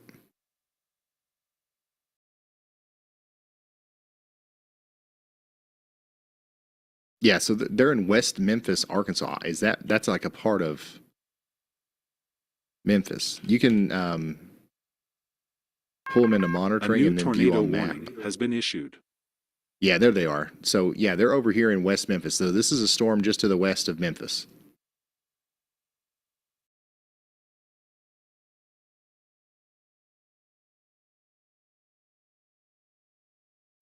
We just got a new tornado warning in Missouri, east of Rolla. This is going to be for places like Potosi, which unfortunately I remember we've talked about Potosi a lot here recently. Now you're under a tornado warning again up here in Washington and Crawford counties in Missouri. We've got a very dangerous storm coming together here south of Steelville, northwest of Viburnum. And we've got a potential tornado trying to form here in Sligo. Got a tree down here on Cody Hudson's stream. Actually, some somewhat significant damage there in areas south and east of Harrison in Arkansas just after that tornado warning we just had. Go ahead, Andy. Hey Ryan, still watching the storm coming up towards Russellville and Dardanelle in Arkansas along I-40 there. It is past Danville now and definitely looks more interesting than it did before, maybe with a little bit of that hybrid hook structure showing up there just north and east of Danville. So I've gone ahead and extended that Y'all Watch there. Y'all watch out in Russellville and Dardanelle in case this continues to develop further and possibly becomes tornadic in that area of Pope County, Arkansas, and perhaps northwestern corner of Conway County as well. All right, thank you, Andy. Meteorologist Andy Heel, keeping us updated on Dardanelle. Updated, heck on it. I'm already getting tongue-tied over here. Dardanelle and Russellville, as we're not under a tornado warning yet, but we think one might be coming here at some point. Here's a new considerable severe thunderstorm warning that was just issued for y'all. We are expecting at the very least 70-mile-per-hour winds and 1-inch hail coming up into Russellville and areas like Morrilton, Plummerville, and Grave Hill and Walnut Grove in Arkansas. Get ready, indoors and away from windows. This is a view from the storm over there near Memphis. These storms are coming together quite nicely. They look like they're getting strong. They look like they're having no trouble organizing. So that's a concerning thing. As once again, this is going to be entering an incredibly favorable environment for tornadoes here soon.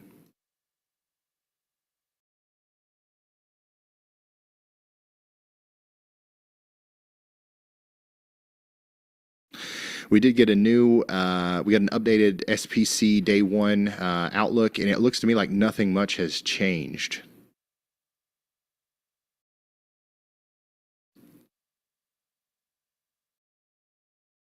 Still got a high risk, still got a moderate risk, and it's still in the same general areas.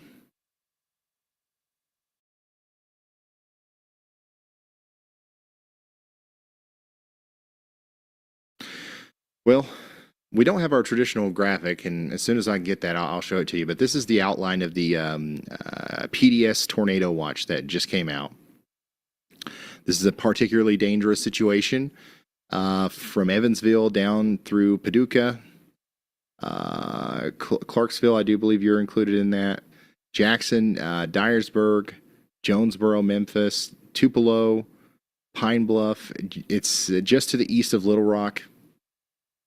We are concerned about an outbreak of significant tornadoes inside of that watch there over the next several hours. Go ahead, Andy. Hey Ryan, there's a bunch of chat people hearing from possibly another streamer or another source that there's correlation coefficient drops around Bakersfield, Missouri. This is not a tornado associated correlation coefficient drop. This is directly associated with hail and also some clear air to the north side of it. So there's a bunch of hail being mixed into the rear flank downdraft coming around the back side of the storm and into the hook, the area where we would look for a debris signature.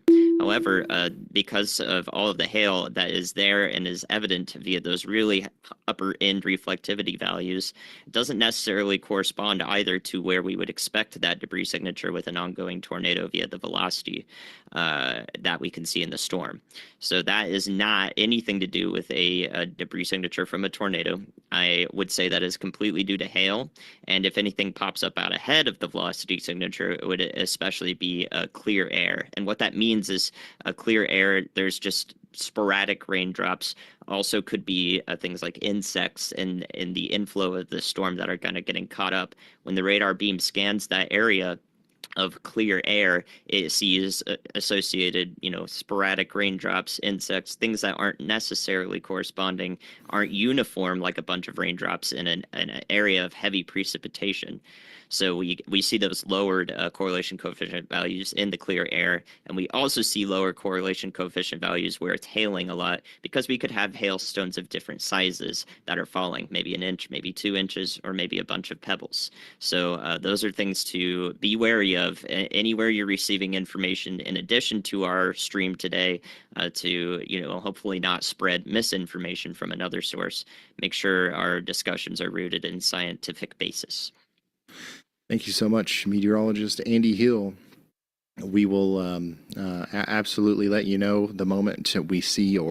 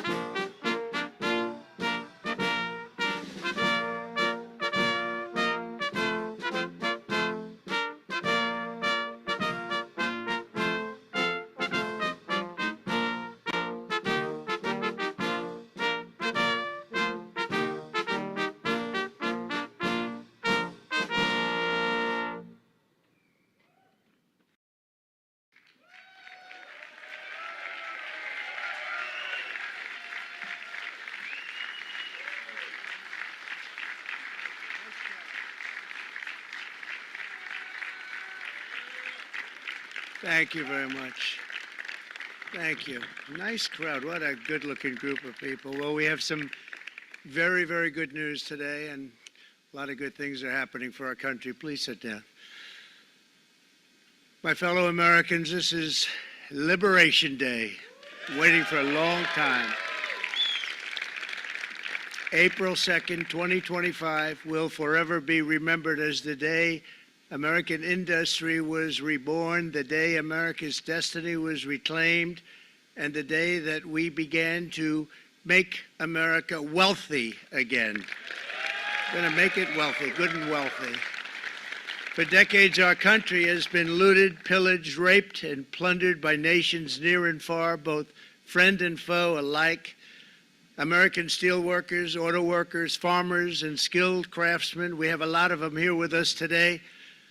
They really suffered gravely. They watched in anguish as foreign leaders have stolen our jobs, foreign cheaters have ransacked our factories, and foreign scavengers have torn apart our once beautiful American dream. We had an American dream that you don't hear so much about. You did 4 years ago, and you are now, but you don't too often, and for many years and decades even, you didn't hear too much about. Our country and its taxpayers have been ripped off for more than 50 years, but it is not going to happen anymore. It's not going to happen. In a few moments, I will sign a historic executive order instituting reciprocal tariffs on countries throughout the world. Reciprocal, that means they do it to us and we do it to them. Very simple, can't get any simpler than that. This is one of the most important days, in my opinion, in American history. It's our declaration of economic independence. For years, hardworking American citizens were forced to sit on the sidelines as other nations got rich and powerful, much of it at our expense. But now it's our turn to prosper, and in so doing, use trillions and trillions of dollars to reduce our taxes and pay down our national debt, and it'll all happen very quickly. With today's action, we are finally going to be able to make America great again, greater than ever before.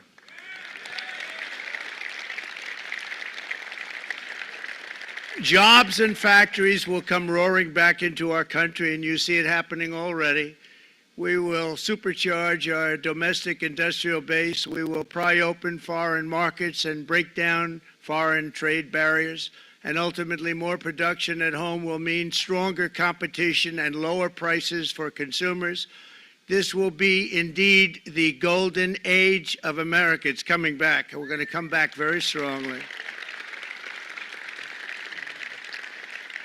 We're pleased to be joined on this momentous occasion by Vice President J.D. Vance. J.D., thank you. Thank you. Thank you very much. Where are you, J.D.? No, that wasn't too hard to find. I was looking, he likes to take a low-key attitude, so usually we sit right in front. He's gaining a lot of confidence, Mike, isn't it? And nearly my entire cabinet is here, as well as Speaker Mike Johnson, has done an amazing job. And with the great success we had last night in Florida, we have a majority of 7, and 7's like a lot when we had it at 1, right? You've done a fantastic job, and many of the members of the House and Senate are with us. Senators, Congressmen, thank you all for being with us. We appreciate it. For decades, the United States slashed our trade barriers on other countries, while those nations placed massive tariffs on our products and created outrageous non-monetary barriers to decimate our industries. And in many cases, the non-monetary barriers were worse than the monetary ones.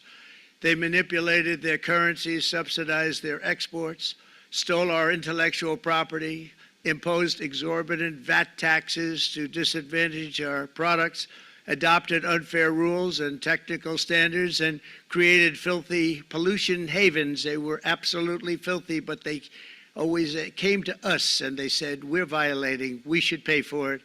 It's all detailed in a very big report by the U.S. Trade Representative on Foreign Trade Barriers, and I'll just hold it up for you. It's available, and you don't have to pay too much. As I understand it, you'll pay nothing. It's a lot of work for something, actually, because it's a special book. It's frankly, it's very upsetting when you read it, when you see what people have been doing to us for 30 years. This all happened with no response from the United States of America, none whatsoever. But those days are over. Let me offer just a few examples of the vicious attacks our workers have faced for so many years. The United States charges other countries only a 2.4 tariff on motorcycles. Meanwhile, Thailand and Others are charging much higher prices, like 60%. India charges 70%. Vietnam charges 75%, and others are even higher than that. Likewise, until today, the United States has for decades charged a 2.5 tariff. Think of that, 2.5% on foreign-made automobiles. The European Union charges us more than 10% tariffs, and they have 20% VATs, much, much higher. India charges 70%, and perhaps worst of all are the non-monetary restrictions imposed by South Korea, Japan, and very many other nations. As a result of these colossal trade barriers, 81% of the cars in South Korea are made in South Korea. 94% of the cars in Japan are made in Japan. Toyota sells 1 million foreign-made automobiles into the United States, and General Motors sells almost none. Ford sells very little. None of our companies are allowed to go into other countries. And I say that, friend and foe, and in many cases, the friend is worse than the foe in terms of trade.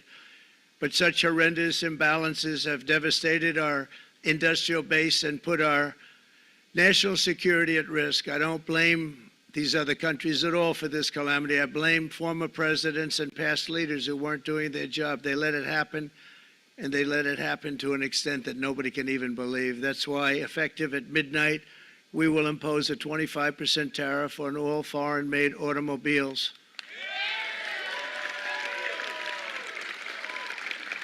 Thank you. Brian, I'd like to have you come up here for a second, okay?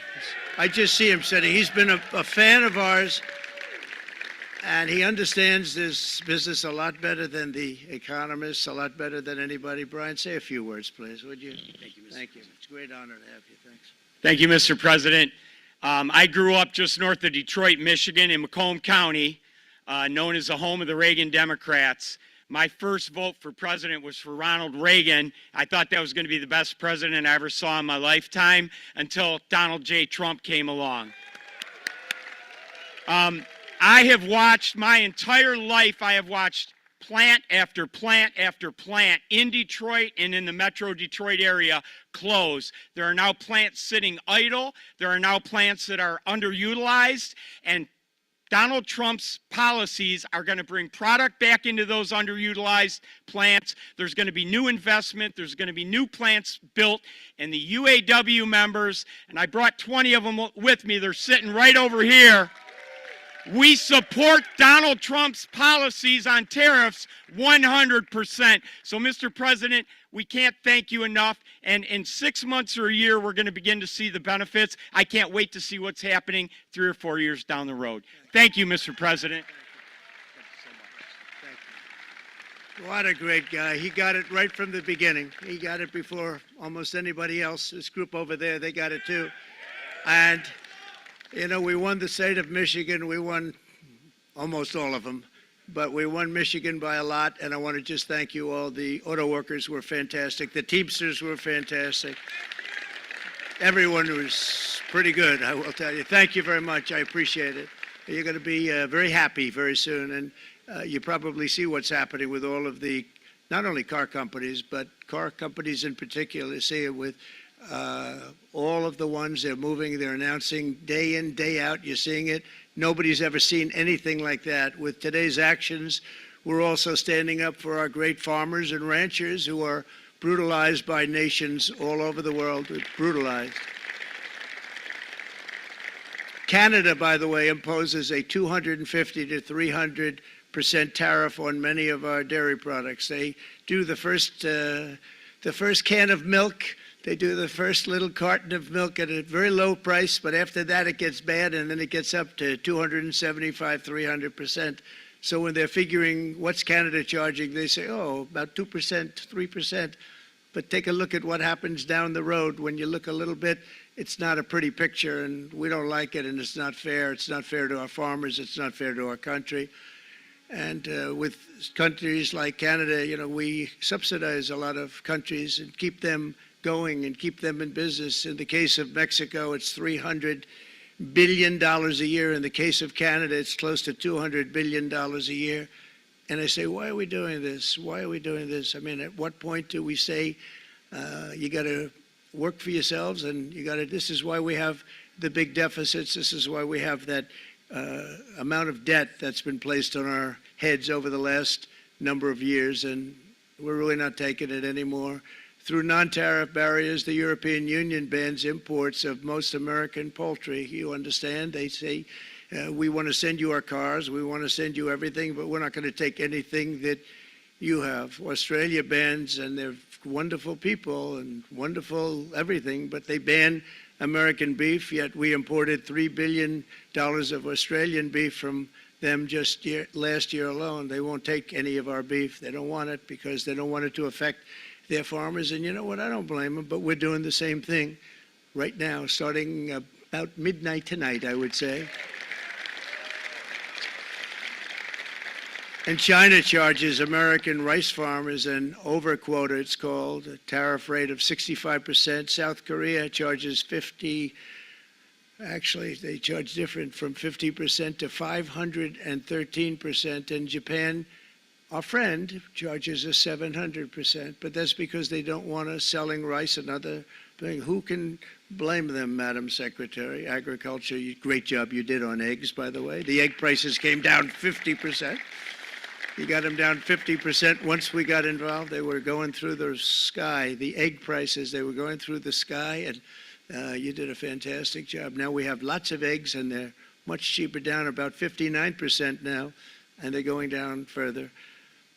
We charge 2.8% for so many things that other countries are charging 200%, 300%, and 400% for. If imposing tariffs and protective barriers made nations poor, then every country on earth would be racing to eliminate these policies, and China would be the first on line. They run a very strong country, but they're not first in line, and the American people are paying a very big price. From 1789 to 1913, we were a tariff-backed nation, and the United States was proportionately the wealthiest it has ever been. So wealthy, in fact, that in the 1880s, they established a commission to decide what they were going to do with the vast sums of money they were collecting. We were collecting so much money so fast, we didn't know what to do with it. Isn't that a nice problem to have? What do you think, Marco? Good problem? Marco would love that problem. But we don't have that problem anymore, but we're not going to have it very much longer, I will tell you. But they collected so much money, they actually formed a commission to determine what they were going to do with the money, who they were going to give it to, and how much. Then in 1913, for reasons unknown to mankind, they established the income tax so that citizens, rather than foreign countries, would start paying the money necessary to run our government. Then in 1929, it all came to a very abrupt end with the Great Depression, and it would have never happened if they had stayed with the tariff policy. It would have been a much different story. They tried to bring back tariffs to save our country, but it was gone. It was gone. It was too late. Nothing could have been done. It took years and years to get out of that depression, far longer than even FDR had that office right over there for a long period of time. The ramp system, that's rather intricate, was built because of him, and every time you walk up, you think of him, and he did a great job in many ways, but it lasted long beyond his terms, as you know. But it's not too late any longer, and we're going to start being smart, and we're going to start being very wealthy again. We're going to be wealthy as a country because they've taken so much of our wealth away from us. We're not going to let that happen. We truly can be very wealthy. We can be so much wealthier than any country. It's not even believable, but we're getting smart. Nearly a century later, in the face of unrelenting economic warfare, the United States can no longer continue with a policy of unilateral economic surrender. We cannot pay the deficits of Canada, Mexico, and so many other countries. We used to do it. We can't do it anymore. We take care of countries all over the world. We pay for their military.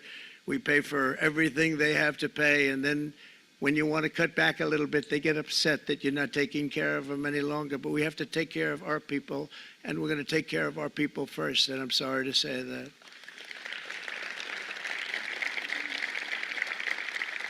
And today we're standing up for the American worker, and we are finally putting America first.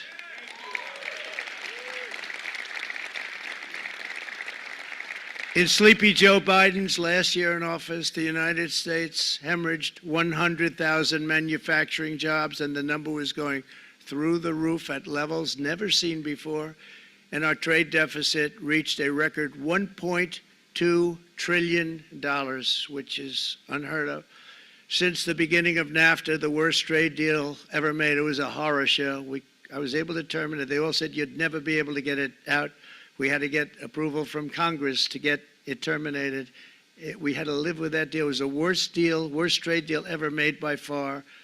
But since the very beginning of NAFTA, our country lost 90,000 factories. Think of what that is, 90,000. Think about putting a map up and putting text on it. You wouldn't have enough room. 90,000. I said, is that possible? We had it checked 4 different times, and it was actually somewhat higher than that. And 5 million manufacturing jobs were lost while racking up trade deficits of $19 trillion. That was the worst trade deal ever made. As a result of these gigantic losses, foreign nations now own $26 trillion more of American assets than think of this, than the Americans own of their own foreign assets or other foreign assets. The United States can no longer produce enough antibiotics to treat our sick.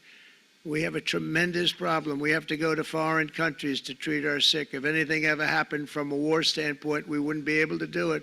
We import virtually all of our computers, phones, televisions, and electronics. We used to dominate the field, and now we import it all from different countries. A single shipyard in China now produces more ships every year than all of the American shipyards combined. Think of that. And it was a business that we used to dominate. We used to dominate it totally. In short, chronic trade deficits are no longer merely an economic problem. They're a national emergency that threatens our security and our very way of life. It's a very great threat to our country. And for these reasons, starting tomorrow, the United States will implement reciprocal tariffs on other nations. It's been a long time since we even thought of that. We used to think about it a lot. We didn't think about it for many decades, and you see what's happened. For nations that treat us badly, we will calculate the combined rate of all their tariffs, non-monetary barriers, and other forms of cheating. And because we are being very kind, we're kind people, very kind.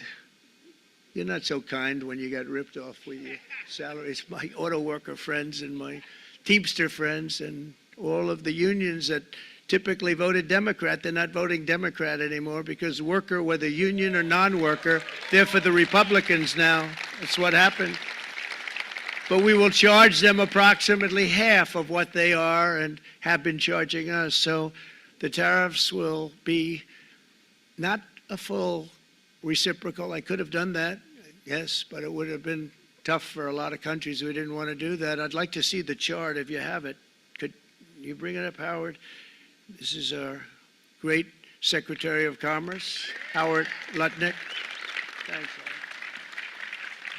So if you look at that, China, first row, China, 67%. That's tariffs charged to the USA, including currency manipulation and trade barriers. So 67%, I think you can, for the most part, see it.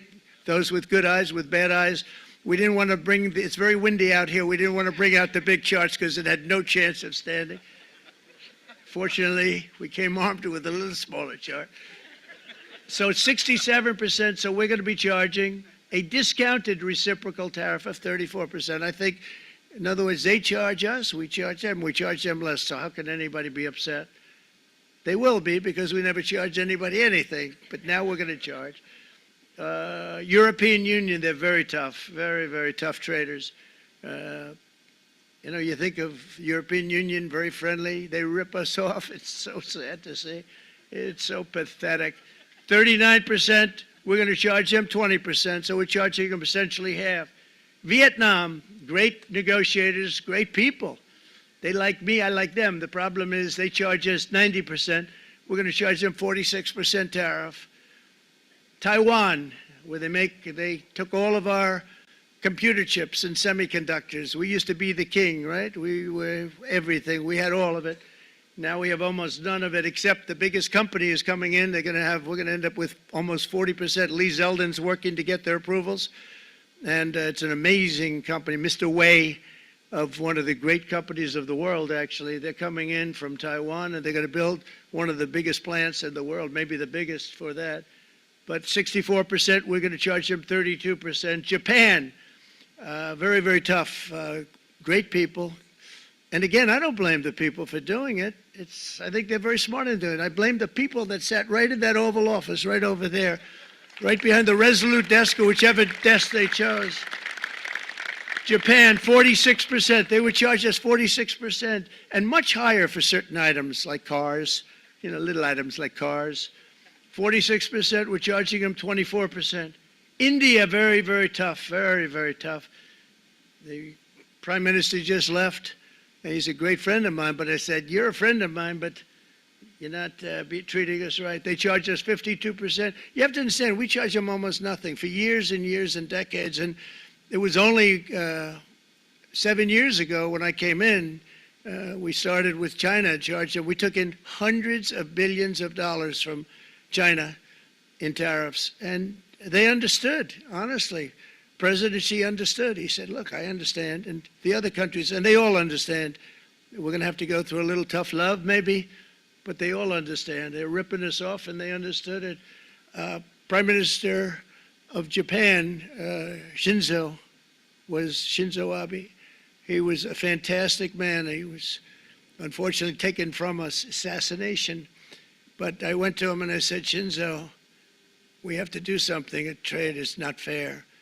And he said, I know that. And he was a great gentleman. He was a fantastic man, but he understood immediately what I was talking about. I said, Shinzo, we have to do something. He said, I know that. And we worked out a deal, and it would have been a much better deal, but frankly, there were many years left on the deal that was made previous to my getting there, but it was something. If you look at Switzerland, 61% to 31%, Indonesia, Malaysia, Cambodia, oh, look at Cambodia, 97%. We're going to bring it down to 49. They made a fortune with the United States of America. United Kingdom, 10%, and we'll go 10%. So we'll do the same thing. South Africa, 60%, 30%, and they've got some bad things going on in South Africa. We're paying them billions of dollars, and we cut the funding because a lot of bad things are happening in South Africa. The fake news ought to be looking at it. They don't want to report it. Brazil, 10%, 10%. Bangladesh is 74%. So you see what's going on. Pakistan, 58%. Sri Lanka, 88%. So what we're doing is we're taking not the full, we could take the full 88%. Thanks a lot, Howard. He's doing a very good job. How's he doing, all right? I think you better take it with you. It's not going to last very long. He's going to put it, it's going to follow you down with the wind. I brought a hat just in case it got too windy, but here, would anybody like a hat? I'm not giving it to a cabinet. I'm giving it to the auto workers. Come in.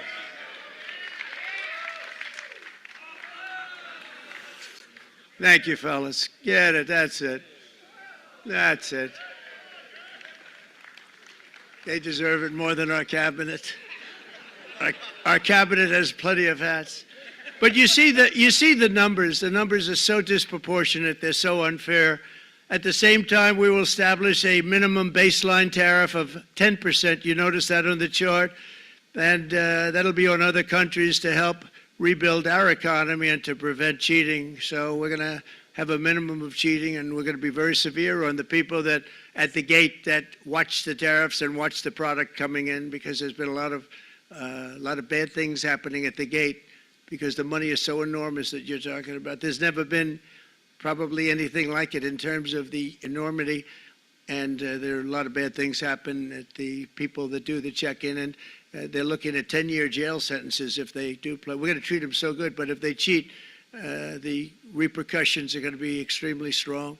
Foreign nations will finally be asked to pay for the privilege of access to our market, the biggest market in the world. We're right now the biggest market in the world. We had a great country 4 years ago in terms of the economics. We were doubling up on China. We were doing so well. Nobody was going to catch us, but so much of it slipped away over the last 4 years under Biden.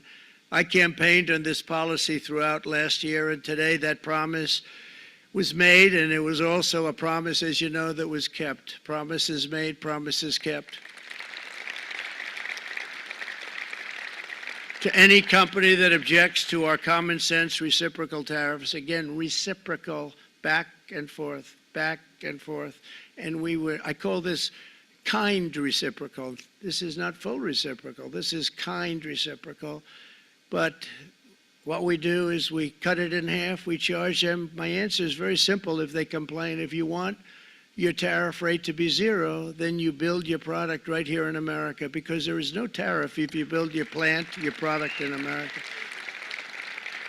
And we've seen companies coming in like we've never seen before. Likewise to all of the foreign presidents, prime ministers, kings, queens, ambassadors, and everyone else who will soon be calling to ask for exemptions from these tariffs. I say, terminate your own tariffs, drop your barriers, don't manipulate your currencies. They manipulate their currencies like nobody can even believe, which is a bad, bad thing and very devastating to us. And start buying tens of billions of dollars of American goods. Tariffs give our country protection against those that would do us economic harm. And many people were looking to do us economic harm. Maybe not so obviously, but they were doing tremendous economic harm. But even more importantly, they will give us growth. These tariffs are going to give us growth like you haven't seen before. And it'll be something very special to watch. I am so looking forward. And Brian, it's going to happen even faster than you said. You know, you might say, but it's already started. It's already started. Work's already begun on plants all around the country. And you see that as before. These are big, rich companies. We have $61 billion started on a big plant going up. It's going to be announced over the next 2 days, and they already started work. Many of these the biggest companies in the world, they've committed to build, build, build. We're going to build, build, build, sir. And they came here to see me, and they wanted to know if they could have a press conference. I do as many as I can. I'm pretty busy trying to stop Russia and Ukraine and the Middle East. We got to stop that. We got to stop the Houthis, which we're making tremendous. They like shooting ships down and out of the water, sinking ships. They get a kick out of it, but they're not getting such a kick out of it now, are they, Mr. Secretary? They're not getting such a kick out of that now. But here are just a short list of some of the companies that have already announced and committed to investment. And this is a company that built its factories and its plants in China. Apple is going to spend $500 billion. They never spent money like that here. They're going to build their plants here.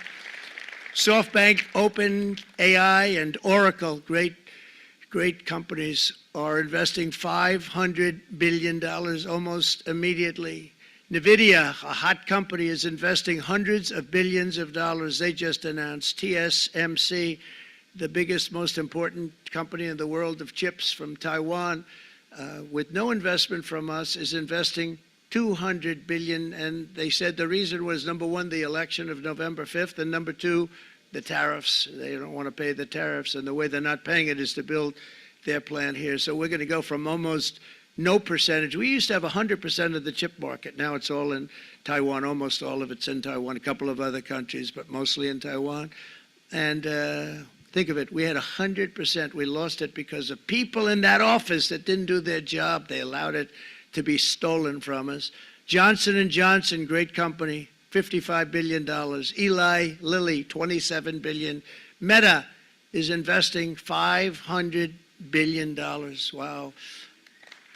DeMac is investing $20 billion. CMA, CGM, $20 billion. And then you have Merck and Clarios, Stellantis, General Motors, GE Aerospace, Honda, Nissan, Hyundai are all putting in billions and billions of dollars, and they're committed 100%. And we've never had, and this is after 2.5 months. This is after just a short, this all took place as soon as we came out with what everybody wanted to do. You know, I watched a gentleman today on television, used to work with Lee Iacocca, a very respected automobile person, and he said, you know, because they're asking people, they try and get as many negative people as they can, but they can't find them too much. It's pretty hard to find in terms of what we're doing, especially when they see all this investment. They said, so tell me, what do you think of what Trump is doing from the automobile standpoint? He said, I can't believe it.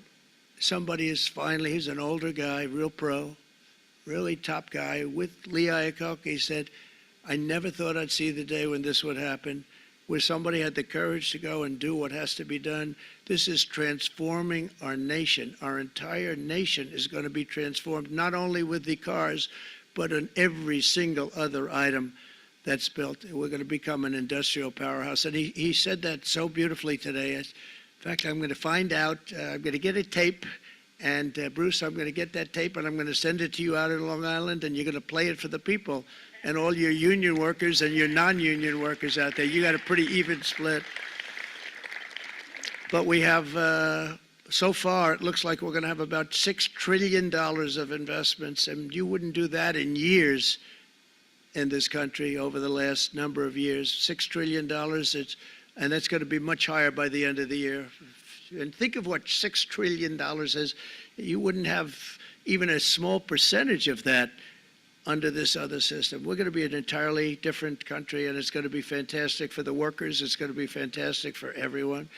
There will never have been a transformation of a country like the transformation that's already happening in the United States of America. It's an incredible thing to watch, and it's incredible to meet with the top people, people that you read about, very wealthy people, or people that are great managers and executives and presidents of big public companies, and to watch the enthusiasm they have now that they didn't have. They gave up on our country. They went to foreign countries and they built. Companies are pouring into our country at levels never seen before, with jobs and money to follow, and it's really beautiful. In the coming days, there will be complaints from the globalists and the outsourcers and special interests and the fake news. Always, the fake news will always complain. But never forget, every prediction our opponents made about trade for the last 30 years has been proven totally wrong. They were wrong about NAFTA. They were wrong about China. They were wrong about the Trans-Pacific Partnership, which would have been a disaster if I didn't terminate it. If I didn't terminate that, United Auto Workers, you would have had no jobs in this country. You would have had no jobs. It was all going to other countries. In my first term, they said tariffs would crash the economy. Instead, we built the greatest economy in the history of the world. And again, I have great respect for President Xi of China, great respect for China, but they were taking tremendous advantage of us, and I commend them for that. I say, hey, if you can get away with it, that's okay. But, you know, they understand exactly what's happening, and they probably, most of them are saying it's about time they did something, but and they're going to fight, and they're going to fight fair. Everyone's going to fight. You know, it's like, I say to the leaders, look, you got to take care of your country, but we have to start taking care of our country now. We can't do what we've been doing for the last 50 years. From the day of my election, the stock market went up in my first term 88%, with NASDAQ going up 155%, more than any president has ever had in any term in office, by far. And I think we're going to blow that away. And maybe the numbers won't show, but I think they're going to show much better than even those numbers. But what you're going to see is you're going to see activity, that empty, dead sites, factories that are falling down. Those factories will be knocked down, and they're going to have brand new factories built in their place. They're not only talking about renovating, they're talking about brand new, the best anywhere in the world, the biggest anywhere in the world. I have a friend who builds car plants, and I said, I want to see the biggest and the best. He said, well, we have to go to Mexico. I said, no, I want to see it in the United States. He said, we're not building them in there. This is a year and a half ago during the campaign. He said, we're not building it. You have to go to Mexico. When I was starting to decide to run, and I went to number one in the polls very rapidly, I want to say, like, let's say in the first hour. And then shortly thereafter, it looked like I was going to win, and the fake news was saying, oh, no, don't do this. What they don't know is if I didn't win, they would have really been in trouble, because nobody wants to read them anyway. But I tell you what, when I when it looked like I was going to win, I announced that I was going to be doing exactly what we're talking about today. Great consistency, actually, because I've been talking about it for 40 years, but because I saw what was happening 40 years ago. If you look at my old speeches when I was young, very handsome, my old speeches, and that people would say, I'd be on a television show, I'd be talking about how we were being ripped off by these countries. I mean, nothing changes very much. The only thing that changed were the countries, but nothing really changes. But it's why it's such an honor. It's such an honor to be finally able to do this. If you look at China, I took in hundreds of billions of dollars in my term, hundreds of billions. They never paid 10 cents to any other president, and yet they paid hundreds of billions, so much so that Biden couldn't do anything. They wanted to try and terminate it because he had a very special relationship with China. You know what the relationship was? He had a special relationship. But the numbers were so big, that they couldn't do it. So they did ease it up. They did things that they shouldn't have done. They made it a lot more comfortable for them, but they couldn't do it because the numbers were hundreds of billions of dollars, and I did that. And we were on our way to doing something like incredible. And then we had a very bad election happen, a very bad election. A lot of bad things happened. So when I said we got to do it again, I said we have to make it too big to rig. And we made it too big to rig, and we won in records, and it was a monumental win. And it was such an honor to see so many of you, like Brian and your friends, here with us to celebrate, and to more importantly celebrate what we're doing, because that wouldn't be a full celebration if we didn't do this, because this will be an entirely different country in a short period of time.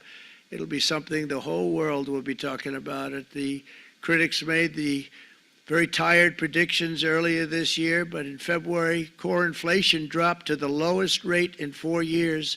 And the price of eggs, as you know, just in a month and a half, we were there for 4 weeks. And the first week, I got blamed for eggs. I said, I just got here. They said eggs have gone up at like 250%, and you can't get eggs. And they were going crazy. And I said, I just got here. And then we got to work on eggs. We got to work on everything. And our great Secretary of Agriculture, you did a fantastic job. Brooke Rollins, she did a fantastic job. And as I said before, the price of eggs dropped now 59%, and they're going down more, and the availability is fantastic. They were saying that for Easter, please don't use eggs. Could you use plastic eggs? I said, we don't want to do that. We want to, and you really came through. It's an amazing job. Thank you very much, Brooke. You did great. But likewise, an old-fashioned term that we use, groceries. I used it in the campaign. It's such an old-fashioned term, but a beautiful term, groceries. It sort of says a bag with different things in it. Groceries went through the roof, and I campaigned on that. I talked about the word groceries for a lot, and energy costs now are down, groceries are down, gasoline is way under $3, and people are beginning to be able to buy things and live again. We brought prices way down. We created 10,000 already in a few weeks, new manufacturing jobs. And it was that took place in 1 month, numbers that they haven't seen in a long time. We had virtually no inflation under my term. We had virtually no inflation for 4 years, but after transitioning over to Sleepy Joe, it went from almost non-existent to the highest in the history of our country. They're the highest inflation in the history of our country, brought up by energy and bad spending and bad policy, and a lot of bad things happened. How about allowing millions and millions and millions of people to pour into our country with open borders, where it's so sad to see even now. And I see our great secretary you have done. Stand up, please, Christy. Stand up. Kristi Noem and Tom Homan. These people are doing a great job, but gotten them out in records. We have problems with judges that don't want them to go out. They want Tren de Aragua, and they want MS-13, the most vicious gangs ever. Nobody's ever seen anything like it. Absolute killer gangs. They kill people. They don't even think about it. And we put them out, and we have judges now, radical left judges that they don't want them to go out. They want them to even be brought back. Let's bring them back. You've done a fantastic job, and please thank everybody. Homeland Security. Thank you, everybody. Appreciate it. And we now have a border that's the best border that we've ever had, even better than it was my first term. My first term we did good, but this one we really specialized in. We've done really well. And we had records then. We had the best, safest border. 4 years ago, we had the best border there ever was. And now we have, you've actually matched it and done even better. And we're going to get it down the right way. And we want people, by the way, to come into our country, but we want to come in through a legal process. We want them to come in legally. We need more people. We need people to run these plants and to help the auto workers and the Teamsters and the non-union people and everybody else. But we need people and the farmers. And we're going to let people come in, but they want to come in. We want them to come in legally. They have to have the capability of loving our country, not people that hate our country. We don't want them in our country. And now we're going to pass the largest tax cuts in American history, and that's where we're relying on Mike and John Thune. And we will not cut Social Security, Medicare, or Medicaid benefits, and the Democrats will, because if they got in, the entire economy would collapse. This country was heading for a collapse under the people that you saw. They were horrible. I think one of the reasons people like the job, I have my highest approval ratings because I think they're comparing me to the worst administration in the history of our country, so I appreciate that at least. But Speaker of the House Mike Johnson and Senate Majority Leader, appreciate it, Mike. John Thune have been fantastic, by the way. But they've been working tirelessly on taking the next step to pass the plan for our one big, beautiful bill. I'd like to name it that if you can. One big, I made that statement about 6 months ago, and everybody calls it one big, beautiful bill.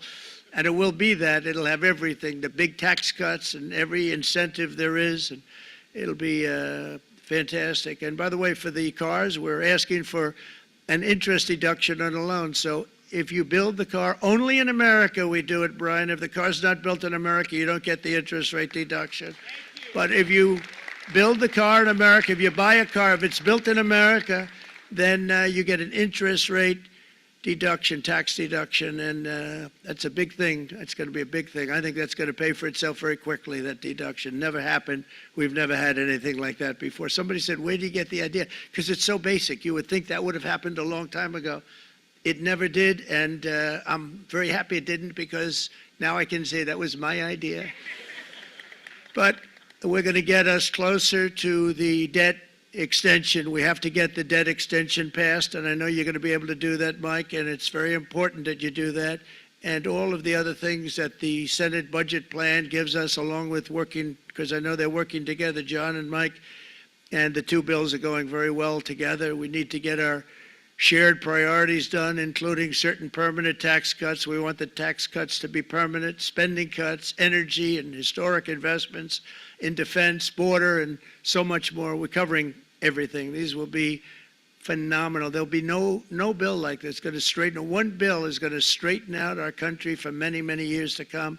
And we said, let's just do it and let's get it done. And some guys will love it and some guys will like it a little bit less because they're not getting what they were exactly looking for, but they're getting a lot. They'll never, if we get this done, it'll be the most incredible bill ever passed in the history of our Congress and Senate and congressmen, the senators and the congressmen, many of whom are here today, will be very proud of themselves. I really believe that.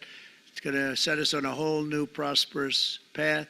We're going to cut spending and right-size the budget back to where it should be. We're going to do that very strongly. Thank you, Rick. Thank you. John, thank you. Oh, look at all of our senators over there. Oh, boy. That's a nice group of people. But I won't like them so much if they don't get this bill done.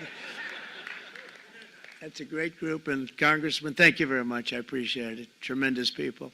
The Senate plan is my complete and total support, and the House plan likewise is very similar. They're moving along pretty much at the same clip, and as soon as you're ready, you'll show it to me, and I'm sure it'll have my support, Mike. Every Republican congressman and senator must unify. We have to unify. We can't be separated. We have to get it done. We have to get absolutely everything we can, and we have to take care of the American people. That's the only thing that matters. We have to take care of the American people first. We need to pass this bill immediately, get it done, including debt extension. From this day on, we're not going to let anyone tell us that American workers and families cannot have the future that they deserve. We're going to produce the cars and ships, chips, airplanes, minerals, and medicines that we need right here in America. The pharmaceutical companies are going to become roaring back. They're coming roaring back. They're all coming back to our country, because if they don't, they got a big tax to pay. And if they do, I'll be very happy, and you're going to be very happy, and you're going to be very safe. We're going to build our future with American hands, with American heart, American steel, and we're going to build it with American pride like we used to. We're approaching our 100th day as president and have been given credit by a lot of people, actually, even some of the fake news, can you believe it? Which in this case hopefully isn't fake, for having done more in that time than any other administration in the history of our country in the first 100 days. I think we've had an amazing, in terms of what we've done, what we've gotten accomplished. I'd like to see if we can get that war ended and another war from not starting in the Middle East. We have to get Russia. They're losing 2,000 on average, 2,500 people a day, young people, soldiers, Russian, think of that, 2,500 through some days, but on average, probably over about a 1 week period, it's 2,712, they say. They're losing those soldiers. They're dying. They're being decimated. And they're not from our country, but they're from other countries. But they're human beings. They're from Russia. They're from Ukraine in this period, most of them. And we're going to get it stopped. It's a senseless war that would have never happened if I was president, and it shouldn't be allowed to go on. And I think we're being given good cooperation by Russia and by Ukraine, but we have to get it stopped. It's humanity. It's humanity. It's a terrible thing. This will be a very big moment. I think you're going to remember today. It's going to be a free nation that we're dealing with. We're going to have a very free and beautiful nation. It's going to be Liberation Day in America, and it's going to be a day that hopefully you're going to look back in years to come and you're going to say, you know, he was right. This has turned out to be one of the most important days in the history of our country. God bless you and God bless America. Thank you, everybody. Thank you very much. Thank you. Thank you very much.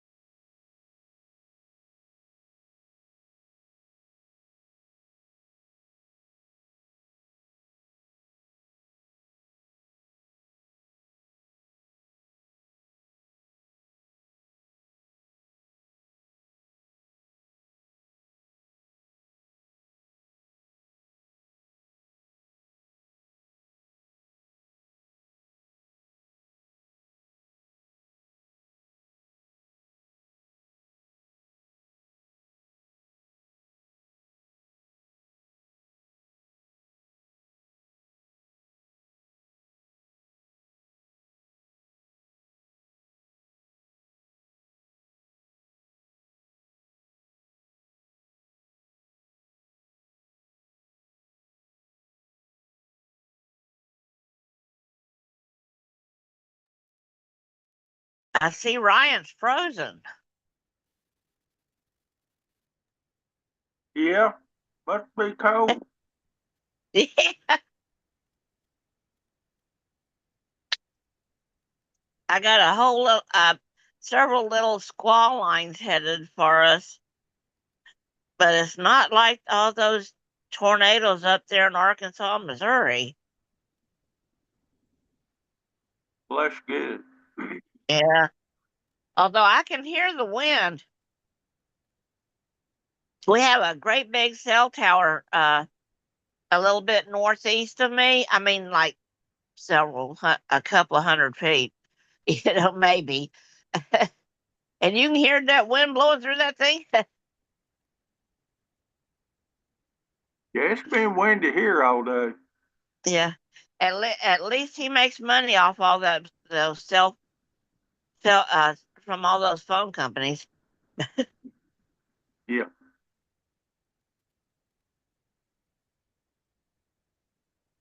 Or how come ain't no sound?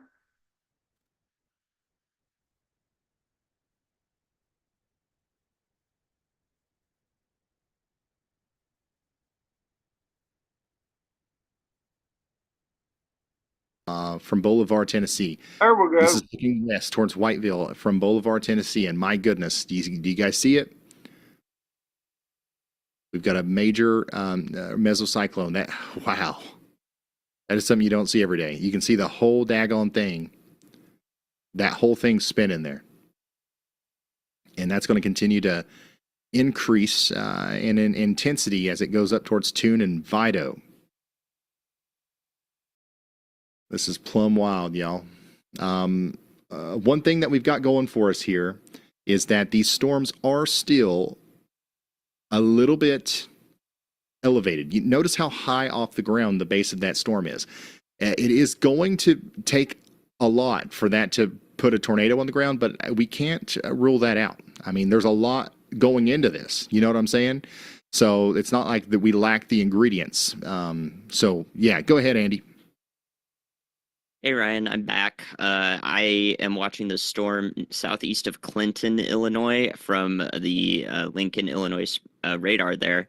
That one I had that y'all watch on previously. I'm not sure you covered it while I was gone, but I did have it up there. Now it's in DeWitt County, going towards Farmer City and Mansfield. The latest scan has that looking a little bit better. It does have a really good presentation on reflectivity. You can see that what looks like a hook there, and the velocity is starting to come together on the latest scan. So I've gone ahead and put a yaw watch on that one. The other storm I'm watching is to the southwest of that. That's just passed through Springfield, Illinois once again. That one doesn't have any low-level rotation that's apparent, but it does have a mesocyclone aloft, which is something I'm looking for with some of these storms today. Will they have that support aloft such that they could be identified as being rather robust and able to produce a tornado in that case? So watching those two storms, I don't have a yaw watch out for the Springfield storm yet, but I will if it starts looking better toward the surface. Also, I'm all good, don't worry. And there's definitely no water on my glasses from trying to go and look at the storm. I was properly taking shelter as I should have been. All right, thank you, Andy. And so, Andy, the reason Andy's back at his desk here is because Bloomington, you're no longer under a tornado warning. They have allowed that to expire. We are now more concerned about your friends over here to the east in Lexington and Colfax, over here in McLean County in Illinois. So yeah, we're happy Andy's all right, and everybody in Bloomington, you should be good to come out of your safe spots now. Over here in DeWitt, Farmer City, Blue Ridge, we're saying y'all watch out as our next tornado warning might come in this vicinity over the next little bit. We also need to watch out down here near Mahomet, Thomasboro, maybe even Champaign as the storm's coming over in your general direction, okay? Very strong storm, very capable of producing a tornado. We'll see what happens. Here is a great view from Corey Gherkin of our storm to the west of Memphis, which continues to show signs of intensification. We got a big tornado warning over here, and Corey is keeping a very close eye on it as it moves off to the north and east. Covington, Tennessee, you are in the tornado warning, right? But it looks like the tornado or the part of the storm that would produce a tornado is going to go to maybe the west of Covington, and then we're going to be a little bit more concerned, I think, about your friends in Henning and Ripley. Don't take my word for that, though. We need to be extra precautious on a day like today. And so in Covington, we want you to stay sheltered for the next 42 minutes regardless. But Ripley, Toulon, Gates, and Maury City, you guys are in the path here, and we are concerned about you significantly here. And we've also got a tornado warning continuing over here for Carroll, Chester, Crockett, Gibson, Hardeman, Haywood, Henderson, and Madison counties in Tennessee. This is that storm that we're watching from the tower camera, which is starting, it's starting to get closer to the ground. We're starting to see more layers to that lowering as it gets more organized here. So get ready in Jackson, Pinson, Laurie, and Lexington in Tennessee. All right. Once again, I got to do a quick be right back. I'm going through a lot of water here. Give me 2 seconds. All right, Ryan, quick chat check. Viewers are Ryan, that lighting up storm about the southwest St. of Louis Ripley's about to Metro. go. Sounds Later like a today, I have symphony it. of sirens over there from Baldwin to Belleville. Big focus also remains on Tennessee, with multiple warnings and sirens popping, especially Jackson, Dyer, and Tipton counties grabbing attention. Also, Ryan, deep breath. Yes, they're still coaching on Bolivar, bless their hearts. And now Pevely Moe is getting the treatment. Apparently, it's Peevely.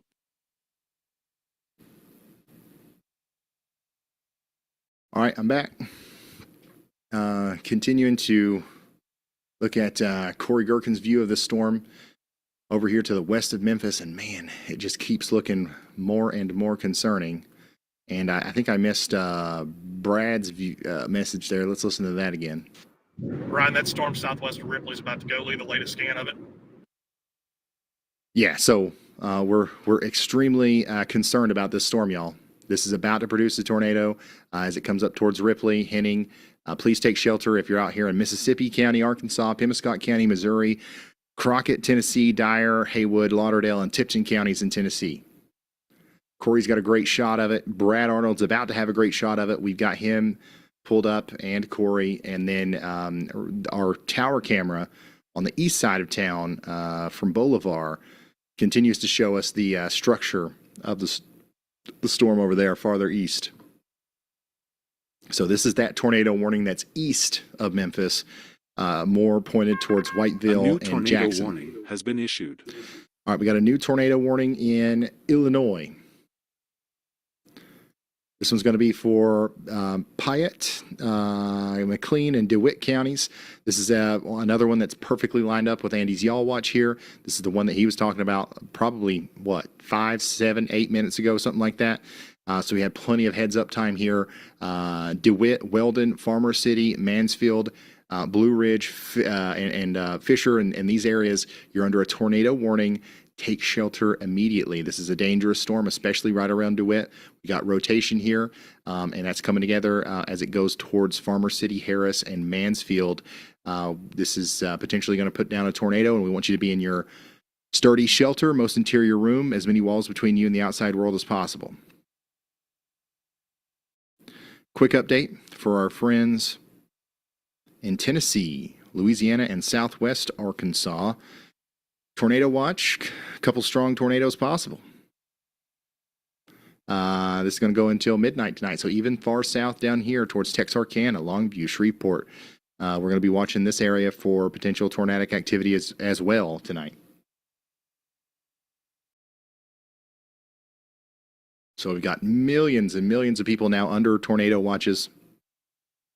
And we're right at the beginning stages of our tornado situation here. And we're going to be here with you for the whole thing. So, yeah, just make sure you're aware and ready to heed warnings if you're listed on this graphic anywhere. A couple strong tornadoes possible.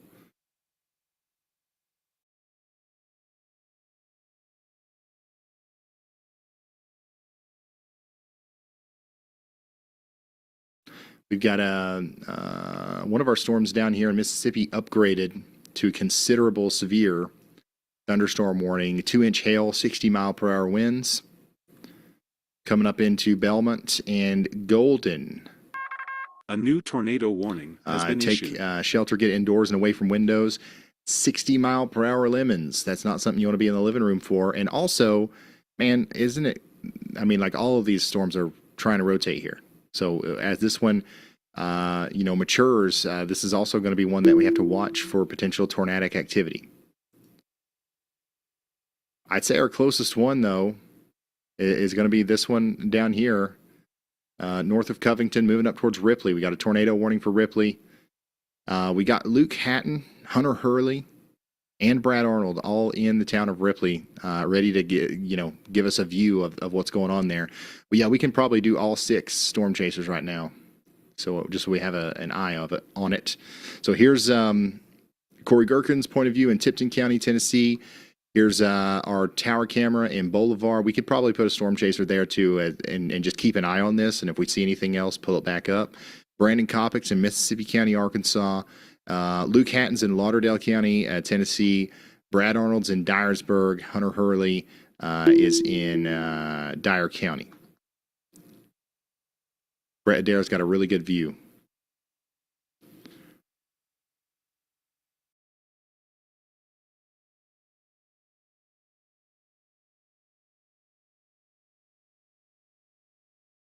Of the storm as it comes together here to the north and to the east of to the north and east now of Memphis. These things are moving pretty fast. A new tornado warning has been issued. New tornado warning in Missouri. This is going to be for our friends over here in south and east of West Plains near Brandsville, Koshkonong, and places in Howell and Oregon counties. Take shelter immediately. This is a dangerous storm. We want to be in that lowest room, lowest floor, most interior room. Put as many walls between you and the outside world as possible. In Missouri, we also have a tornado warning up here for Ironton and Fredericktown. This is Iron, Madison, and St. Francis counties in Missouri. 1-inch hail, get ready. It's coming in now. South of St. Louis, we have a tornado warning continuing for Columbia and Waterloo, and we still have a pretty big convergence signature here. We'll see what happens with that. We don't have any confirmed tornado or anything, but this is a storm that's capable of producing a tornado on the southern side of St. Louis, so we want you to be sheltered for the next 34 minutes. Andy is now highlighting the area to the north of St. Louis in a severe yaw watch, so we've got high confidence that we're probably going to see a severe thunderstorm warning at some point with this storm, as we do expect some very strong winds and of course some hail, some large hail to be possible in Florissant, Ferguson, Alton, Wood River, especially up there towards Wilsonville, Mount Olive, and Washville as this gets stronger.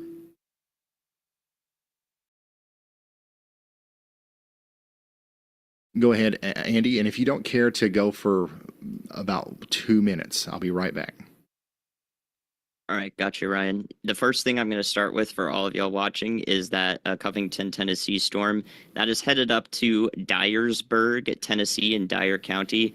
It is not there yet. That's not under a warning yet, but that's generally its path, and we expect if this were to continue to be warned, that Dyersburg, the city, would be in a warning. The NOAA weather radios in Dyersburg are out. A new tornado warning The has NWR been transmitter in the city is currently off the air for about an hour and a half now, and thus you will not receive the tornado warning over a NOAA weather radio until that is back in service, until it's fixed, and we'll have to monitor the feed from the National Weather Service Memphis to learn if that is the case or not. So a dangerous situation is possible in Dyersburg, Tennessee, as residents are going to lose one method of gaining this warning if it is issued. That's going to be about 25 minutes, 30 minutes down the line, maybe a little bit sooner, depending on how fast that storm gets into Dyer County. So just want you to know that, because we have so many of you here right now, so many viewers, we can, through the power of numbers, exponentially greater, the more numbers we have, the more likes on the stream we have, et cetera, all of the things that you can do almost just passively on your own watching will help the people in Dyersburg if you have a connection to them, or if you have a connection through someone that then knows someone in Dyersburg. If they're relying on the NOAA weather radio in this area, they may not receive the warning as it stands. So power in numbers, you guys know what to do. If you know someone in Dyersburg, go ahead and let them know ahead of time, as their weather radios will probably not work. So that's the update I wanted to give. That's very important for those people. Thank you so much, meteorologist Andy Hill, who we will hear from a lot as we continue to track these developing supercells. We got multiple tornado warnings across Arkansas, Missouri. Arkansas. Yeah, that's new. Okay. New tornado warning in Woodruff and Monroe counties in Arkansas. Look at that. Crazy, weird polygon, man. Going straight north. Look at the storm motion, too. The storm's literally going straight north over Cotton Plant and then up towards McRoy and Augusta. Monroe and Woodruff counties in Arkansas now under a tornado warning. Take shelter now. It's going this way. That's going to be a strong storm, and that is very capable of producing a tornado over the next little bit. We've got a ton of concern, obviously, about our storm that's approaching Ripley. It's about to ingest a big surge of inflow here. We'll see what happens with this as it tries to enhance in intensity. There's a ton of mergers that's about to happen here, and that will either lead to a constructive situation that allows for a tornado to form, or it might disrupt the tornadogenesis process, which would be good. However, it's a dangerous situation that's developing over here near Covington and up towards Dyersburg. Go ahead, Andy. Hey, Ryan, that Arkansas warning is actually for an anticyclonic rotation, which is pretty rare. If you look at the Little Rock radar, especially, you can see it better over the last few scans of velocity. The stronger outbounds are actually on the northern side of the rotation, so it would be going clockwise here, and thus we could say that's anticyclonic. And now the anticyclonic tornadoes can happen, and they do, and some of them are even strong. But it's just not the favorable mode generally for a low pressure within a storm, and thus a rising updraft to take place. But on a very small scale, we can see anticyclonic rotation be powerful enough to receive a tornado warning, such as in this case, and that also explains the slightly different path that it's taking, which is closer to due north rather than with a more north and east direction. So just an interesting little fact, also to clear up if any other sources that are covering that warning are confused, that it looks strange or that shouldn't be warned or something. That should hopefully clear up and add some scientific reasoning to what we're seeing there. All right, thank you so much, meteorologist Andy Hill. Fascinating stuff out of this warning over here near Cotton Plant, Monroe, Woodruff, Arkansas. Please take shelter. It's not going to matter to you which way it's spinning if it ends up hitting your home, right? So get indoors, get into that most interior room, as many walls between you and the outside world as possible, and let's get through this thing. We got 29 minutes on that warning. I'll let you know whenever it's time to come out. We got 13 million people now under tornado watches. Tornado watch means be prepared. That's when a tornado is possible. You want to know your safe place, such as a storm shelter, basement, or interior hall away from windows. You want to be prepared to act if a warning is issued. A tornado warning means take action. A tornado warning is issued when a tornado is happening or about to happen. Immediately seek shelter in your safe place. You might have heard the taco analogy before. In your kitchen right now, you probably have in various cabinets and in the refrigerator the ingredients to assemble a taco. So that's a taco watch. You could have tacos, all right? But there's not going to be a taco warning until you go into that kitchen and you get all the ingredients together and you start actually putting them together. You start making a taco. Now that's a taco warning. Same thing with a tornado watch and a warning. All right. So some people, if you've never known the difference between those before, know today that if you're under a tornado warning, that is that's a very dangerous situation that you're in, and you got to take shelter. Speaking of tornado warnings, there continues to be a tornado warning for Carroll, Crockett, Hardeman, Gibson, Haywood, Henderson, and Madison counties in Tennessee. This supercell, the one that we were watching over here through the Boulevard camera, is currently, it's also undergoing a similar situation as the one to the west. There's several storms that are maybe trying to interact with each other and merge together. We're going to watch that process as the storms approach Jackson. It's either going to lead to a stronger storm and a more dangerous situation for Jackson, or it could buy us a little bit more time.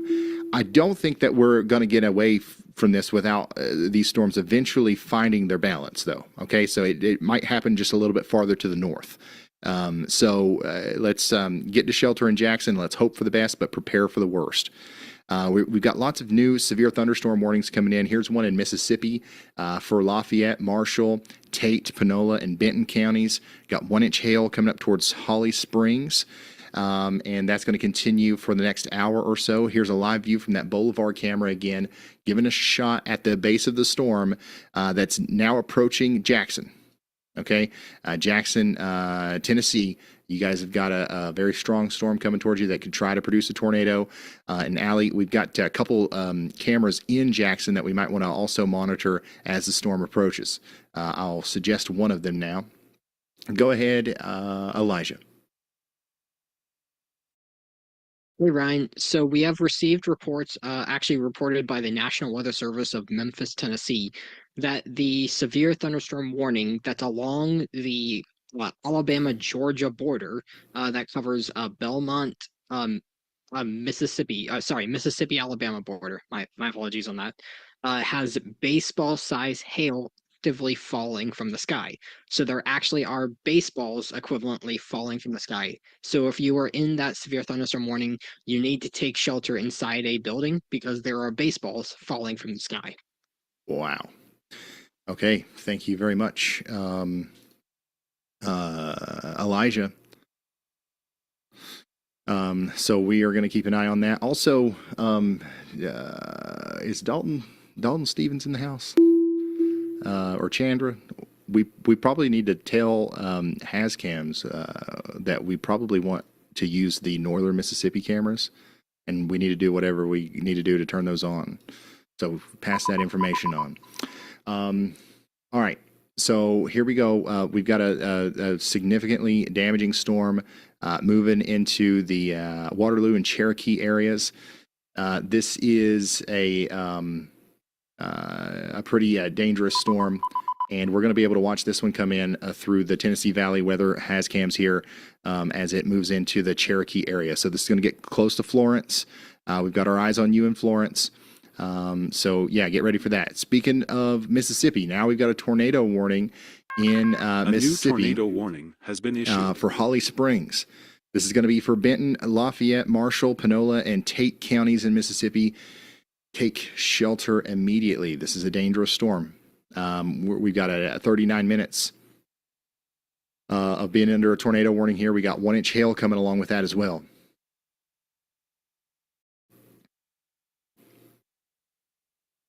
Go ahead, Andy. Yeah, Brian, I actually thought this storm further north of that warning is actually much closer to maybe producing a tornado there. Well, it was on the previous scan. Once I started talking about it, it goes away. Maybe I should do that for every storm. That'd be great. But it has that shower in its inflow just northwest of Holly Springs, and I was thinking that that could come together as a merger there. So I've gone ahead and put a y'all watch out on it that extends into Fayette County.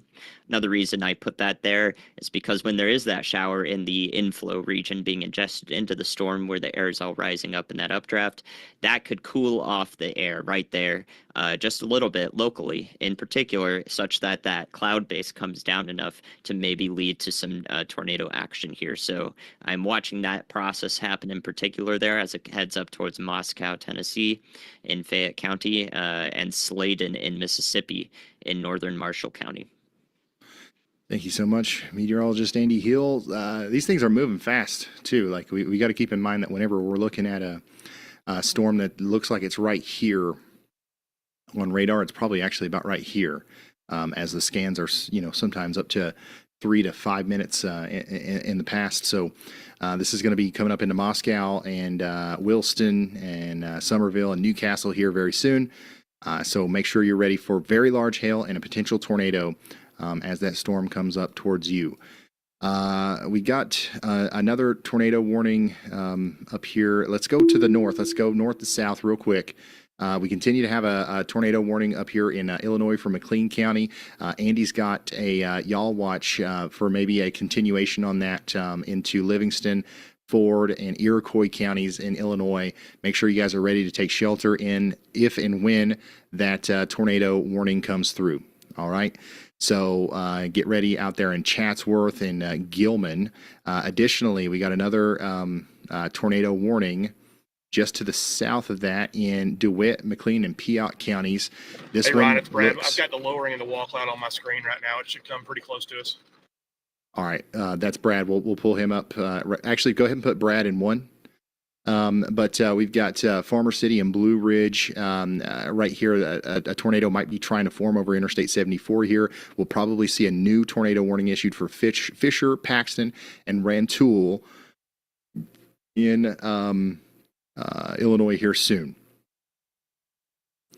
South of St. Louis, we have a tornado warning for Belleville, and this one looks like it's actually coming together again, too. We got significant rotation trying to come up and form over here near Columbia, moving toward Millstadt and Belleville. South of St. Louis, take shelter out here in St. Clair, Illinois, Monroe County, Illinois, and St. Louis County, Missouri. A new tornado Go warning ahead, Andy. has been issued. Thanks, Ryan. Yeah, I was actually going to tell you, I don't know if it came through, but the Jackson, Tennessee warning was upgraded to confirmed via the public confirmed tornado warning for that. So I'm not sure if that did come through or not, but I saw that warning be upgraded just less than a minute ago. So hopefully this is new pertinent information. Yeah, thank you, Andy. We now have a observed or confirmed tornado warning here, public confirmed, moving up towards Jackson. So Jackson, Tennessee, take shelter. Specifically, the rotation right now looks to be between Denmark and Neely, moving up towards Madison Hall, Mallesus, Bemis, and then eventually right up into Jackson. We do have a live view of Jackson. This is, well, we did have a live view. Oh, there it is. Yeah. We got a live view of Jackson here. This is a tower camera looking, I believe, right down into the storm. I don't see a tornado, but I do see a very powerful, dangerous storm that is capable of producing a tornado. So we're gonna take shelter out here in Jackson. Okay. There's two cameras in Jackson. We're watching both of them. And if we see anything, we will let you know.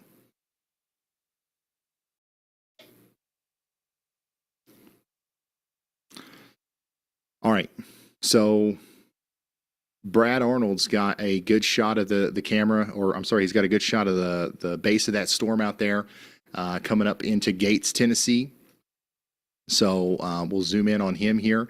And this is the rotating part of the storm that is going past Ripley now, going up towards Gates and Halls, towards Beech Grove and Friendship. This is, it's going through the merger process. It's not quite as healthy of a storm as it was when we first started being concerned about it, but it's about to enter a period where it's going to have a chance again to kind of have the environment all to itself.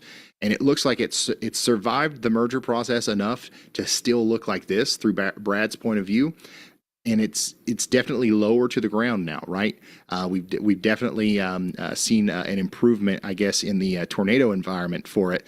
So now we'll see if it matures again as this final merger happens with that little sail that's coming out of Covington here. So yeah, big time storm trying to come together over Ripley. I think we've dodged a bullet here in Covington, Gilt Edge, and Brighton. But do know that there are more storms to the south and west, and we're not done yet in Memphis. Unfortunately, we're going to have several rounds of storms tonight, okay? Go ahead, Andy. Did you say go ahead, Ryan? Yeah, go ahead. Thank you. I'm looking at Illiopolis to Decatur, Illinois, that new Y'all Watch I just put out. That was that cell back near Springfield that I previously mentioned that had that mesocyclone aloft. Now it looks like there's a little bit of a hook starting there. So I have a low confidence ahead of time that this may become tornado warned by the National Weather Service out here. And that would likely include parts of Decatur in Macon County in Illinois. So y'all watch out there just in case that comes together more. Not currently tornado warned, but maybe come in the future. Thank you, Andy. Y'all watch out in Harristown, Decatur, Oriana, Forsyth. This is Macon, Sangamon, and Christian counties in Illinois. this is almost, I mean, there's a good chance that at some point this will get a tornado warning. So y'all get ready to take shelter out here in Niantic and Harristown along I-72 into Decatur. This is a very dangerous storm. Take shelter now.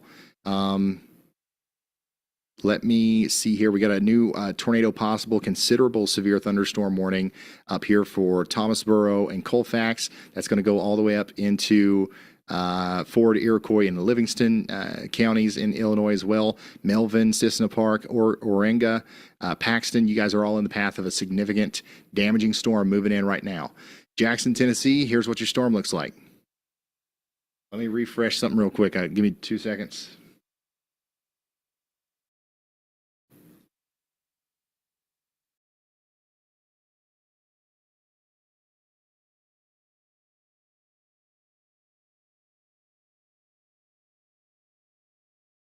All right, so this is what the storm looks like that's approaching Jackson, Tennessee, where we do have a confirmed tornado warning, public confirmed tornado. I'm not seeing a tornado, thankfully, but once again, I am seeing a storm that could very easily produce one as it comes right into Jackson here.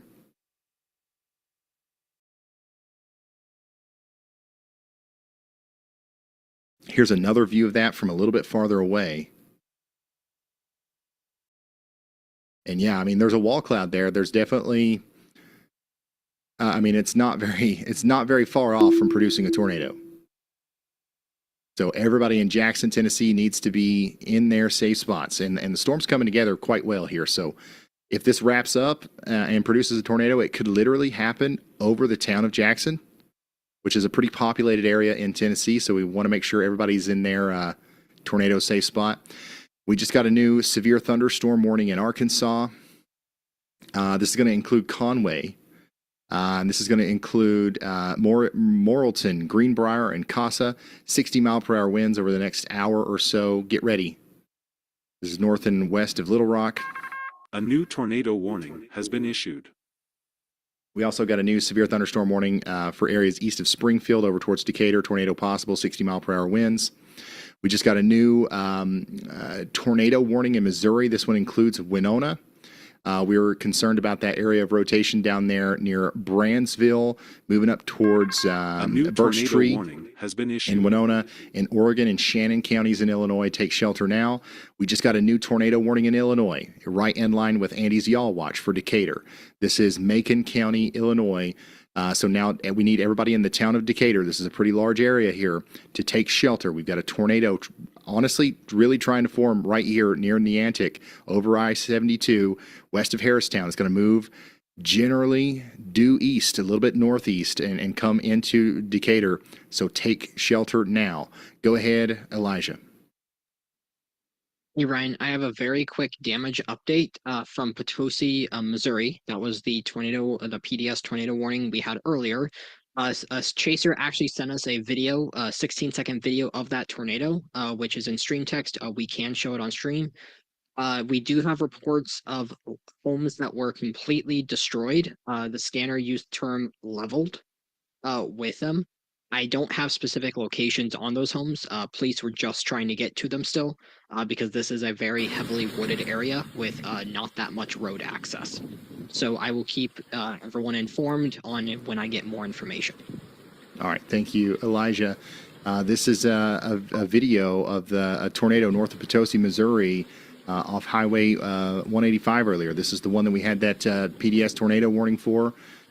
And holy smokes, this is the real deal, folks. This is what we're talking about today. Whenever we've got tornado warnings out there, this is what could be happening. This is what we need you to take shelter for, as these things are moving fast and they are producing significant damage out there. This was just moments ago in Missouri, and there are several more storms out there right now that are going to be capable of doing this and potentially even producing larger tornadoes as we go forward. All right, so if you're just now tuning in, this is a tornado that just happened in Missouri, and we are in the middle of covering ongoing tornado warnings in Illinois, Missouri, Tennessee, Arkansas, and mostly in Tennessee, and Missouri, and Illinois. So we're going to continue to relay these warnings here, but remember, This is what we're dealing with today. This is the real deal. These ain't maybe tornado warnings. These are real tornadoes. And we've got to take every warning seriously today, including the one that just came out for Decatur over here in Macon County, Illinois. Take shelter immediately.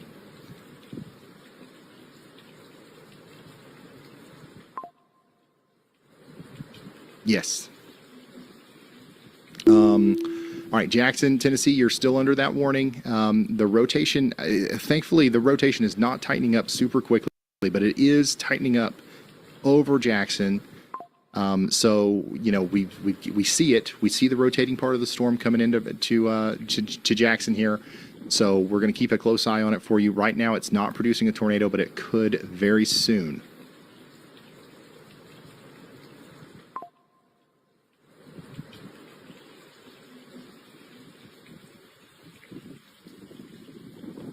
If you're just now tuning in, the video's still going. My bad. All right, if you're just now tuning in, what you were hearing there was a video of a tornado that was sent to us. Hey Ryan, this one that we're on right now is kind of struggling a little bit. We're going to drop down to the southern ones that are going to be crossing over into Tennessee. The one that is just north and just south of Holly Springs, we're going to target those two. Just wanted to let you know we're going to bail on this one and head south. All right.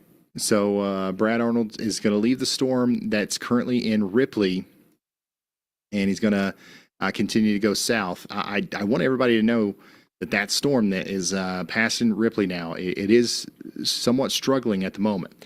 But there's a very good chance that it will overcome that struggle as it approaches places like Union City and Martin. So please don't let your guard down out here. We'll likely get a new tornado warning soon for this area, for areas probably to the east and southeast of Dyersburg and New Bern. And, you know, this storm could easily, get big and worrisome again. It's just got to ingest these showers down here. So hopefully it doesn't, but I want to make sure everybody is on the same page here, and we know what we're dealing with here. Jackson, Tennessee, the rotation's going right over town right now. So, and this is what that looks like. We're just going to monitor this here to make sure we don't see anything developing. I mean, there's definitely some developments there. Don't get me wrong, but like I don't see anything touching ground yet. But yeah, big time rotating wall cloud going over the town of Jackson, Tennessee right now.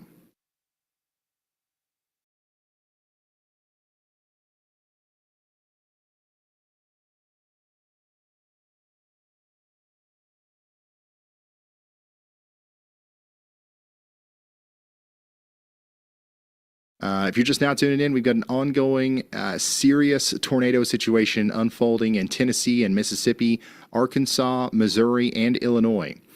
This was just moments ago. This is a tornado that happened in Missouri just moments ago. We had a PDS tornado warning. This tornado is no longer on the ground, but we are concerned about this happening again in some of the areas that we are covering right now. So if you're under a tornado warning, please take this seriously and take shelter as time goes on here and these warnings continue to move off to the north and east. South of St. Louis, there's still a tornado warning. We still have a convergence signature near Belleville. We do not have a tornado currently. We have a potential tornado-producing storm here between Centerville and Belleville. We need you to take shelter. There's about 9 minutes left on this warning. We'll see what happens. They might issue a new warning that includes O'Fallon here soon. If that was to happen, we'll need you to take shelter. But right now, you're fine in O'Fallon, but I would definitely get ready just in case. Ryan, it's Brad when you have a second. Let's talk to Brad. Go ahead, Brad.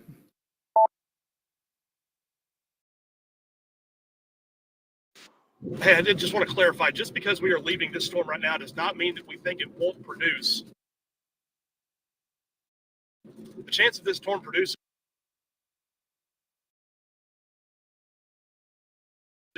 further north is pretty high up there. I think it will produce, but they're moving so fast that it's hard for us to keep up with them. So our plan is to just, intercept these and then have to head south. I don't want people to let their guard down just because we're bailing on the storm. Absolutely. Yeah, these things are moving fast. The way that the storm chasers, the way that people like Brad have to operate on a day like today is they've got to intercept the storm as the storm's coming towards them. They really can't chase it down. They're moving too fast. Yeah, a very good chance that storm's going to continue to try to produce as it goes up on past Dyersburg. So we're going to keep covering that for you as it moves in that direction. All right, let's do our thing where we start up north and move south again, and we'll probably get interrupted by a new warning here at some point, but we'll try to get through these anyways. We do currently have a severe thunderstorm warning, a considerable severe thunderstorm warning up here in Ford, Iroquois, and Livingston counties in Illinois. We've got a 70-mile-per-hour winds and ping pong ball size hail coming up into Gilman, Onarga, and Paxton over the next 22 minutes. Take shelter, get away from windows. We have a tornado warning for Decatur in Illinois. That's Macon County, Illinois. We're concerned about our friends in Forsyth, Oriana, Argenta, Cisco, and Cerro Gordo as well. We need you to take shelter. Put as many walls between you and the outside world as possible. A tornado could be developing here. It looks like the storm coming out of St. Louis is now getting a severe thunderstorm warning here for O'Fallon, Breeze, Pocahontas. This is a tornado possible severe thunderstorm warning, meaning that it's not a tornado warning, but it's a severe thunderstorm, and we do think it's capable of producing a tornado. Yeah, I would take shelter just in case anyways out here in Lebanon, Trenton, Aviston, Breeze, and Highland. Going to be a very dangerous storm as it comes through. Now, we've also got a severe thunderstorm warning with a tornado possible tag coming up into St. Genevieve, and Redbud. This is going to be for Monroe County, Illinois, Randolph County, Illinois, and St. Genevieve County, Missouri. Get indoors and away from windows. We've got 1-inch hail and 60-mile-per-hour winds coming in. We also have 1-inch hail and 60-mile-per-hour winds getting ready to come into Fredericktown in Missouri. You want to make sure that you are protecting yourself out there. We're under a tornado warning for the next 35 minutes in Oregon and Shannon counties in Missouri. We got rotation over here south of Birch Tree. This is moving up towards Winona. Get indoors, lowest floor, most interior room, as many walls between you and the outside world as possible. You got 35 minutes left on this warning in Winona. Please take shelter if you haven't already.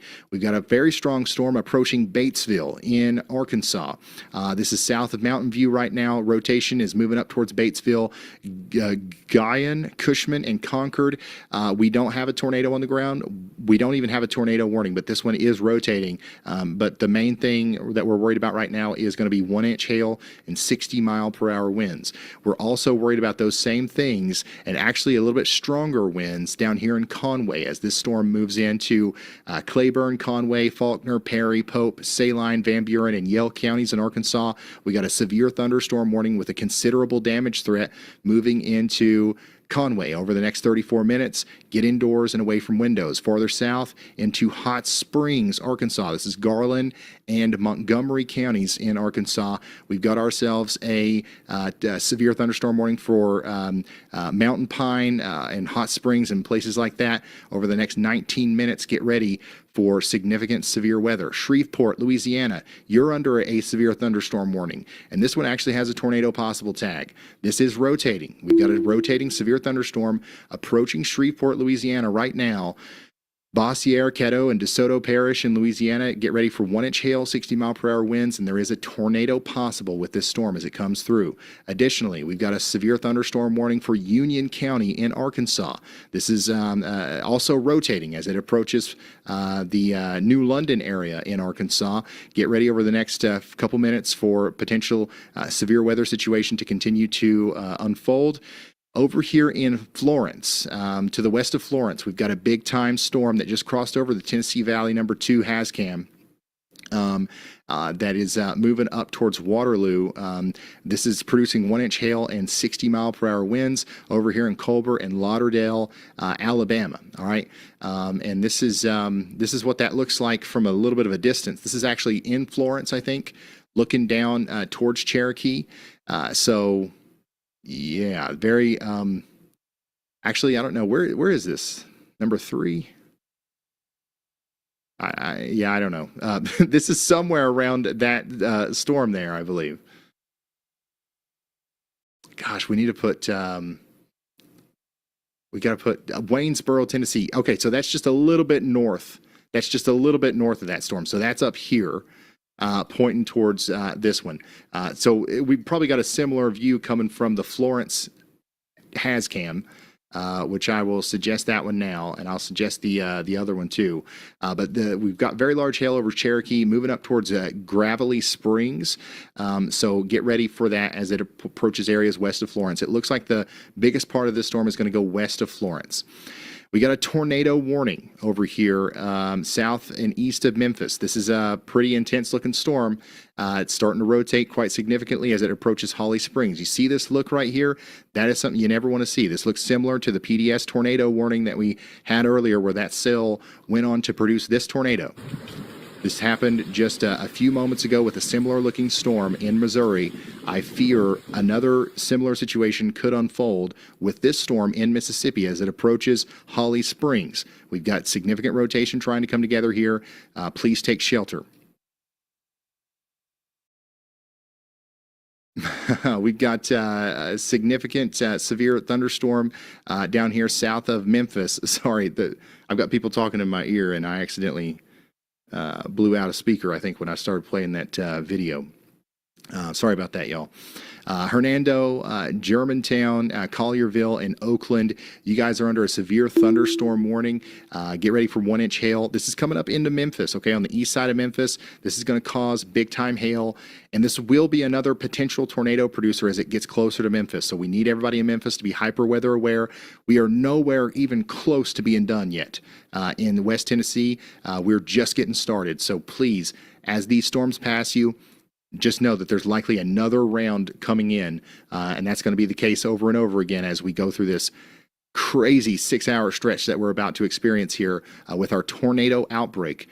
Let's go over here to the tornado warning in Jackson, Tennessee. Okay, here we go. This is what we were waiting on. This storm is getting its act together now. It looks like the mergers have completed, and this thing has got the whole world ahead of it here and a very robust environment to take advantage of as it goes up past Jackson and Oakfield. You got two cells here that are no longer really competing with each other. I guess that this one is, kind of ingesting some cool air out of the forward flank of the one that's over Jackson now. But this one right here is looking like the real deal. And here's what it looks like, I think, from Jordan Hall's point of view. So, yeah, there you go. The Jackson, Tennessee storm is really starting to get its act together. We got to make sure everybody in Jackson, Tennessee understands that we just had a storm go through there. We had our initial area of rotation go by Jackson, didn't produce a tornado, but now we've got a more serious looking storm right behind that, producing another area of rotation that's about to go through Jackson again.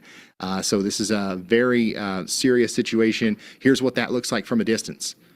Oh, yeah, that whole thing's spinning there as it moves up into Jackson. We got to get to shelter in Oakfield, Jackson, and Mount Gilead in Tennessee. This is extremely, extremely dangerous situation for our friends out there in Carroll, Crockett, Gibson, Haywood, Henderson, and Madison counties in Tennessee. Whew. I think we covered everything. Actually, you know what? We didn't. There's a daggone severe thunderstorm warning in Georgia. You kidding me? Yeah, look at this. Way out here in Georgia near Douglas, up here in Ambrose and Broxton, Atkinson, Coffee County, Georgia. We've got a severe thunderstorm warning for 60-mile-per-hour winds coming in there. So even as far out as into Georgia, we're having strong storms today. We've got a really incredible view of the rotating updraft from our camera in Waynesboro, Tennessee. Check this out. This is going to be, I believe, what we're looking at here. Oh, how cool is this? I think we're looking at this little storm right here. So we've got a perfect view of a developing supercell, and this is what they look like in their infancy stages. Like that little dark spot that you see, that's the storm, right? That's the actual storm. That's the part that's doing the work of sucking up the warm, moist air. And it looks like they've just rotated us, and now we're looking at maybe a different storm, but still a very impressive view here from the Tennessee Valley weather HazCams there in Waynesboro, Tennessee. We love Tennessee Valley Weather. I'm sure you guys who are from here, you're aware of them and you know about them. They're tracking these storms right now. As that dark area there, that's where the warm, moist air is getting sucked up into the storm. And then behind it, where you see like the gray lines kind of falling out of the sky, that's all the rain. So the warm, moist air gets sent up into the sky through the dark area, goes up, condenses, and then falls back down on the other side as rain cooled air. Some of that gets swirled back around in, combines with the warm air that's going up in there, and that's what allows it to rotate. If you get enough of that going on, enhanced by the low level jet and other factors, you can easily get a tornado from a storm like this.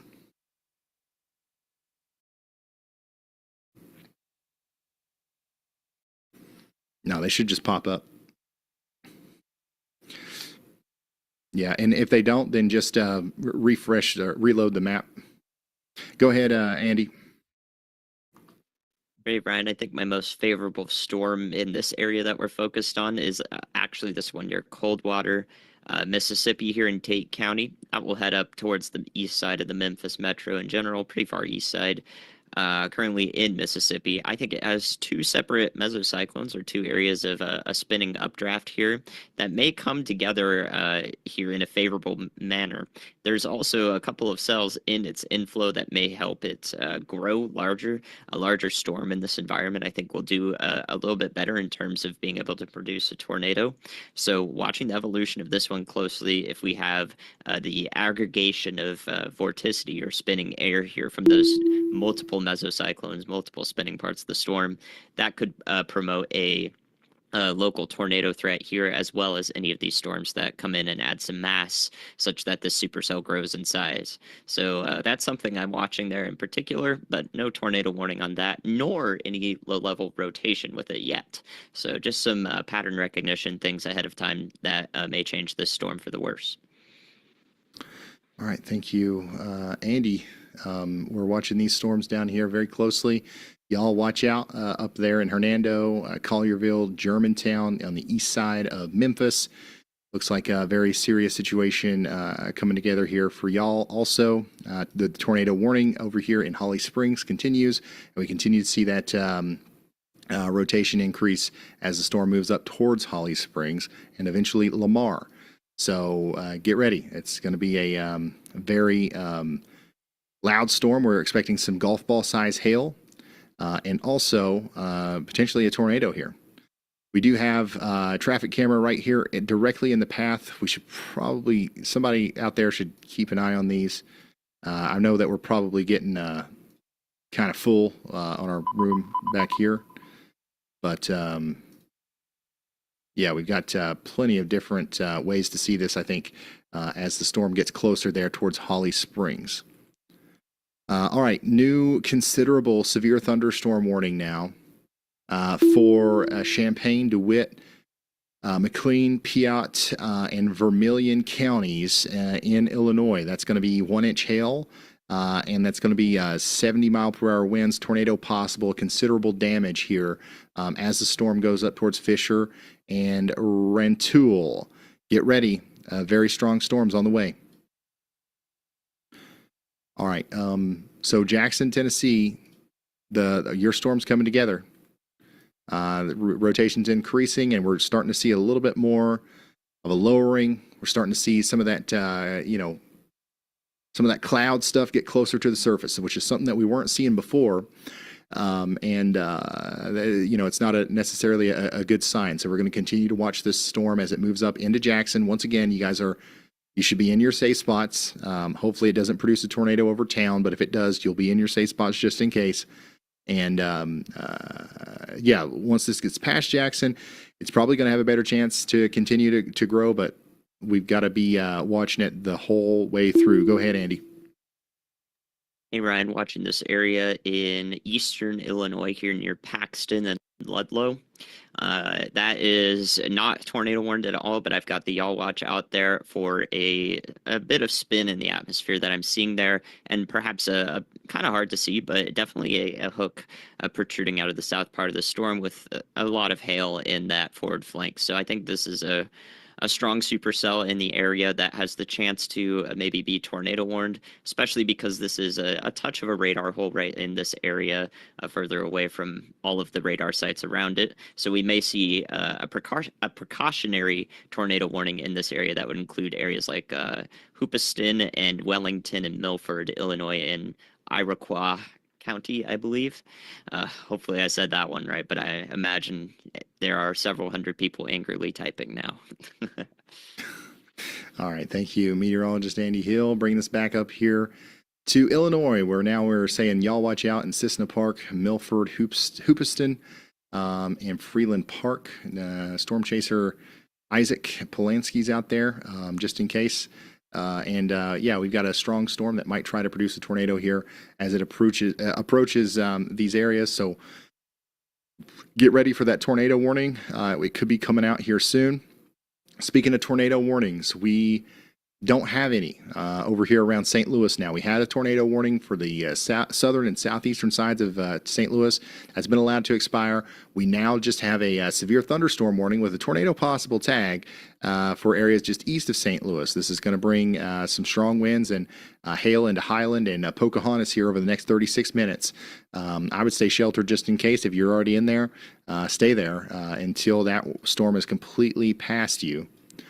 Back down to our tornado warning in Mississippi. This thing continues to look really interesting as it comes up towards Holly Springs. Hopefully everybody in Holly Springs, Mississippi is sheltered. And then once again, we do have that y'all watch out for a potential developing tornadic situation over here near Hernando, moving up towards Olive Branch, and then eventually over towards the east side of Memphis. Let's take a look at Jordan Hall's feed here. Jordan Hall is kind of right in the middle of our storm in Jackson. So Jackson, Tennessee, that rotating a new tornado warning has been issued. Part of the storm is going over you now, and we just got a new warning for that, actually. So now we've got a tornado warning for Benton, Carroll, Gibson, Henderson, Henry, and Madison counties in Tennessee. And this thing is very quickly organizing, and look at this. That's probably the best it's looked so far. So yeah, this thing is really trying hard to produce a tornado. That rotating part of the storm right there is right over top of Jackson. So as this moves farther to the east and northeast, hopefully it waits until it gets past the most populated areas before it plants a tornado. But it's going to be capable of doing that as it approaches places like Cotton Grove.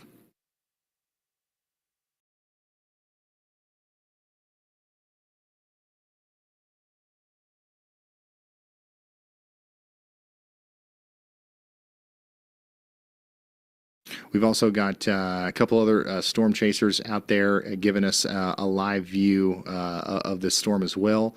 We will keep those in mind as we show you all these angles. Right now, this is our most clear view of the storm, and you see the rising scud there. This is developing quickly, and it is rotating right over Jackson. So hopefully everybody in Cotton Grove, Claybrook, Spring Creek, and Mount Gilead are in their safe spots because a tornado could be forming here right in front of our eyes. Considerable severe thunderstorm warning now in Arkansas, Cleveland, Drew, Jefferson, and Lincoln counties now under a considerable severe thunderstorm warning. 1.75 inch hail, and this is also rotating quite a bit. So make sure you are getting ready out here in Star City. I wouldn't be surprised if this one ended up getting a tornado warning, as this is also a discrete cell. It's rotating. It's doing all the things that it needs to do to try to produce a tornado. So get ready in Star City. Even without a tornado, though, in Star City, Grady, Gould, we are likely going to see very large hail and some damaging winds. So get ready for that. Storms are popping up all over the place over here.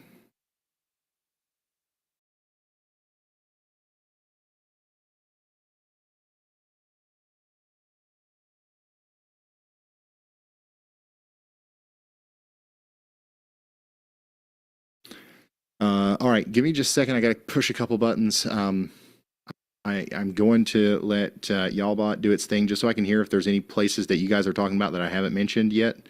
But I promise I'll get right back into the radar analysis right after this. All right, Ryan, quick update from the Y'all Squad. The big focus is definitely on Jackson, Tennessee. We're seeing lots of reports about significant hail, and folks are buzzing about that rotation signature getting spicy. Still getting consistent reports of sirens going again over in Decatur, Illinois, too. Oh, and the chat's Helpful Pronunciation Committee is back in session for Illinois. They're gently suggesting Iroquois County is pronounced closer to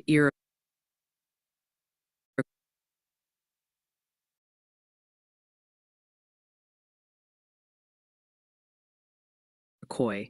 Keep up the great work. Stay safe, everyone. Iroquois. Gotcha. All right, so it sounds like we're doing a good job of keeping focused on the areas that you guys are also focused on. So our most concerning storms right now are the ones over here in Tennessee and Missouri, and that's what we're going to continue to hone in on here.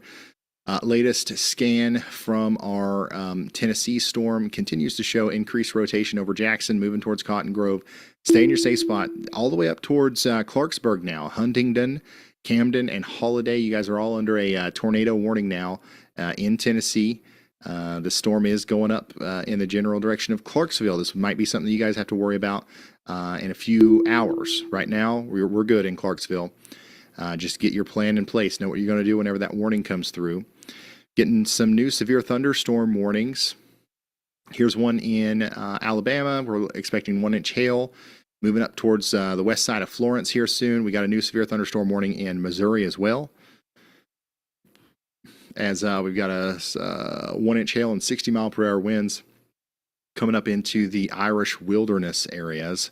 Illinois has a new severe thunderstorm warning. That's Iroquois County, Cissna Park, Milford, and Wateska. Get ready for strong winds and some hail. And then also we've got a pretty decent area of rotation showing up here. I'm surprised they haven't issued a tornado warning yet for that Y'all Watch that Andy put out. So y'all watch out in Cissna Park and Milford, okay? We got a new considerable severe thunderstorm warning for Champaign, Urbana, Mahomet, Thomasboro. We've got 70-mile-per-hour winds and 1-inch hail coming in over the next hour or so. That's Monticello, Philo. Yeah, the I-74 corridor out here is going to be a dangerous place to be as we get this hail and also another tornado possible storm coming through over the next little bit. Big time wind threat on that one. Arkansas, we've got a new severe thunderstorm warning for Little Rock. Okay, Little Rock, you're now under a severe thunderstorm warning. We got 1-inch hail coming in and 60-mile-per-hour winds. Hey, so Ryan, this is going to be Brad, a nasty storm for Little Rock. Let's hear from Brad.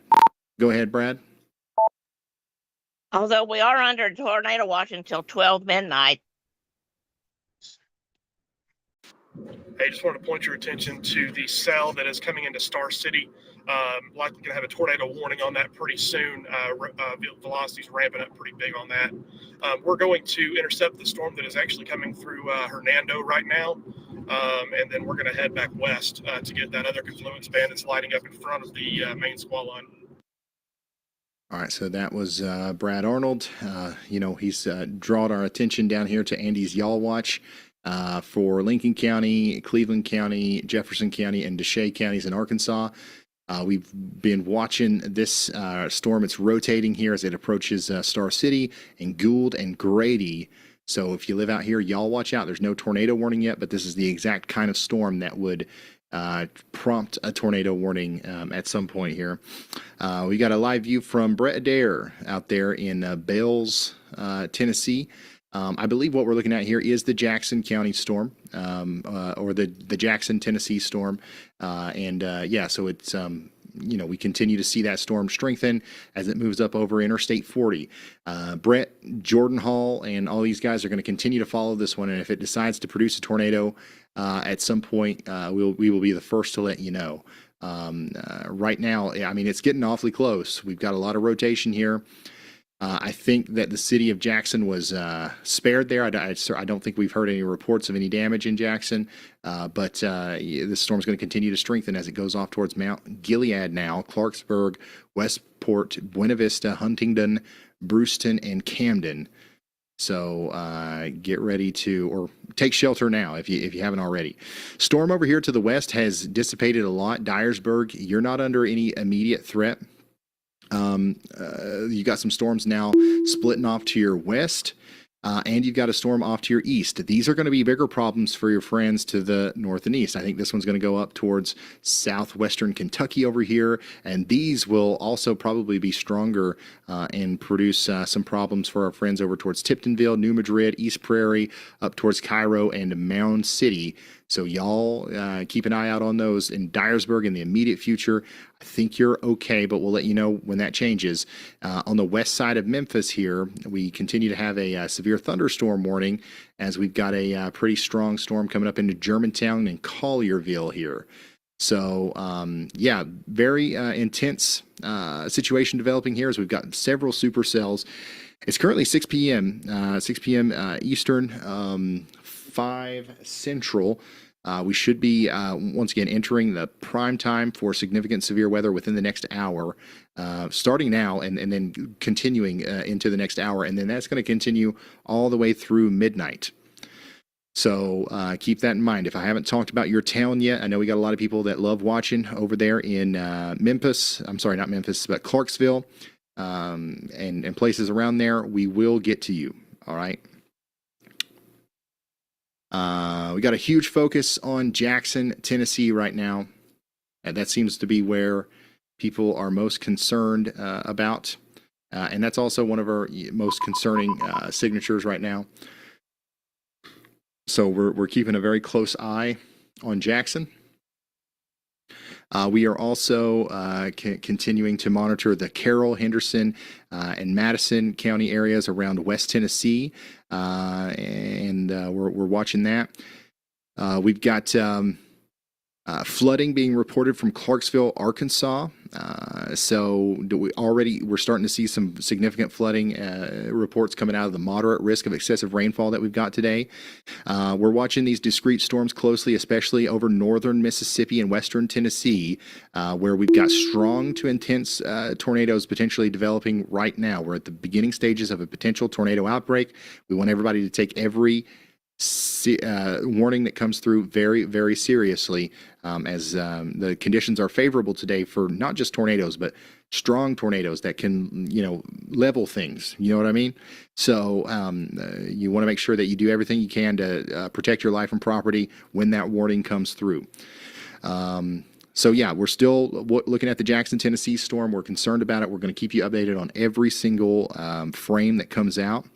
Additionally, we've got a big time open warm sector out ahead of this main line where storms are remaining discrete, and these are going to continue to have the ability to produce tornadoes here as time goes on. The environment for tornadoes is just going to get more ripe, more capable of producing tornadoes as we go into the next couple of hours. All right, so keep that in mind. We do have a rare high risk of tornadoes today. 5 out of 5, top maxed out chance from the Storm Prediction Center, essentially, for an outbreak of tornadoes. For folks in Memphis, we're getting a lot of reports of crazy conditions with wind really picking up. So yeah, there's a storm off to your south and east in Memphis, and eventually, at some point, you guys are going to get hit by a storm tonight in Memphis. I don't know when that'll be, but, so far we've had a couple skirt off to your east and to your west, but we got several more opportunities down here to the south as they move up towards you. Here's a live view from Jordan Hall, who has a really good, interesting view of our storm in Madison County, Tennessee. And it looks like our storm down here in Arkansas was upgraded to destructive.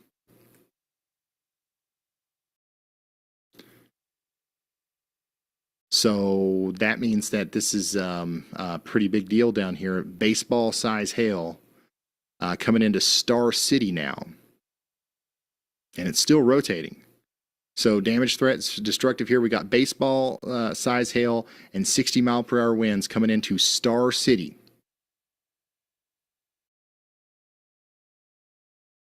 Get ready. That's going to cause significant damage down there. But we want to treat destructive severe thunderstorm warnings as seriously as tornado warnings. So take shelter as if you're in a tornado warning, because this is it can be just as destructive. Allie, let's put Jordan in 1. Grady, Gold, you guys are next in line. Get ready. A significant storm's coming through, bringing about baseball size hail. That's it's a big deal. And then we've got a new considerable severe for Conway, Faulkner, Lanoke, Perry, Prairie, Pulaski, and White counties in Arkansas. We're talking about 70-mile-per-hour winds coming out over towards Mayflower, areas north of Little Rock towards Beebe. Get ready for that over the next 37 minutes.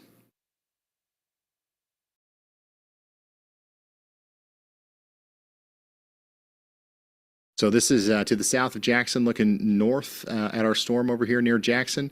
This is our tornado warned storm that continues to look really concerning, I guess you could say, on radar. We're continuing to monitor this. It doesn't look like at this very moment it's producing a tornado, but it's close. It's also in a little bit of a radar hole, so we're having a hard time seeing properly the details of the storm, but thank goodness we've got these tower cameras and our storm chasers down there. That's actually what Jordan Hall's on as well. So yeah, look at that. He's got all that warm, moist air getting sucked up into the storm there. Right in front of him there in Madison County, Tennessee. This is moving up towards Clarksburg. Take shelter if you're in Clarksburg, Mount Gilead, Wildersville, Westport, Buena Vista, Huntingdon, and Camden in Tennessee. Brett Adair's got a shot of this from a distance.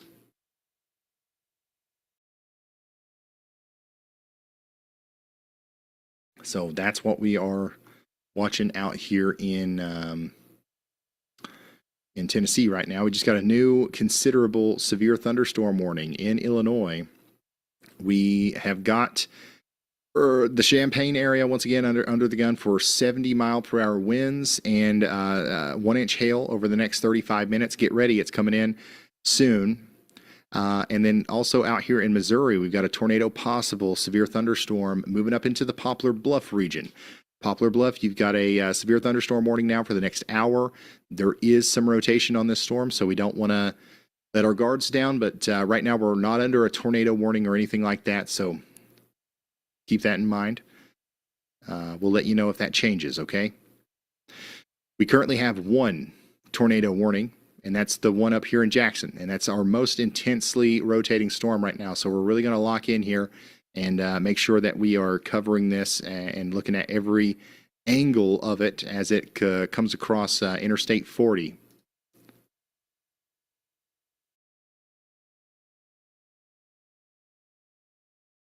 Poplar Springs, Claybrook, that's about where the rotation is right now.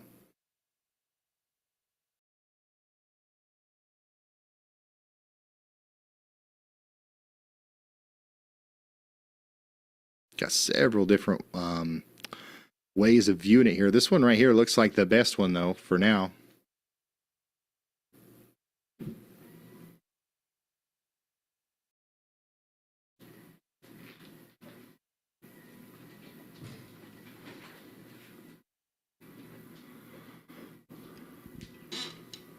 This is from the Henderson Fire Department looking north up into the base of that storm coming into Clarksburg now. We just got a new severe thunderstorm warning in Illinois. We've got a strong bout of winds getting ready to come up into Bond, Fayette, and Montgomery counties in Illinois. Get ready for 60-mile-per-hour winds and a tornado possible in Vandalia, Avena, and Ramsey.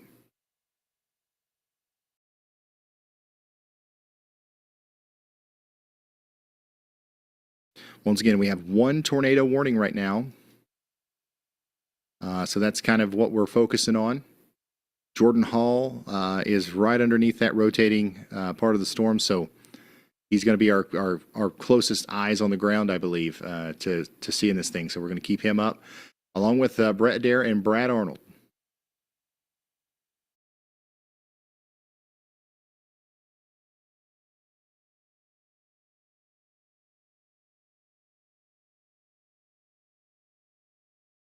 Memphis is fine right now. Yeah, we're good. If you know anybody that lives out in this area, please consider sharing the stream with them. We're going to be continuing to do this for several hours here. We've been going for 5 hours. We're not even close to being done. So things are going to ramp up as we go into the evening. We're about to see these storms interact with the Nashville area. They're about to move up into Clarksville. We're about to see some increased activity also around Memphis. So our high impact part of the storm is, still underway. It's still about to happen. And if you know anybody in those areas, please let them know that we're going to have, free coverage here, commercial free throughout the entire event. NATOcast. Let's see what we got going on here. Gah. A new tornado warning has been issued. So we're still looking at maxed out parameters here, coming together. So we want to make sure that everybody is staying hyper weather aware and ready to take shelter the moment that the warnings come through, because it's not very often that we see conditions so favorable for tornadoes. So I've got that rare high risk from the Storm Prediction Center, which real quick, after I show this warning, I want to show that graphic again, because I know we've got a lot of new viewers in here that maybe haven't seen it. Iroquois County, by the way, in Illinois, you are under a tornado warning. This includes Pitchen, Woodworth, Shure, Woodland, Darrow, Eastburn, and Sheldon. This actually looks like a pretty robust area of rotation. Go ahead, Andy. Hey, Brian, I have a debris signature unwarned tornado for you here, and that's from that northern edge of the storms that went through St. Louis earlier. That's now along I-70. I've got the y'all watch out there for the Greenville, Illinois area here in Bond County. The tornado occurred relatively south of Pocahontas, Illinois, along I-70 there, and is now traveling east-northeast and may have lifted already, but has gone completely unwarned with a verifiable debris signature. Thank you, meteorologist Andy Hill. Looks like we've got a tornado going on here. No tornado warning near the Smith Grove Baptist Church out here south of Interstate 70, east of Pocahontas.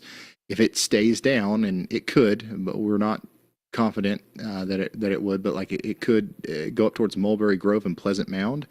Once again, at this current moment, it is near the Smith Grove Baptist Church. That's where that debris signature is. Moving up towards the Central Illinois Reclosers, FCI Greenville, Comfort Inn and Suites in Greenville, I-70. Take shelter. If you guys are out here, it does look like we can confirm a tornado. Not sure if it's still down, but it's been down, so that means that it's either down now or could be about down. Hey, we got a storm chaser on that. Do we have Richard up? Oh my God! He's got the tornado. It's on the ground right now. Look at this. Pull him up. Put Richard's sample in one. I'll suggest him. This right here is a live look at the tornado that's on the ground right now doing damage, unwarned. In Greenville. This is still happening right now. Live look at a tornado ongoing in Greenville, Illinois. Allie, please mute. Interstate 70, this is happening on Interstate 70. There's a tornado on the ground right now. It's crossing over the interstate at this moment. right over the Dwight D. Eisenhower Highway. It's doing damage here as it goes over the Central Illinois Reclosers area and the Barbara shop. If you know where that is, you know where the tornado is. It's crossing Interstate 70 right now, going up towards FCI Greenville. Okay? And we just got the warning on that. So now we have an observed, confirmed tornado warning from the National Weather Service for Bond, Fayette, Montgomery. A new tornado warning has been issued. And these places in Illinois. So get to shelter out here in Vandalia, Avina, and Ramsey in Bond, Fayette, and Montgomery counties out here. All right, so Richard's on the move. And we'll keep up with him, but we know that it's still there. Amazing catch by Andy there. We've got hopefully we given some people a heads up here, and we've got people now going into their shelters between Greenville and Smithboro and Mulberry Grove. This is a very dangerous storm. Once again, they just now issued that warning. Observed tornado on the ground for Bond, Fayette, and Montgomery counties in Illinois. So Richard is, he's in and out of service. As soon as we get him back, we'll put him back up there. Warning has been issued. But we just got a new tornado warning. We got to go check that out real quick. That's going to be for Carter and Ripley counties in Missouri. Big time signature here for rotation coming up into Grandin and Ellisnore. Grandin and Ellisnore take shelter now in Carter and Ripley counties. This is a very dangerous storm. We've got a lot of different ingredients coming together here for a tornado, and we've got to make sure that we are getting a shelter in Grandin next 41 minutes. This tornado warning continues for Jackson. All right. Tornado warning continues for areas north and east of Jackson. This is mostly for Clarksburg. The rotation is about to go through the town of Clarksburg, Tennessee, over here in Benton, Carroll, Gibson, Henderson, and Henry and Madison counties in Tennessee. Take shelter immediately. 1.5-inch hail and a potential tornado. We do have several storm chasers on this. In fact, Brett Adair there, he's got a live view of the base of it as it comes into Clarksburg. This is not producing a tornado at the moment, but it's very close to. Richard Sample's back. This is the guy that had the live view of the tornado up here in Illinois earlier. Let's see if we has anything else while we talk to Andy. Go ahead. Thanks, Ryan. There's a pretty stout mesocyclone here. I couldn't even issue a y'all watch for it because I wanted to talk about it so quickly. It's south of our Star City, Arkansas storm. That supercell has gone up a new tornado pretty quickly. Has been issued. Pretty quickly, and now it's got a very strong look that's verifiable in some like low to mid reflectivity values here where that mesocyclone would be. So I imagine that is worth a tornado warning coming up into Star City in Lincoln County in the northwest corner of Drew County, Arkansas. All right, thank you, Andy. That's meteorologist Andy Hill bringing us down here to this storm that's going to come up into Star City here soon. Rotating quite intensely northwest of Monticello. Get ready on the Highway 425 area between Star City and Monticello for a potential tornado warning here soon. You're going to want to take shelter as soon as that comes through. A new tornado warning has been issued. All right, we got a tornado warning in Louisiana for Bossier and Claiborne and Webster parishes. We've got Houghton, Minden, Dixie Inn, Doyline, Goodwill, Fillmore, all the way up to Dorchy and Pace. Take shelter immediately. This is a very dangerous storm. It is rotating quite significantly here right around Houghton, and this is going to cause a tornado potentially as it crosses Interstate 20 near Goodwill. Minden and surrounding areas in these parishes need to take shelter, get into the most interior room of your home, as many walls between you and the outside world as possible. We also just got a new tornado warning for Benton County, Mississippi, Chester County, Tennessee, Fayette, Hardeman, Haywood, and Madison counties in Tennessee. So Bolivar, Hickory Valley, Whiteville, Henderson, almost up to Jackson again. You guys are under tornado warnings again as a new storm is rotating down here near the Wolf River Wildlife Management Area, about to move up into LaGrange and then up towards Van Buren and Hickory Valley. This is going to be capable of producing a tornado here, so please get to shelter now. This is the real deal, y'all. Same thing for the Benton, Carroll, and Gibson County storms up here. This one's not producing a tornado, but it's slowly getting better. It's slowly getting more intense looking here, and you can see that very clearly from Brett Adair's live view here. He's been following it for a while. Let me see here. Where's he at? There he is. It's getting closer to the ground. We've got several things going for us here if we're looking for a tornado for the storm up that's approaching Clarksburg now. Go ahead, Andy. Hey Ryan, I'm watching Stovall, Mississippi. I got that y'all watch out there. You can see it best from the Memphis radar, but honestly, Little Rock as well shows a pretty strong mesocyclone there. There in Coahoma County, north of Clarksdale, Mississippi.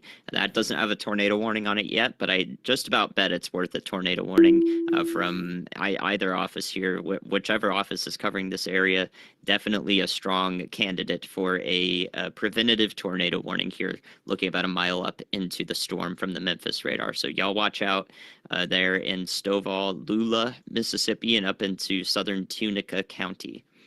Thank you so much, meteorologist Andy Hill. That includes the town of Tunica, Lula, Delta, Dundee, Clayton, White Oak. Y'all watch out. There's no warning yet, but we're seeing signs of pretty intense rotation here near Friars Point and Coahoma on Highway 1 in Mississippi.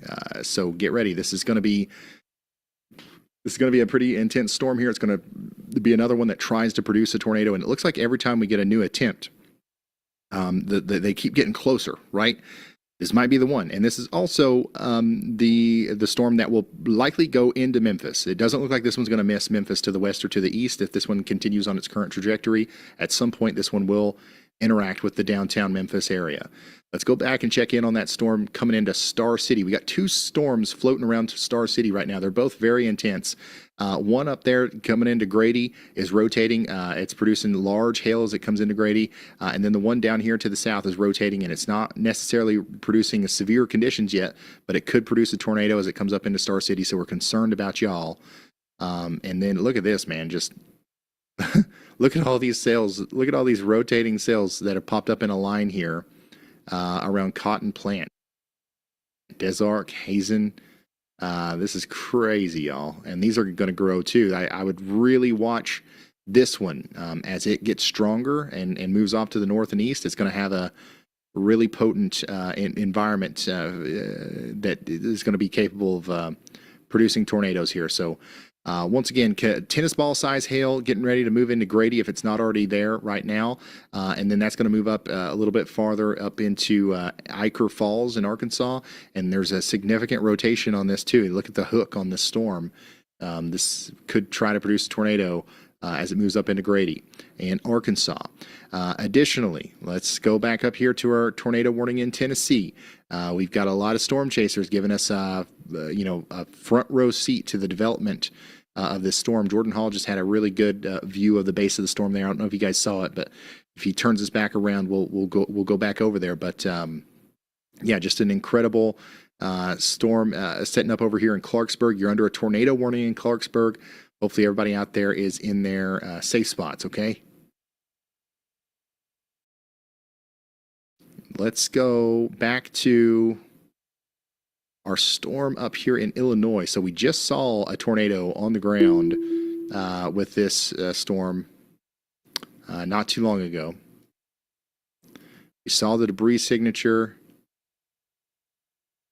and then we saw the actual tornado. And now I don't know if we can still see that through Richard's camera, but I don't think we can. But we need to stay sheltered just in case in Shafter and Ramsey and Herrick, because this is still an observed tornado warning. We still have a potential tornado on the ground here, and that would be coming up into Ramsey here very soon.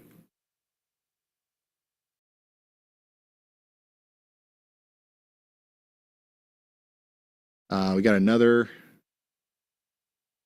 I believe, photo of the Greenville, Illinois tornado here from Asheville, or I'm sorry, from Aubrey.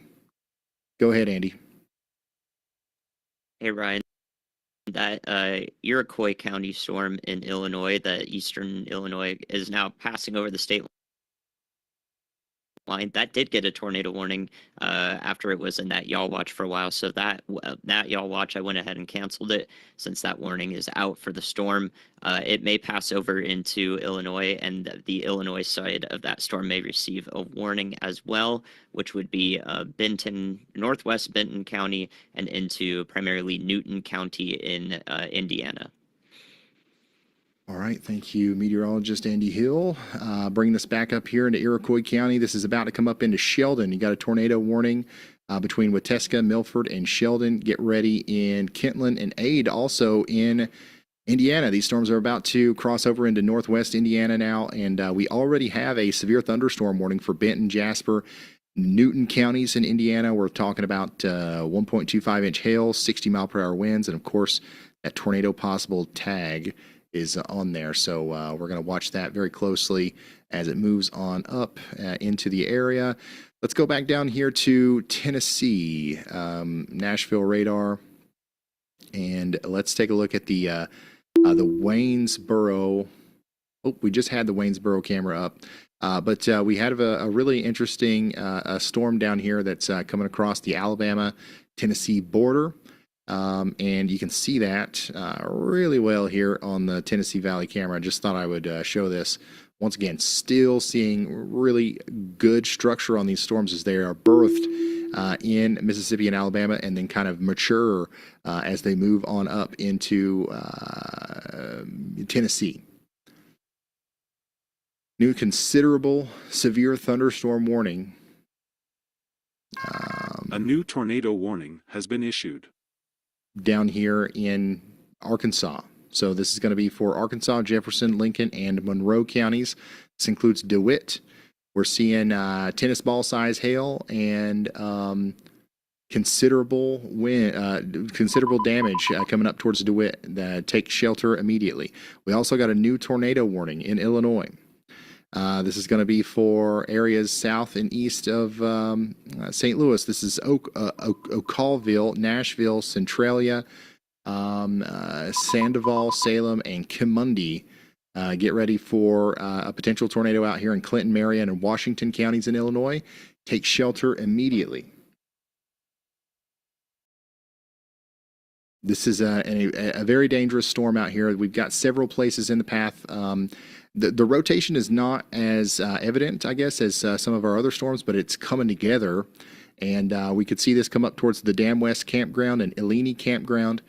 So get ready for that. Here's another view from Brett Adair, who's got a really good view of the storm coming into Lexington, Tennessee now. So we've got a tornado warning that continues for Clarksburg and places near Lexington, Tennessee. This is north of Lexington, Tennessee. But still not seeing a tornado out of this thing. But Clarksburg, stay in your safe spots. Buena Vista, Westport, Brewston, Camden, this is coming towards you next. So you guys need to stay in your safe spots as well.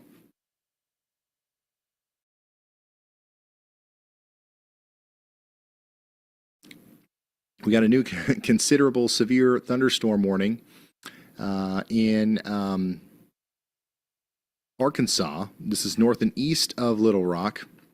We've got 60 mile per hour winds and golf ball size hail moving up into Griffithville, eventually Georgetown, Judsonia, Bald Knob, and Augusta.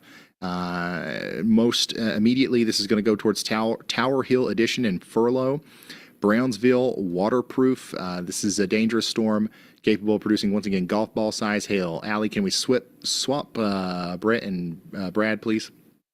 So we're going to continue to watch that as it moves off to the north and east. We're also continuing to watch this storm that Andy is watching down here. in Tennessee that it's moving up towards Tunica. Still no warning on this, but we are going to continue to monitor that as it moves off to the north and east towards Hernando. We've got a ton of storms right now. So many storms.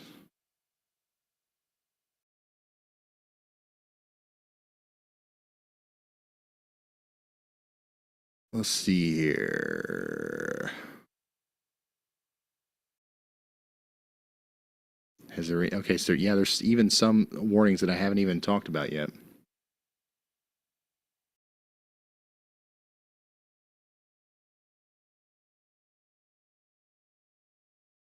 Go ahead, Andy. Ryan, before you start talking about all those, I want to mention the new supercell tornado that's warning headed has been generally in the issued. direction of Newport and Diaz, Arkansas, which you'll recognize once again. We're talking about Diaz. That was impacted by that EF4 tornado. That has a hook echo extending down and going up until it's on velocity. Definitely proves that that is a storm to watch for sure. So I've got a Yaligon out on it that goes up to Newport area in Jackson County, Arkansas. So hopefully that doesn't do anything, but I have my eye on it just in case, and y'all watch out up to those areas that are currently in a severe thunderstorm warning, but may be upgraded to a tornado warning if we see that come together. Thank you very much, Andy. We got a new tornado warning in Tennessee. This is going to be for Fayette, Hardeman, Haywood counties in Tennessee. This is going to be for places like Moscow, Williston, Hickory Valley up towards Whiteville. So we've got two tornado warnings really close to each other over here for two different cells. So we got one right here near Hickory Valley that we can probably see from a bunch of different angles here. Let's see what we got going on here. And then we've got another one down here near Hayes that actually looks a little bit more robust coming up into Moscow. So we're going to try to get you guys up to date on what's going on with these storms. Right now, all we know is that they are capable of producing tornadoes, and we need to get to shelter immediately if we're anywhere in especially Fayette, Hardeman, and Haywood counties in Tennessee. Lots of states, lots of cities on the mind right now as we cover this big-time severe weather outbreak. Here's a picture from Jordan Hall. Daggone, son. This is that storm that's going by Clarksburg right now in Tennessee. Definitely a ominous-looking storm as it moves off to the north and east.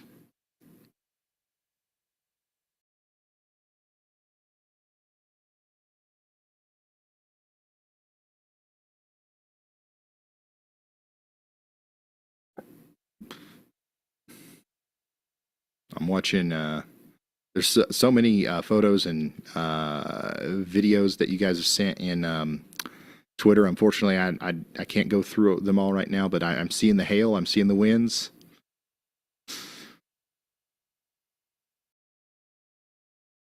All right, CJ has got a drone in the air here in Parker's Crossroads, Tennessee.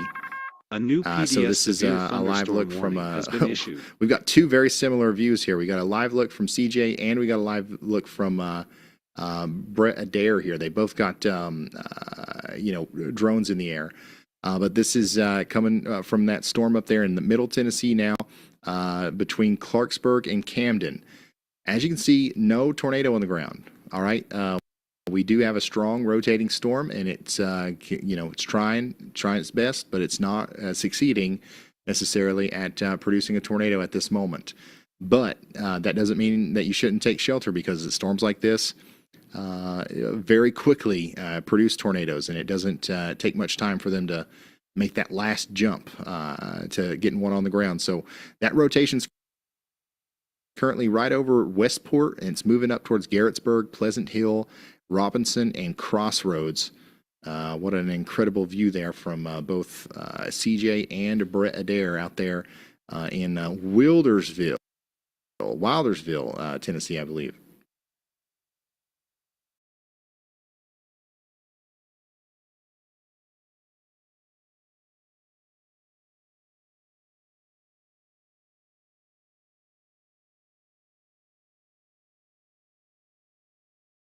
Oh, I don't have any feelings.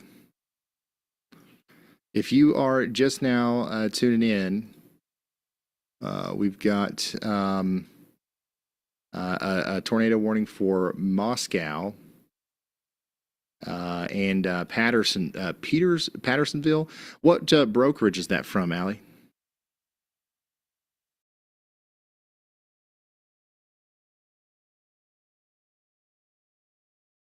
Okay, yeah, go. And we're watching this very closely as the storms come together. We've also got a big time storm coming together in Lamar, Kansas.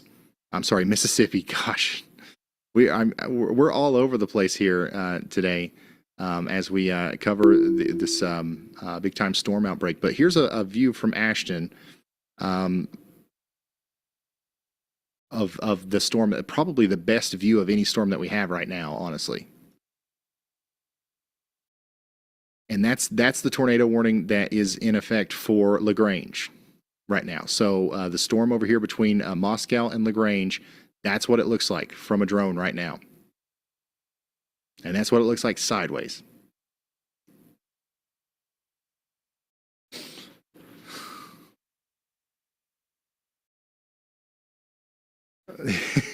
We'll see if he'll. Okay, there we go.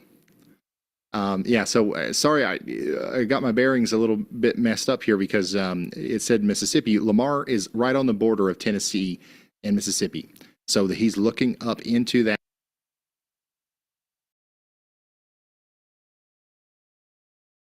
Storm that's over Moscow, Tennessee right now, and that is probably even closer to producing a tornado than the one that we were watching up there for a little bit farther to the north. So this is a pretty concerning situation for our friends in Newcastle, all the way up towards Whiteville, Tennessee, Vildo. This is coming up towards you, and this is definitely the kind of storm that can produce a tornado. Okay, we just got a new tornado warning in Illinois. Let's go ahead and put that camera in slot 1, so we can keep watching it. And we'll go up here to our new tornado warning in Illinois. And we're going to go towards Vandalia and Brownstown. We got a tornado warning up here for Fayette County.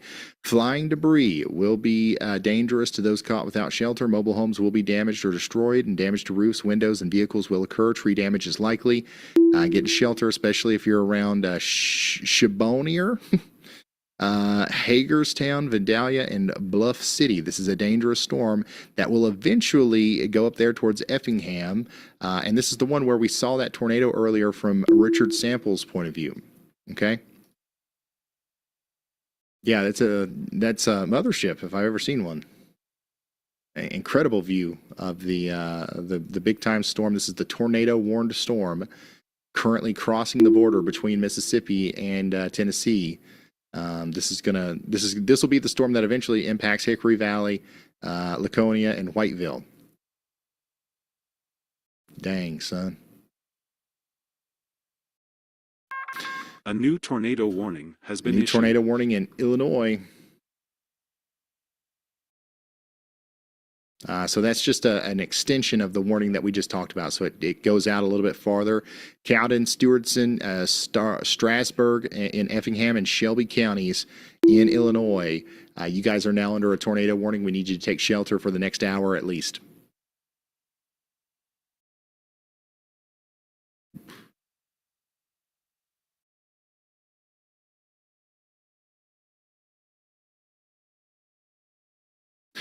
All right, folks, we've got destructive severe thunderstorm still going on near Star City, as we do have confirmed reports now of very large hail coming in, at least tennis ball size. But we think that we could even have larger hail than that. They've actually upgraded this warning to 3-inch hail. 3-inch hail, larger than baseball size hail coming up into Plunkett's, and then eventually towards Salzburg, Cotton Plant, and McGregor. This is a dangerous storm. This is a life-threatening storm coming towards you up here in McGorry. So get ready and take shelter if you haven't already. This is you want to treat this as if it's a tornado warning, right? Put as you want to get away from windows. You want to protect your new head. tornado warning This is has going to be been a issued. very dangerous storm with 3-inch hail flying around in 60-mile-per-hour winds.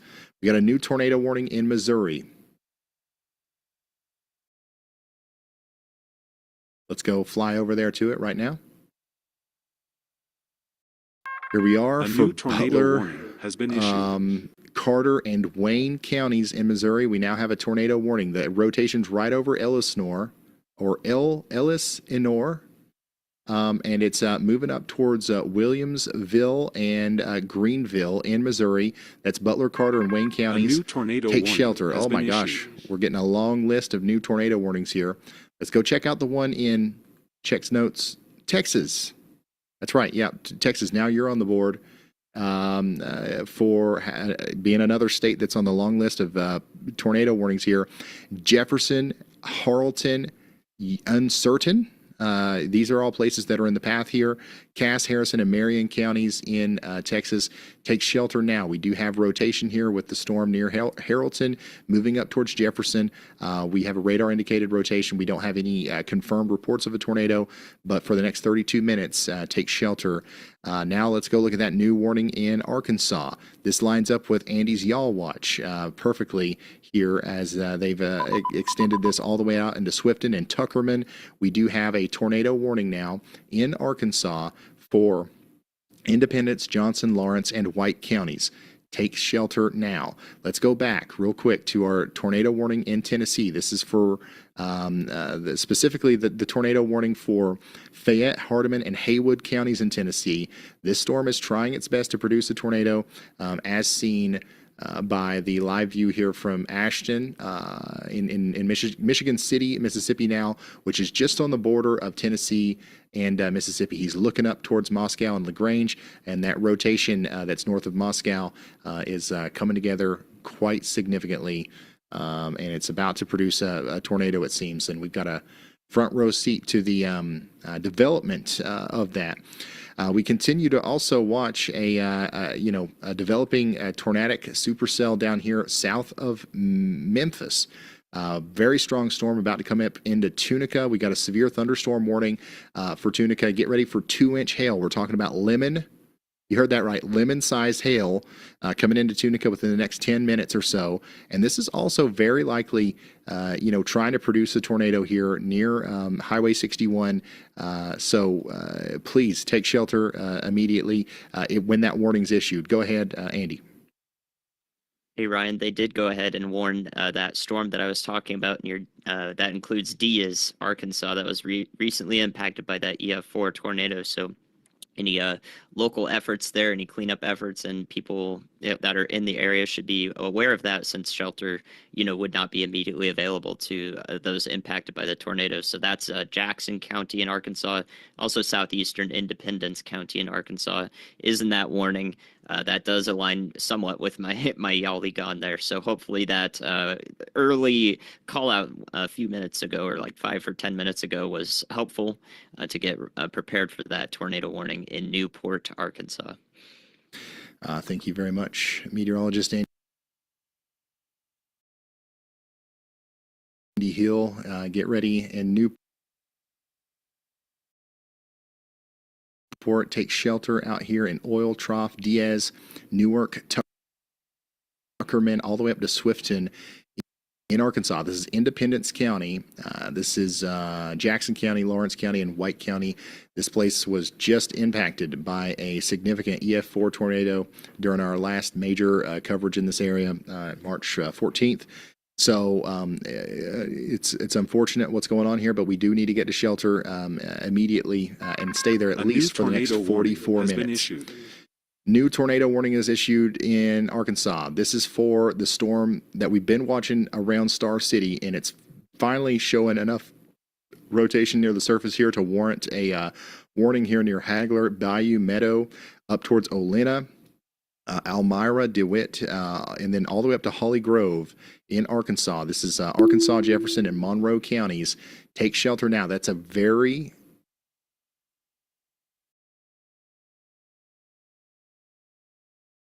impressive and concerning look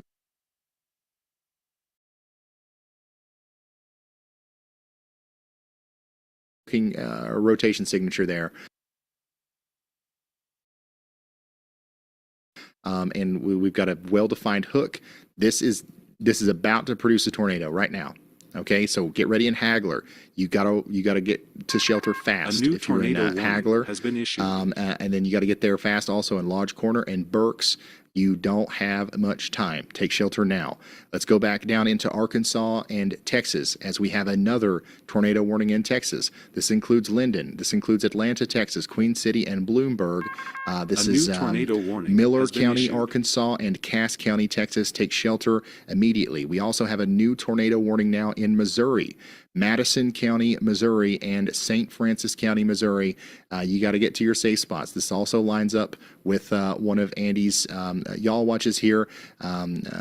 Fredericktown is right in the path here, and there is a virtual rail fan camera right in the path there that we should probably keep an eye on as this moves up towards Perryville. So get to shelter now in Fredericktown and surrounding areas up there in Missouri. Now let's go back to the Tennessee warning real quick. We've got a tornado warning for Moscow and areas north of there near Williston, and we continue to have an eye on that through Ashton's live camera here. So we're going to follow this storm as it goes up towards Hickory Valley and Whiteville. So make sure you guys are taking shelter over there. Additionally, what's the Bolivar camera pointing towards there? Where even is Bolivar? I've lost it. Oh, okay, I see it. I see it now. So we have another view of that. So there's two storms over here producing rotation and leading to tornado warnings around Moscow, Hickory Valley, and Bolivar. The one that you're seeing here, that's the more northern one. That's the one that's about to go into Bolivar. And then the one that we were seeing through the drone shot, that's the more southern one. That's the one closer to Pattersonville.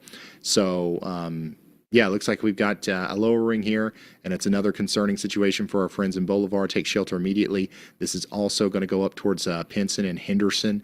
It's a very strong storm, and it's getting stronger as time goes on.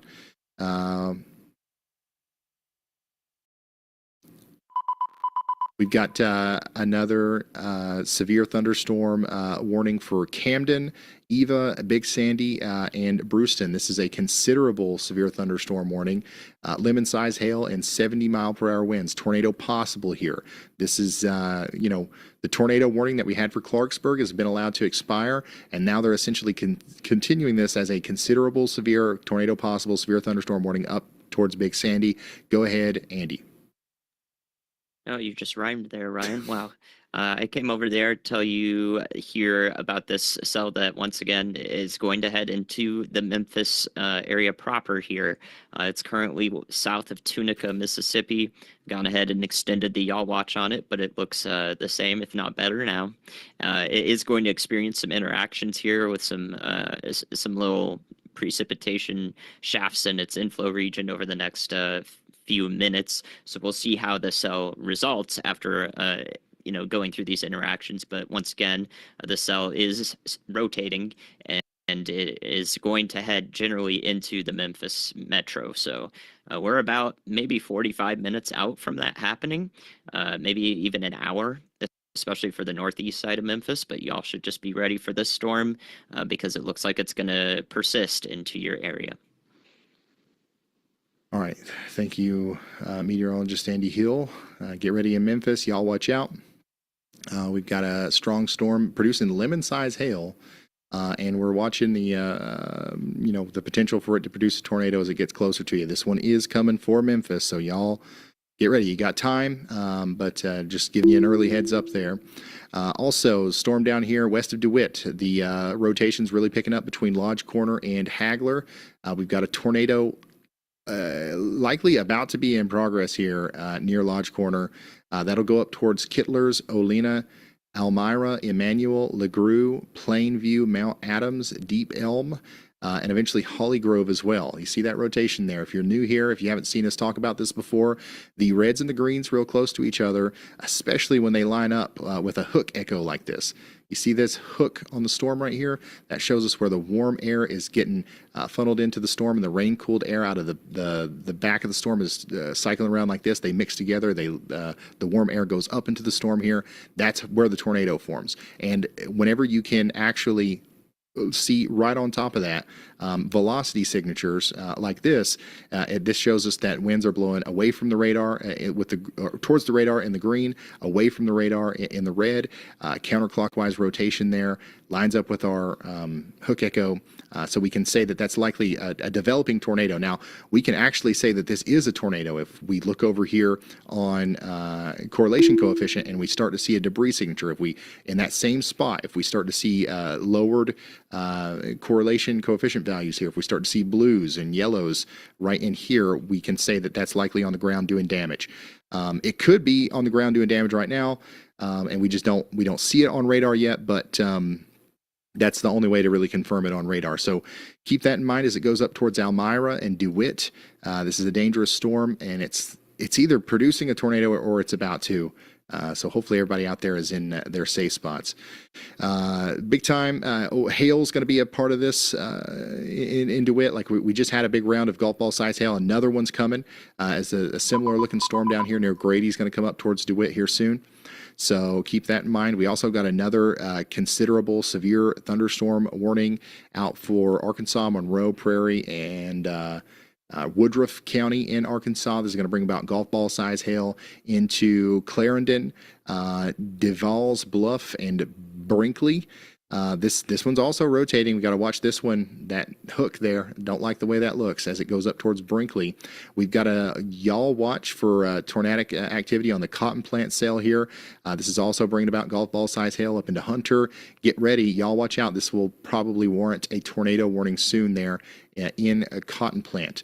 Additionally, we're watching, Andy's watching the storm down here near Griffithville, White County, Woodruff County, Prairie County in Arkansas. This is another area where we're seeing rotation trying to come together here. And if it does so a little bit more than that, it's going to potentially produce or warrant a tornado warning, maybe for our friends in Georgetown and Augusta. So y'all watch out. Let's check in on the tornado warning up here going into Diaz. We still have rotation with this storm. We don't have any confirmed reports, but we want to stay inside of our safe spots in Newport and Diaz at least for the next 36 minutes, as this is a powerful storm that could very well produce a tornado very quickly as it goes up into Tuckerman, Swifton, and Alicia as well. Our farthest north tornado warning right now is just north of Effingham. Okay, so Effingham and Shelby counties, you guys are under a tornado warning right now. You're going to be under one for the next 36 minutes. You got 1-inch hail and a potential tornado coming in. We've also got a continued tornado warning for Salem. Salem in Illinois, you guys have 21 minutes left on this warning. We've got some broad rotation coming in. A new tornado Let's take shelter just in case. And then we'll let you know whenever it's time to come out. We just got a new tornado warning in Arkansas. That's going to be for the cotton plant storm. Lines up perfectly with Andy's y'all watch once again. So we got an early heads up in Cotton Plant, Casey, Bulltown, Barson, and Penrose. As it is now time to officially take shelters. We've got the word from the National Weather Service that we have a tornado warning. Hopefully the sirens are going off as this is another nasty one. This one looks like, you know, a traditional supercell capable of producing tornadoes, potentially golf ball size hail associated with this as well as it comes up into Hunter, Tip, Bulltown, and Penrose. Please take shelter immediately. This is crazy. Y'all let me let Andy talk here. Go ahead, Andy. Hey Ryan, I just issued 6 y'all watches, basically all in Arkansas A new for tornado storms warning that has did been not yet issued. have a tornado warning or still do not have a tornado warning with them, just to, you know, watch out ahead of time. So areas from top to bottom I'm concerned with are in northeast Arkansas near Pocahontas and Randolph County, headed up towards the Reno area and Dado along Highway 62. And then going south from there, we have the all watch for Hickory Ridge, and that one has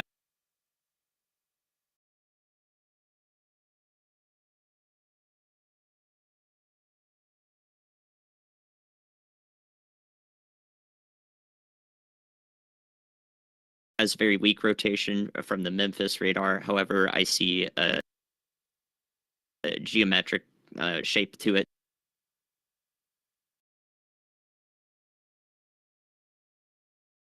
that it could be concerning coming up shortly. So I've issued a yaw watch that goes out just east of Jonesboro is that primary track there in Arkansas into Craighead County and Poinsett County.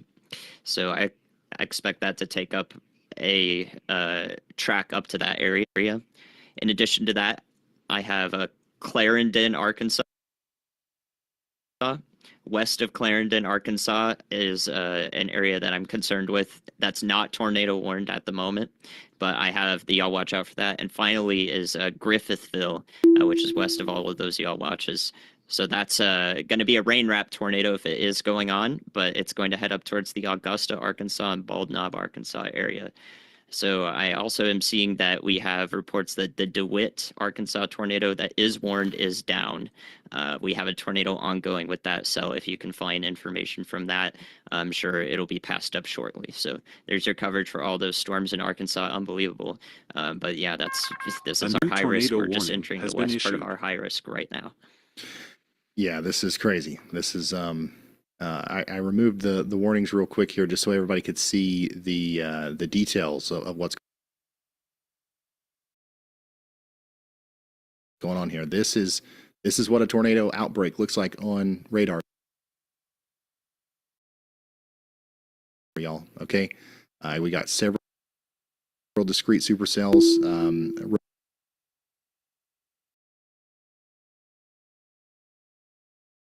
Rotating out here, an incredibly life-threatening and unbelievably dangerous situation is unfolding for our friends in this general vicinity right here. Go ahead, Riley. Hey, Ryan. And DeWitt, there's a tornado on the ground via Daniel Shaw. We cannot show it, but a lot of you may know who he is. DeWitt, tornado on the ground. All right, thank you,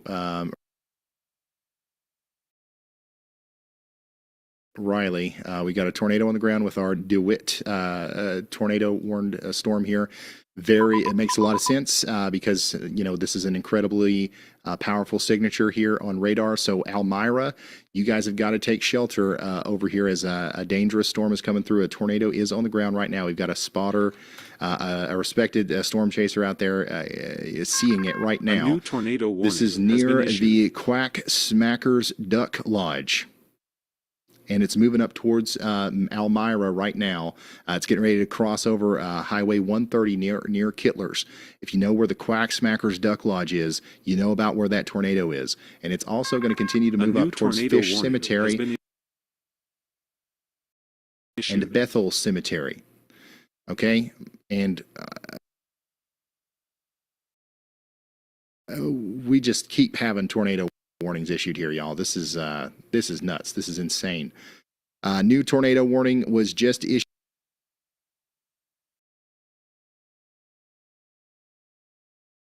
issued for Monroe, Prairie, Woodruff counties in Arkansas.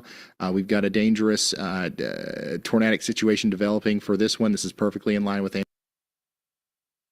Andy's Y'all Watch.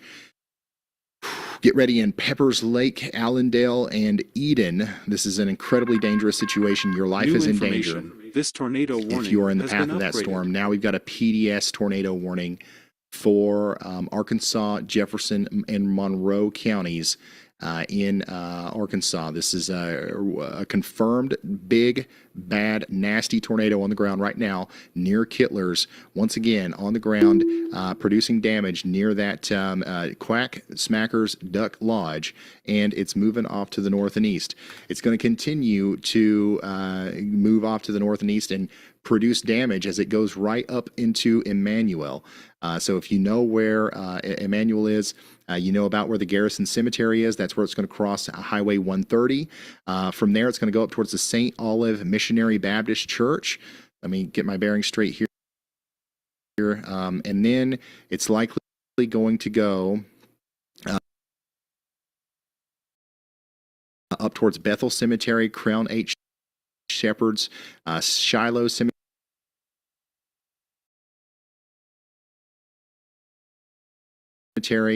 Get ready up there.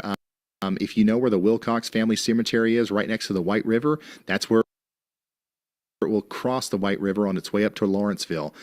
Take shelter immediately. Go ahead, Andy. Hey, Ryan. The storm headed towards the Jonesboro, Arkansas area, far away now, is definitely caught my eye as one that will that I've upgraded from low to high confidence actually now. So I would be very much y'all watching out. Not currently tornado warned for Greenfield, Arkansas, into Jonesboro, Arkansas. Please be ready for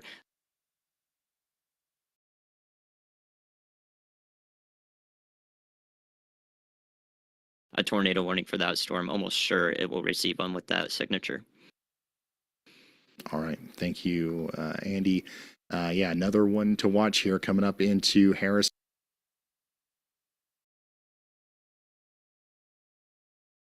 Get ready in Poinsett, Jackson, Arkansas, and Craighead counties. Go ahead, Riley. Hey Ryan, so like I said before, we cannot show the feed, but I'm watching that tornado A into new it live on tornado the ground. warning Until has you been hear issued. from me next, I'm going to continue to watch this. So as long as you don't hear from me, this is a tornado on the ground. Okay. Thank you, Riley. We've got a big, nasty tornado on the ground down there with the DeWitt storm. I'm going to try my best to, like, there's so many tornado warnings right now, guys. This is nuts. Like, this is crazy. I'm going to try my best to call all of these out, but of course we've got to focus on the most life-threatening storms right now. We have a tornado warning right now.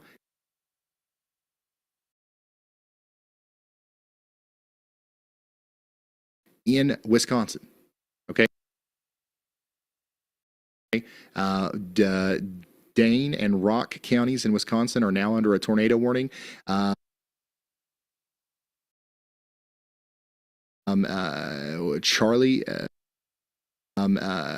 Charlie Bordeaux is chasing up there, so we'll see if we see anything from him. Fulton, Edgerton, Albion.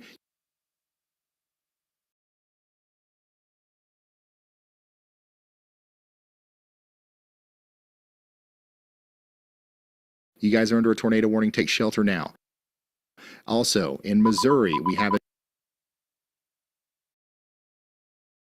new tornado warning for Bollinger and Perry counties in Missouri. This is coming up into Perryville. If you're in Perryville, Missouri, take shelter immediately. We got a new tornado warning in Arkansas. This is the one that Andy was just talking about, south of Jonesboro. We now officially have a tornado warning. That's going to get upgraded here soon to confirmed. I believe here near Brushy Lake, as it's tornado genesis is happening now. Get ready in Harrisonburg, Waldenburg. A tornado is forming right now south of Jonesboro. And it's ripping up to the north and east towards Harrisonburg. You have to take shelter for this one. Go ahead, Andy. And also big uptick on this northeastern Arkansas northernmost area that is not currently tornado warned. That could receive a PDS warning, radar indicated even from the velocity signature there. So please be taking shelter once again in Reno up to Corning, Arkansas. So east.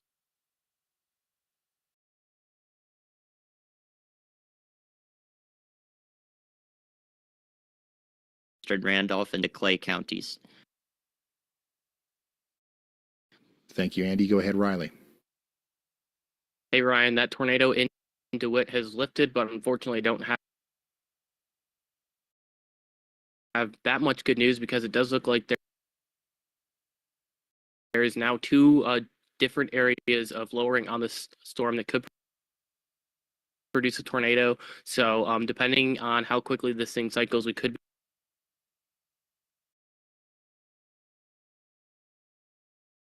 be looking at 2 tornadoes on the ground here if both mesos produce.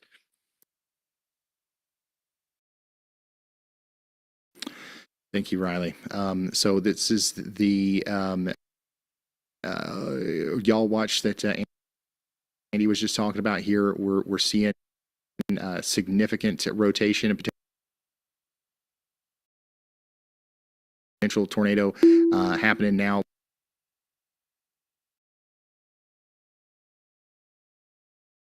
Between Biggers and Pocahontas, moving up towards Reno, Corning, Naylor, and Neelyville. This is unfortunately coming up to the areas just south of Poplar Bluff, so we're concerned about our friends over here in Naylor and Neelyville. We've been talking about you guys a lot here recently. Here we go, another one. We got to take shelter now, put as many walls between you and the outside world as possible. This is an unbelievably dangerous situation that's unfolding right now. Out here in Arkansas. I want to go check in on our PDS tornado warning, which it does look like this has briefly lifted. But we do believe that this is going to come back down here soon as a tornado as it approaches places like Preston Ferry, Plainview, Mount Adams, and up towards Holly Grove. A new tornado Take warning shelter has now. been We got issued. a new tornado warning in Arkansas for Jackson, White, and Woodruff counties. That's the area of rotation that we're concerned about right here near Pryor, Andrews, and West Point. That's going to move up towards Warden and eventually towards Tupelo, Arkansas, and Weldon. We also just got a new tornado warning in Craighead, Cross, and Poinsett counties in Arkansas. This is a really nasty looking storm heading right up towards Harrisburg. You see that little hook right there? That's where the tornado is. That's where the tornado is as it comes up into Brushy Lake up towards Harrisburg. Let's go to Indiana, where we just got a new tornado warning as well. My goodness, look at this. Another possibly ongoing tornado or soon to be ongoing tornado here near Moody, north of Pleasant Ridge, moving up towards Metairie. Take shelter up here in Jasper, Indiana. This is a life-threatening situation. If you know anybody out here in Jasper County, let them know.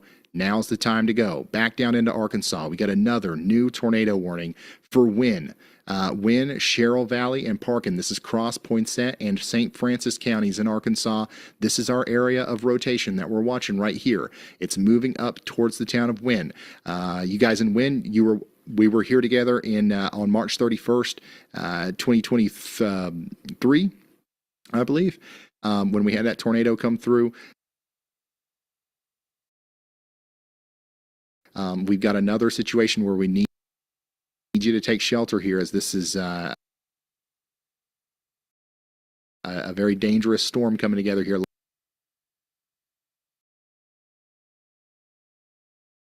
Likely about to produce a big tornado as it goes up towards Wynne and areas just north and west of there, especially Central, Hamlin, Fairfield, and Cherry Valley.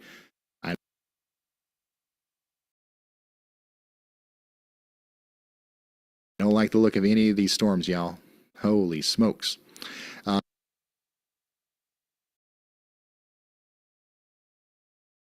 All right, so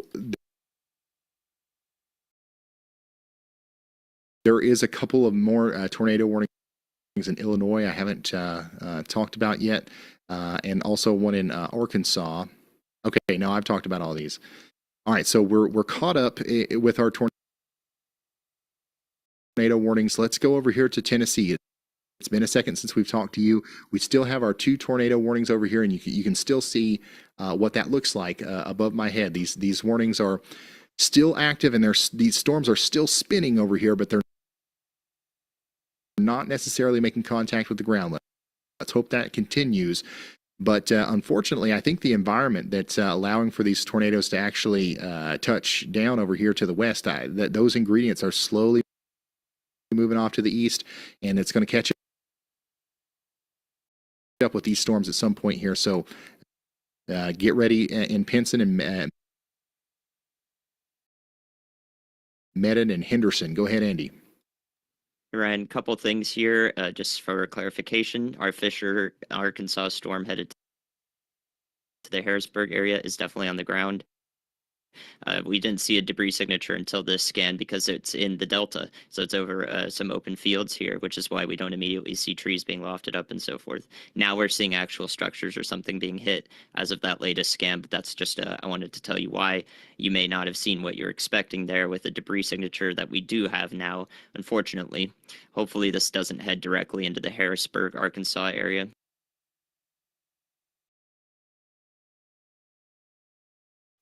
I also want to mention really quickly that we want to make sure everyone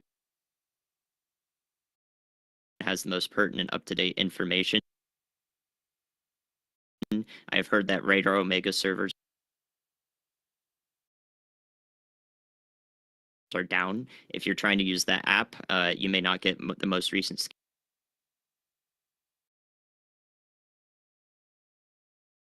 scans on all these tornado warned storms. It's very important you have the latest information from whatever source or app you're using. So please be sure to be aware of that until further notice.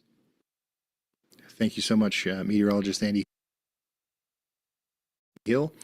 There's your debris signature down here to the south and west of Harrisburg. The good news with this one is there's nothing between this and Harrisburg. So if this can dissipate before it gets to Harrisburg,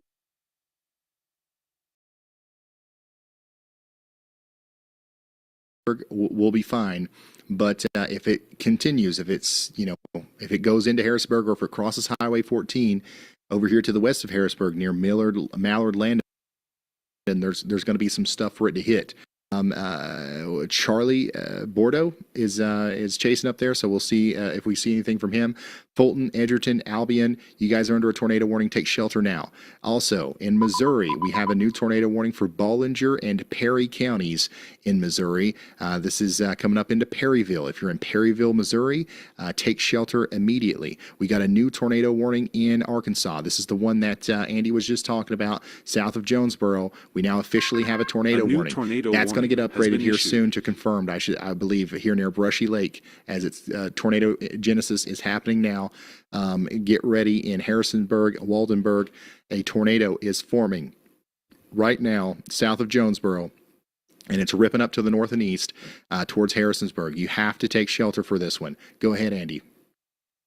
And also big uptick on this northeastern Arkansas northernmost area that is not currently tornado warned. That could receive a PDS warning, radar indicated even from the velocity signature there. So please be taking shelter once again in Reno up to Corning, Arkansas, so eastern Randolph into Clay counties.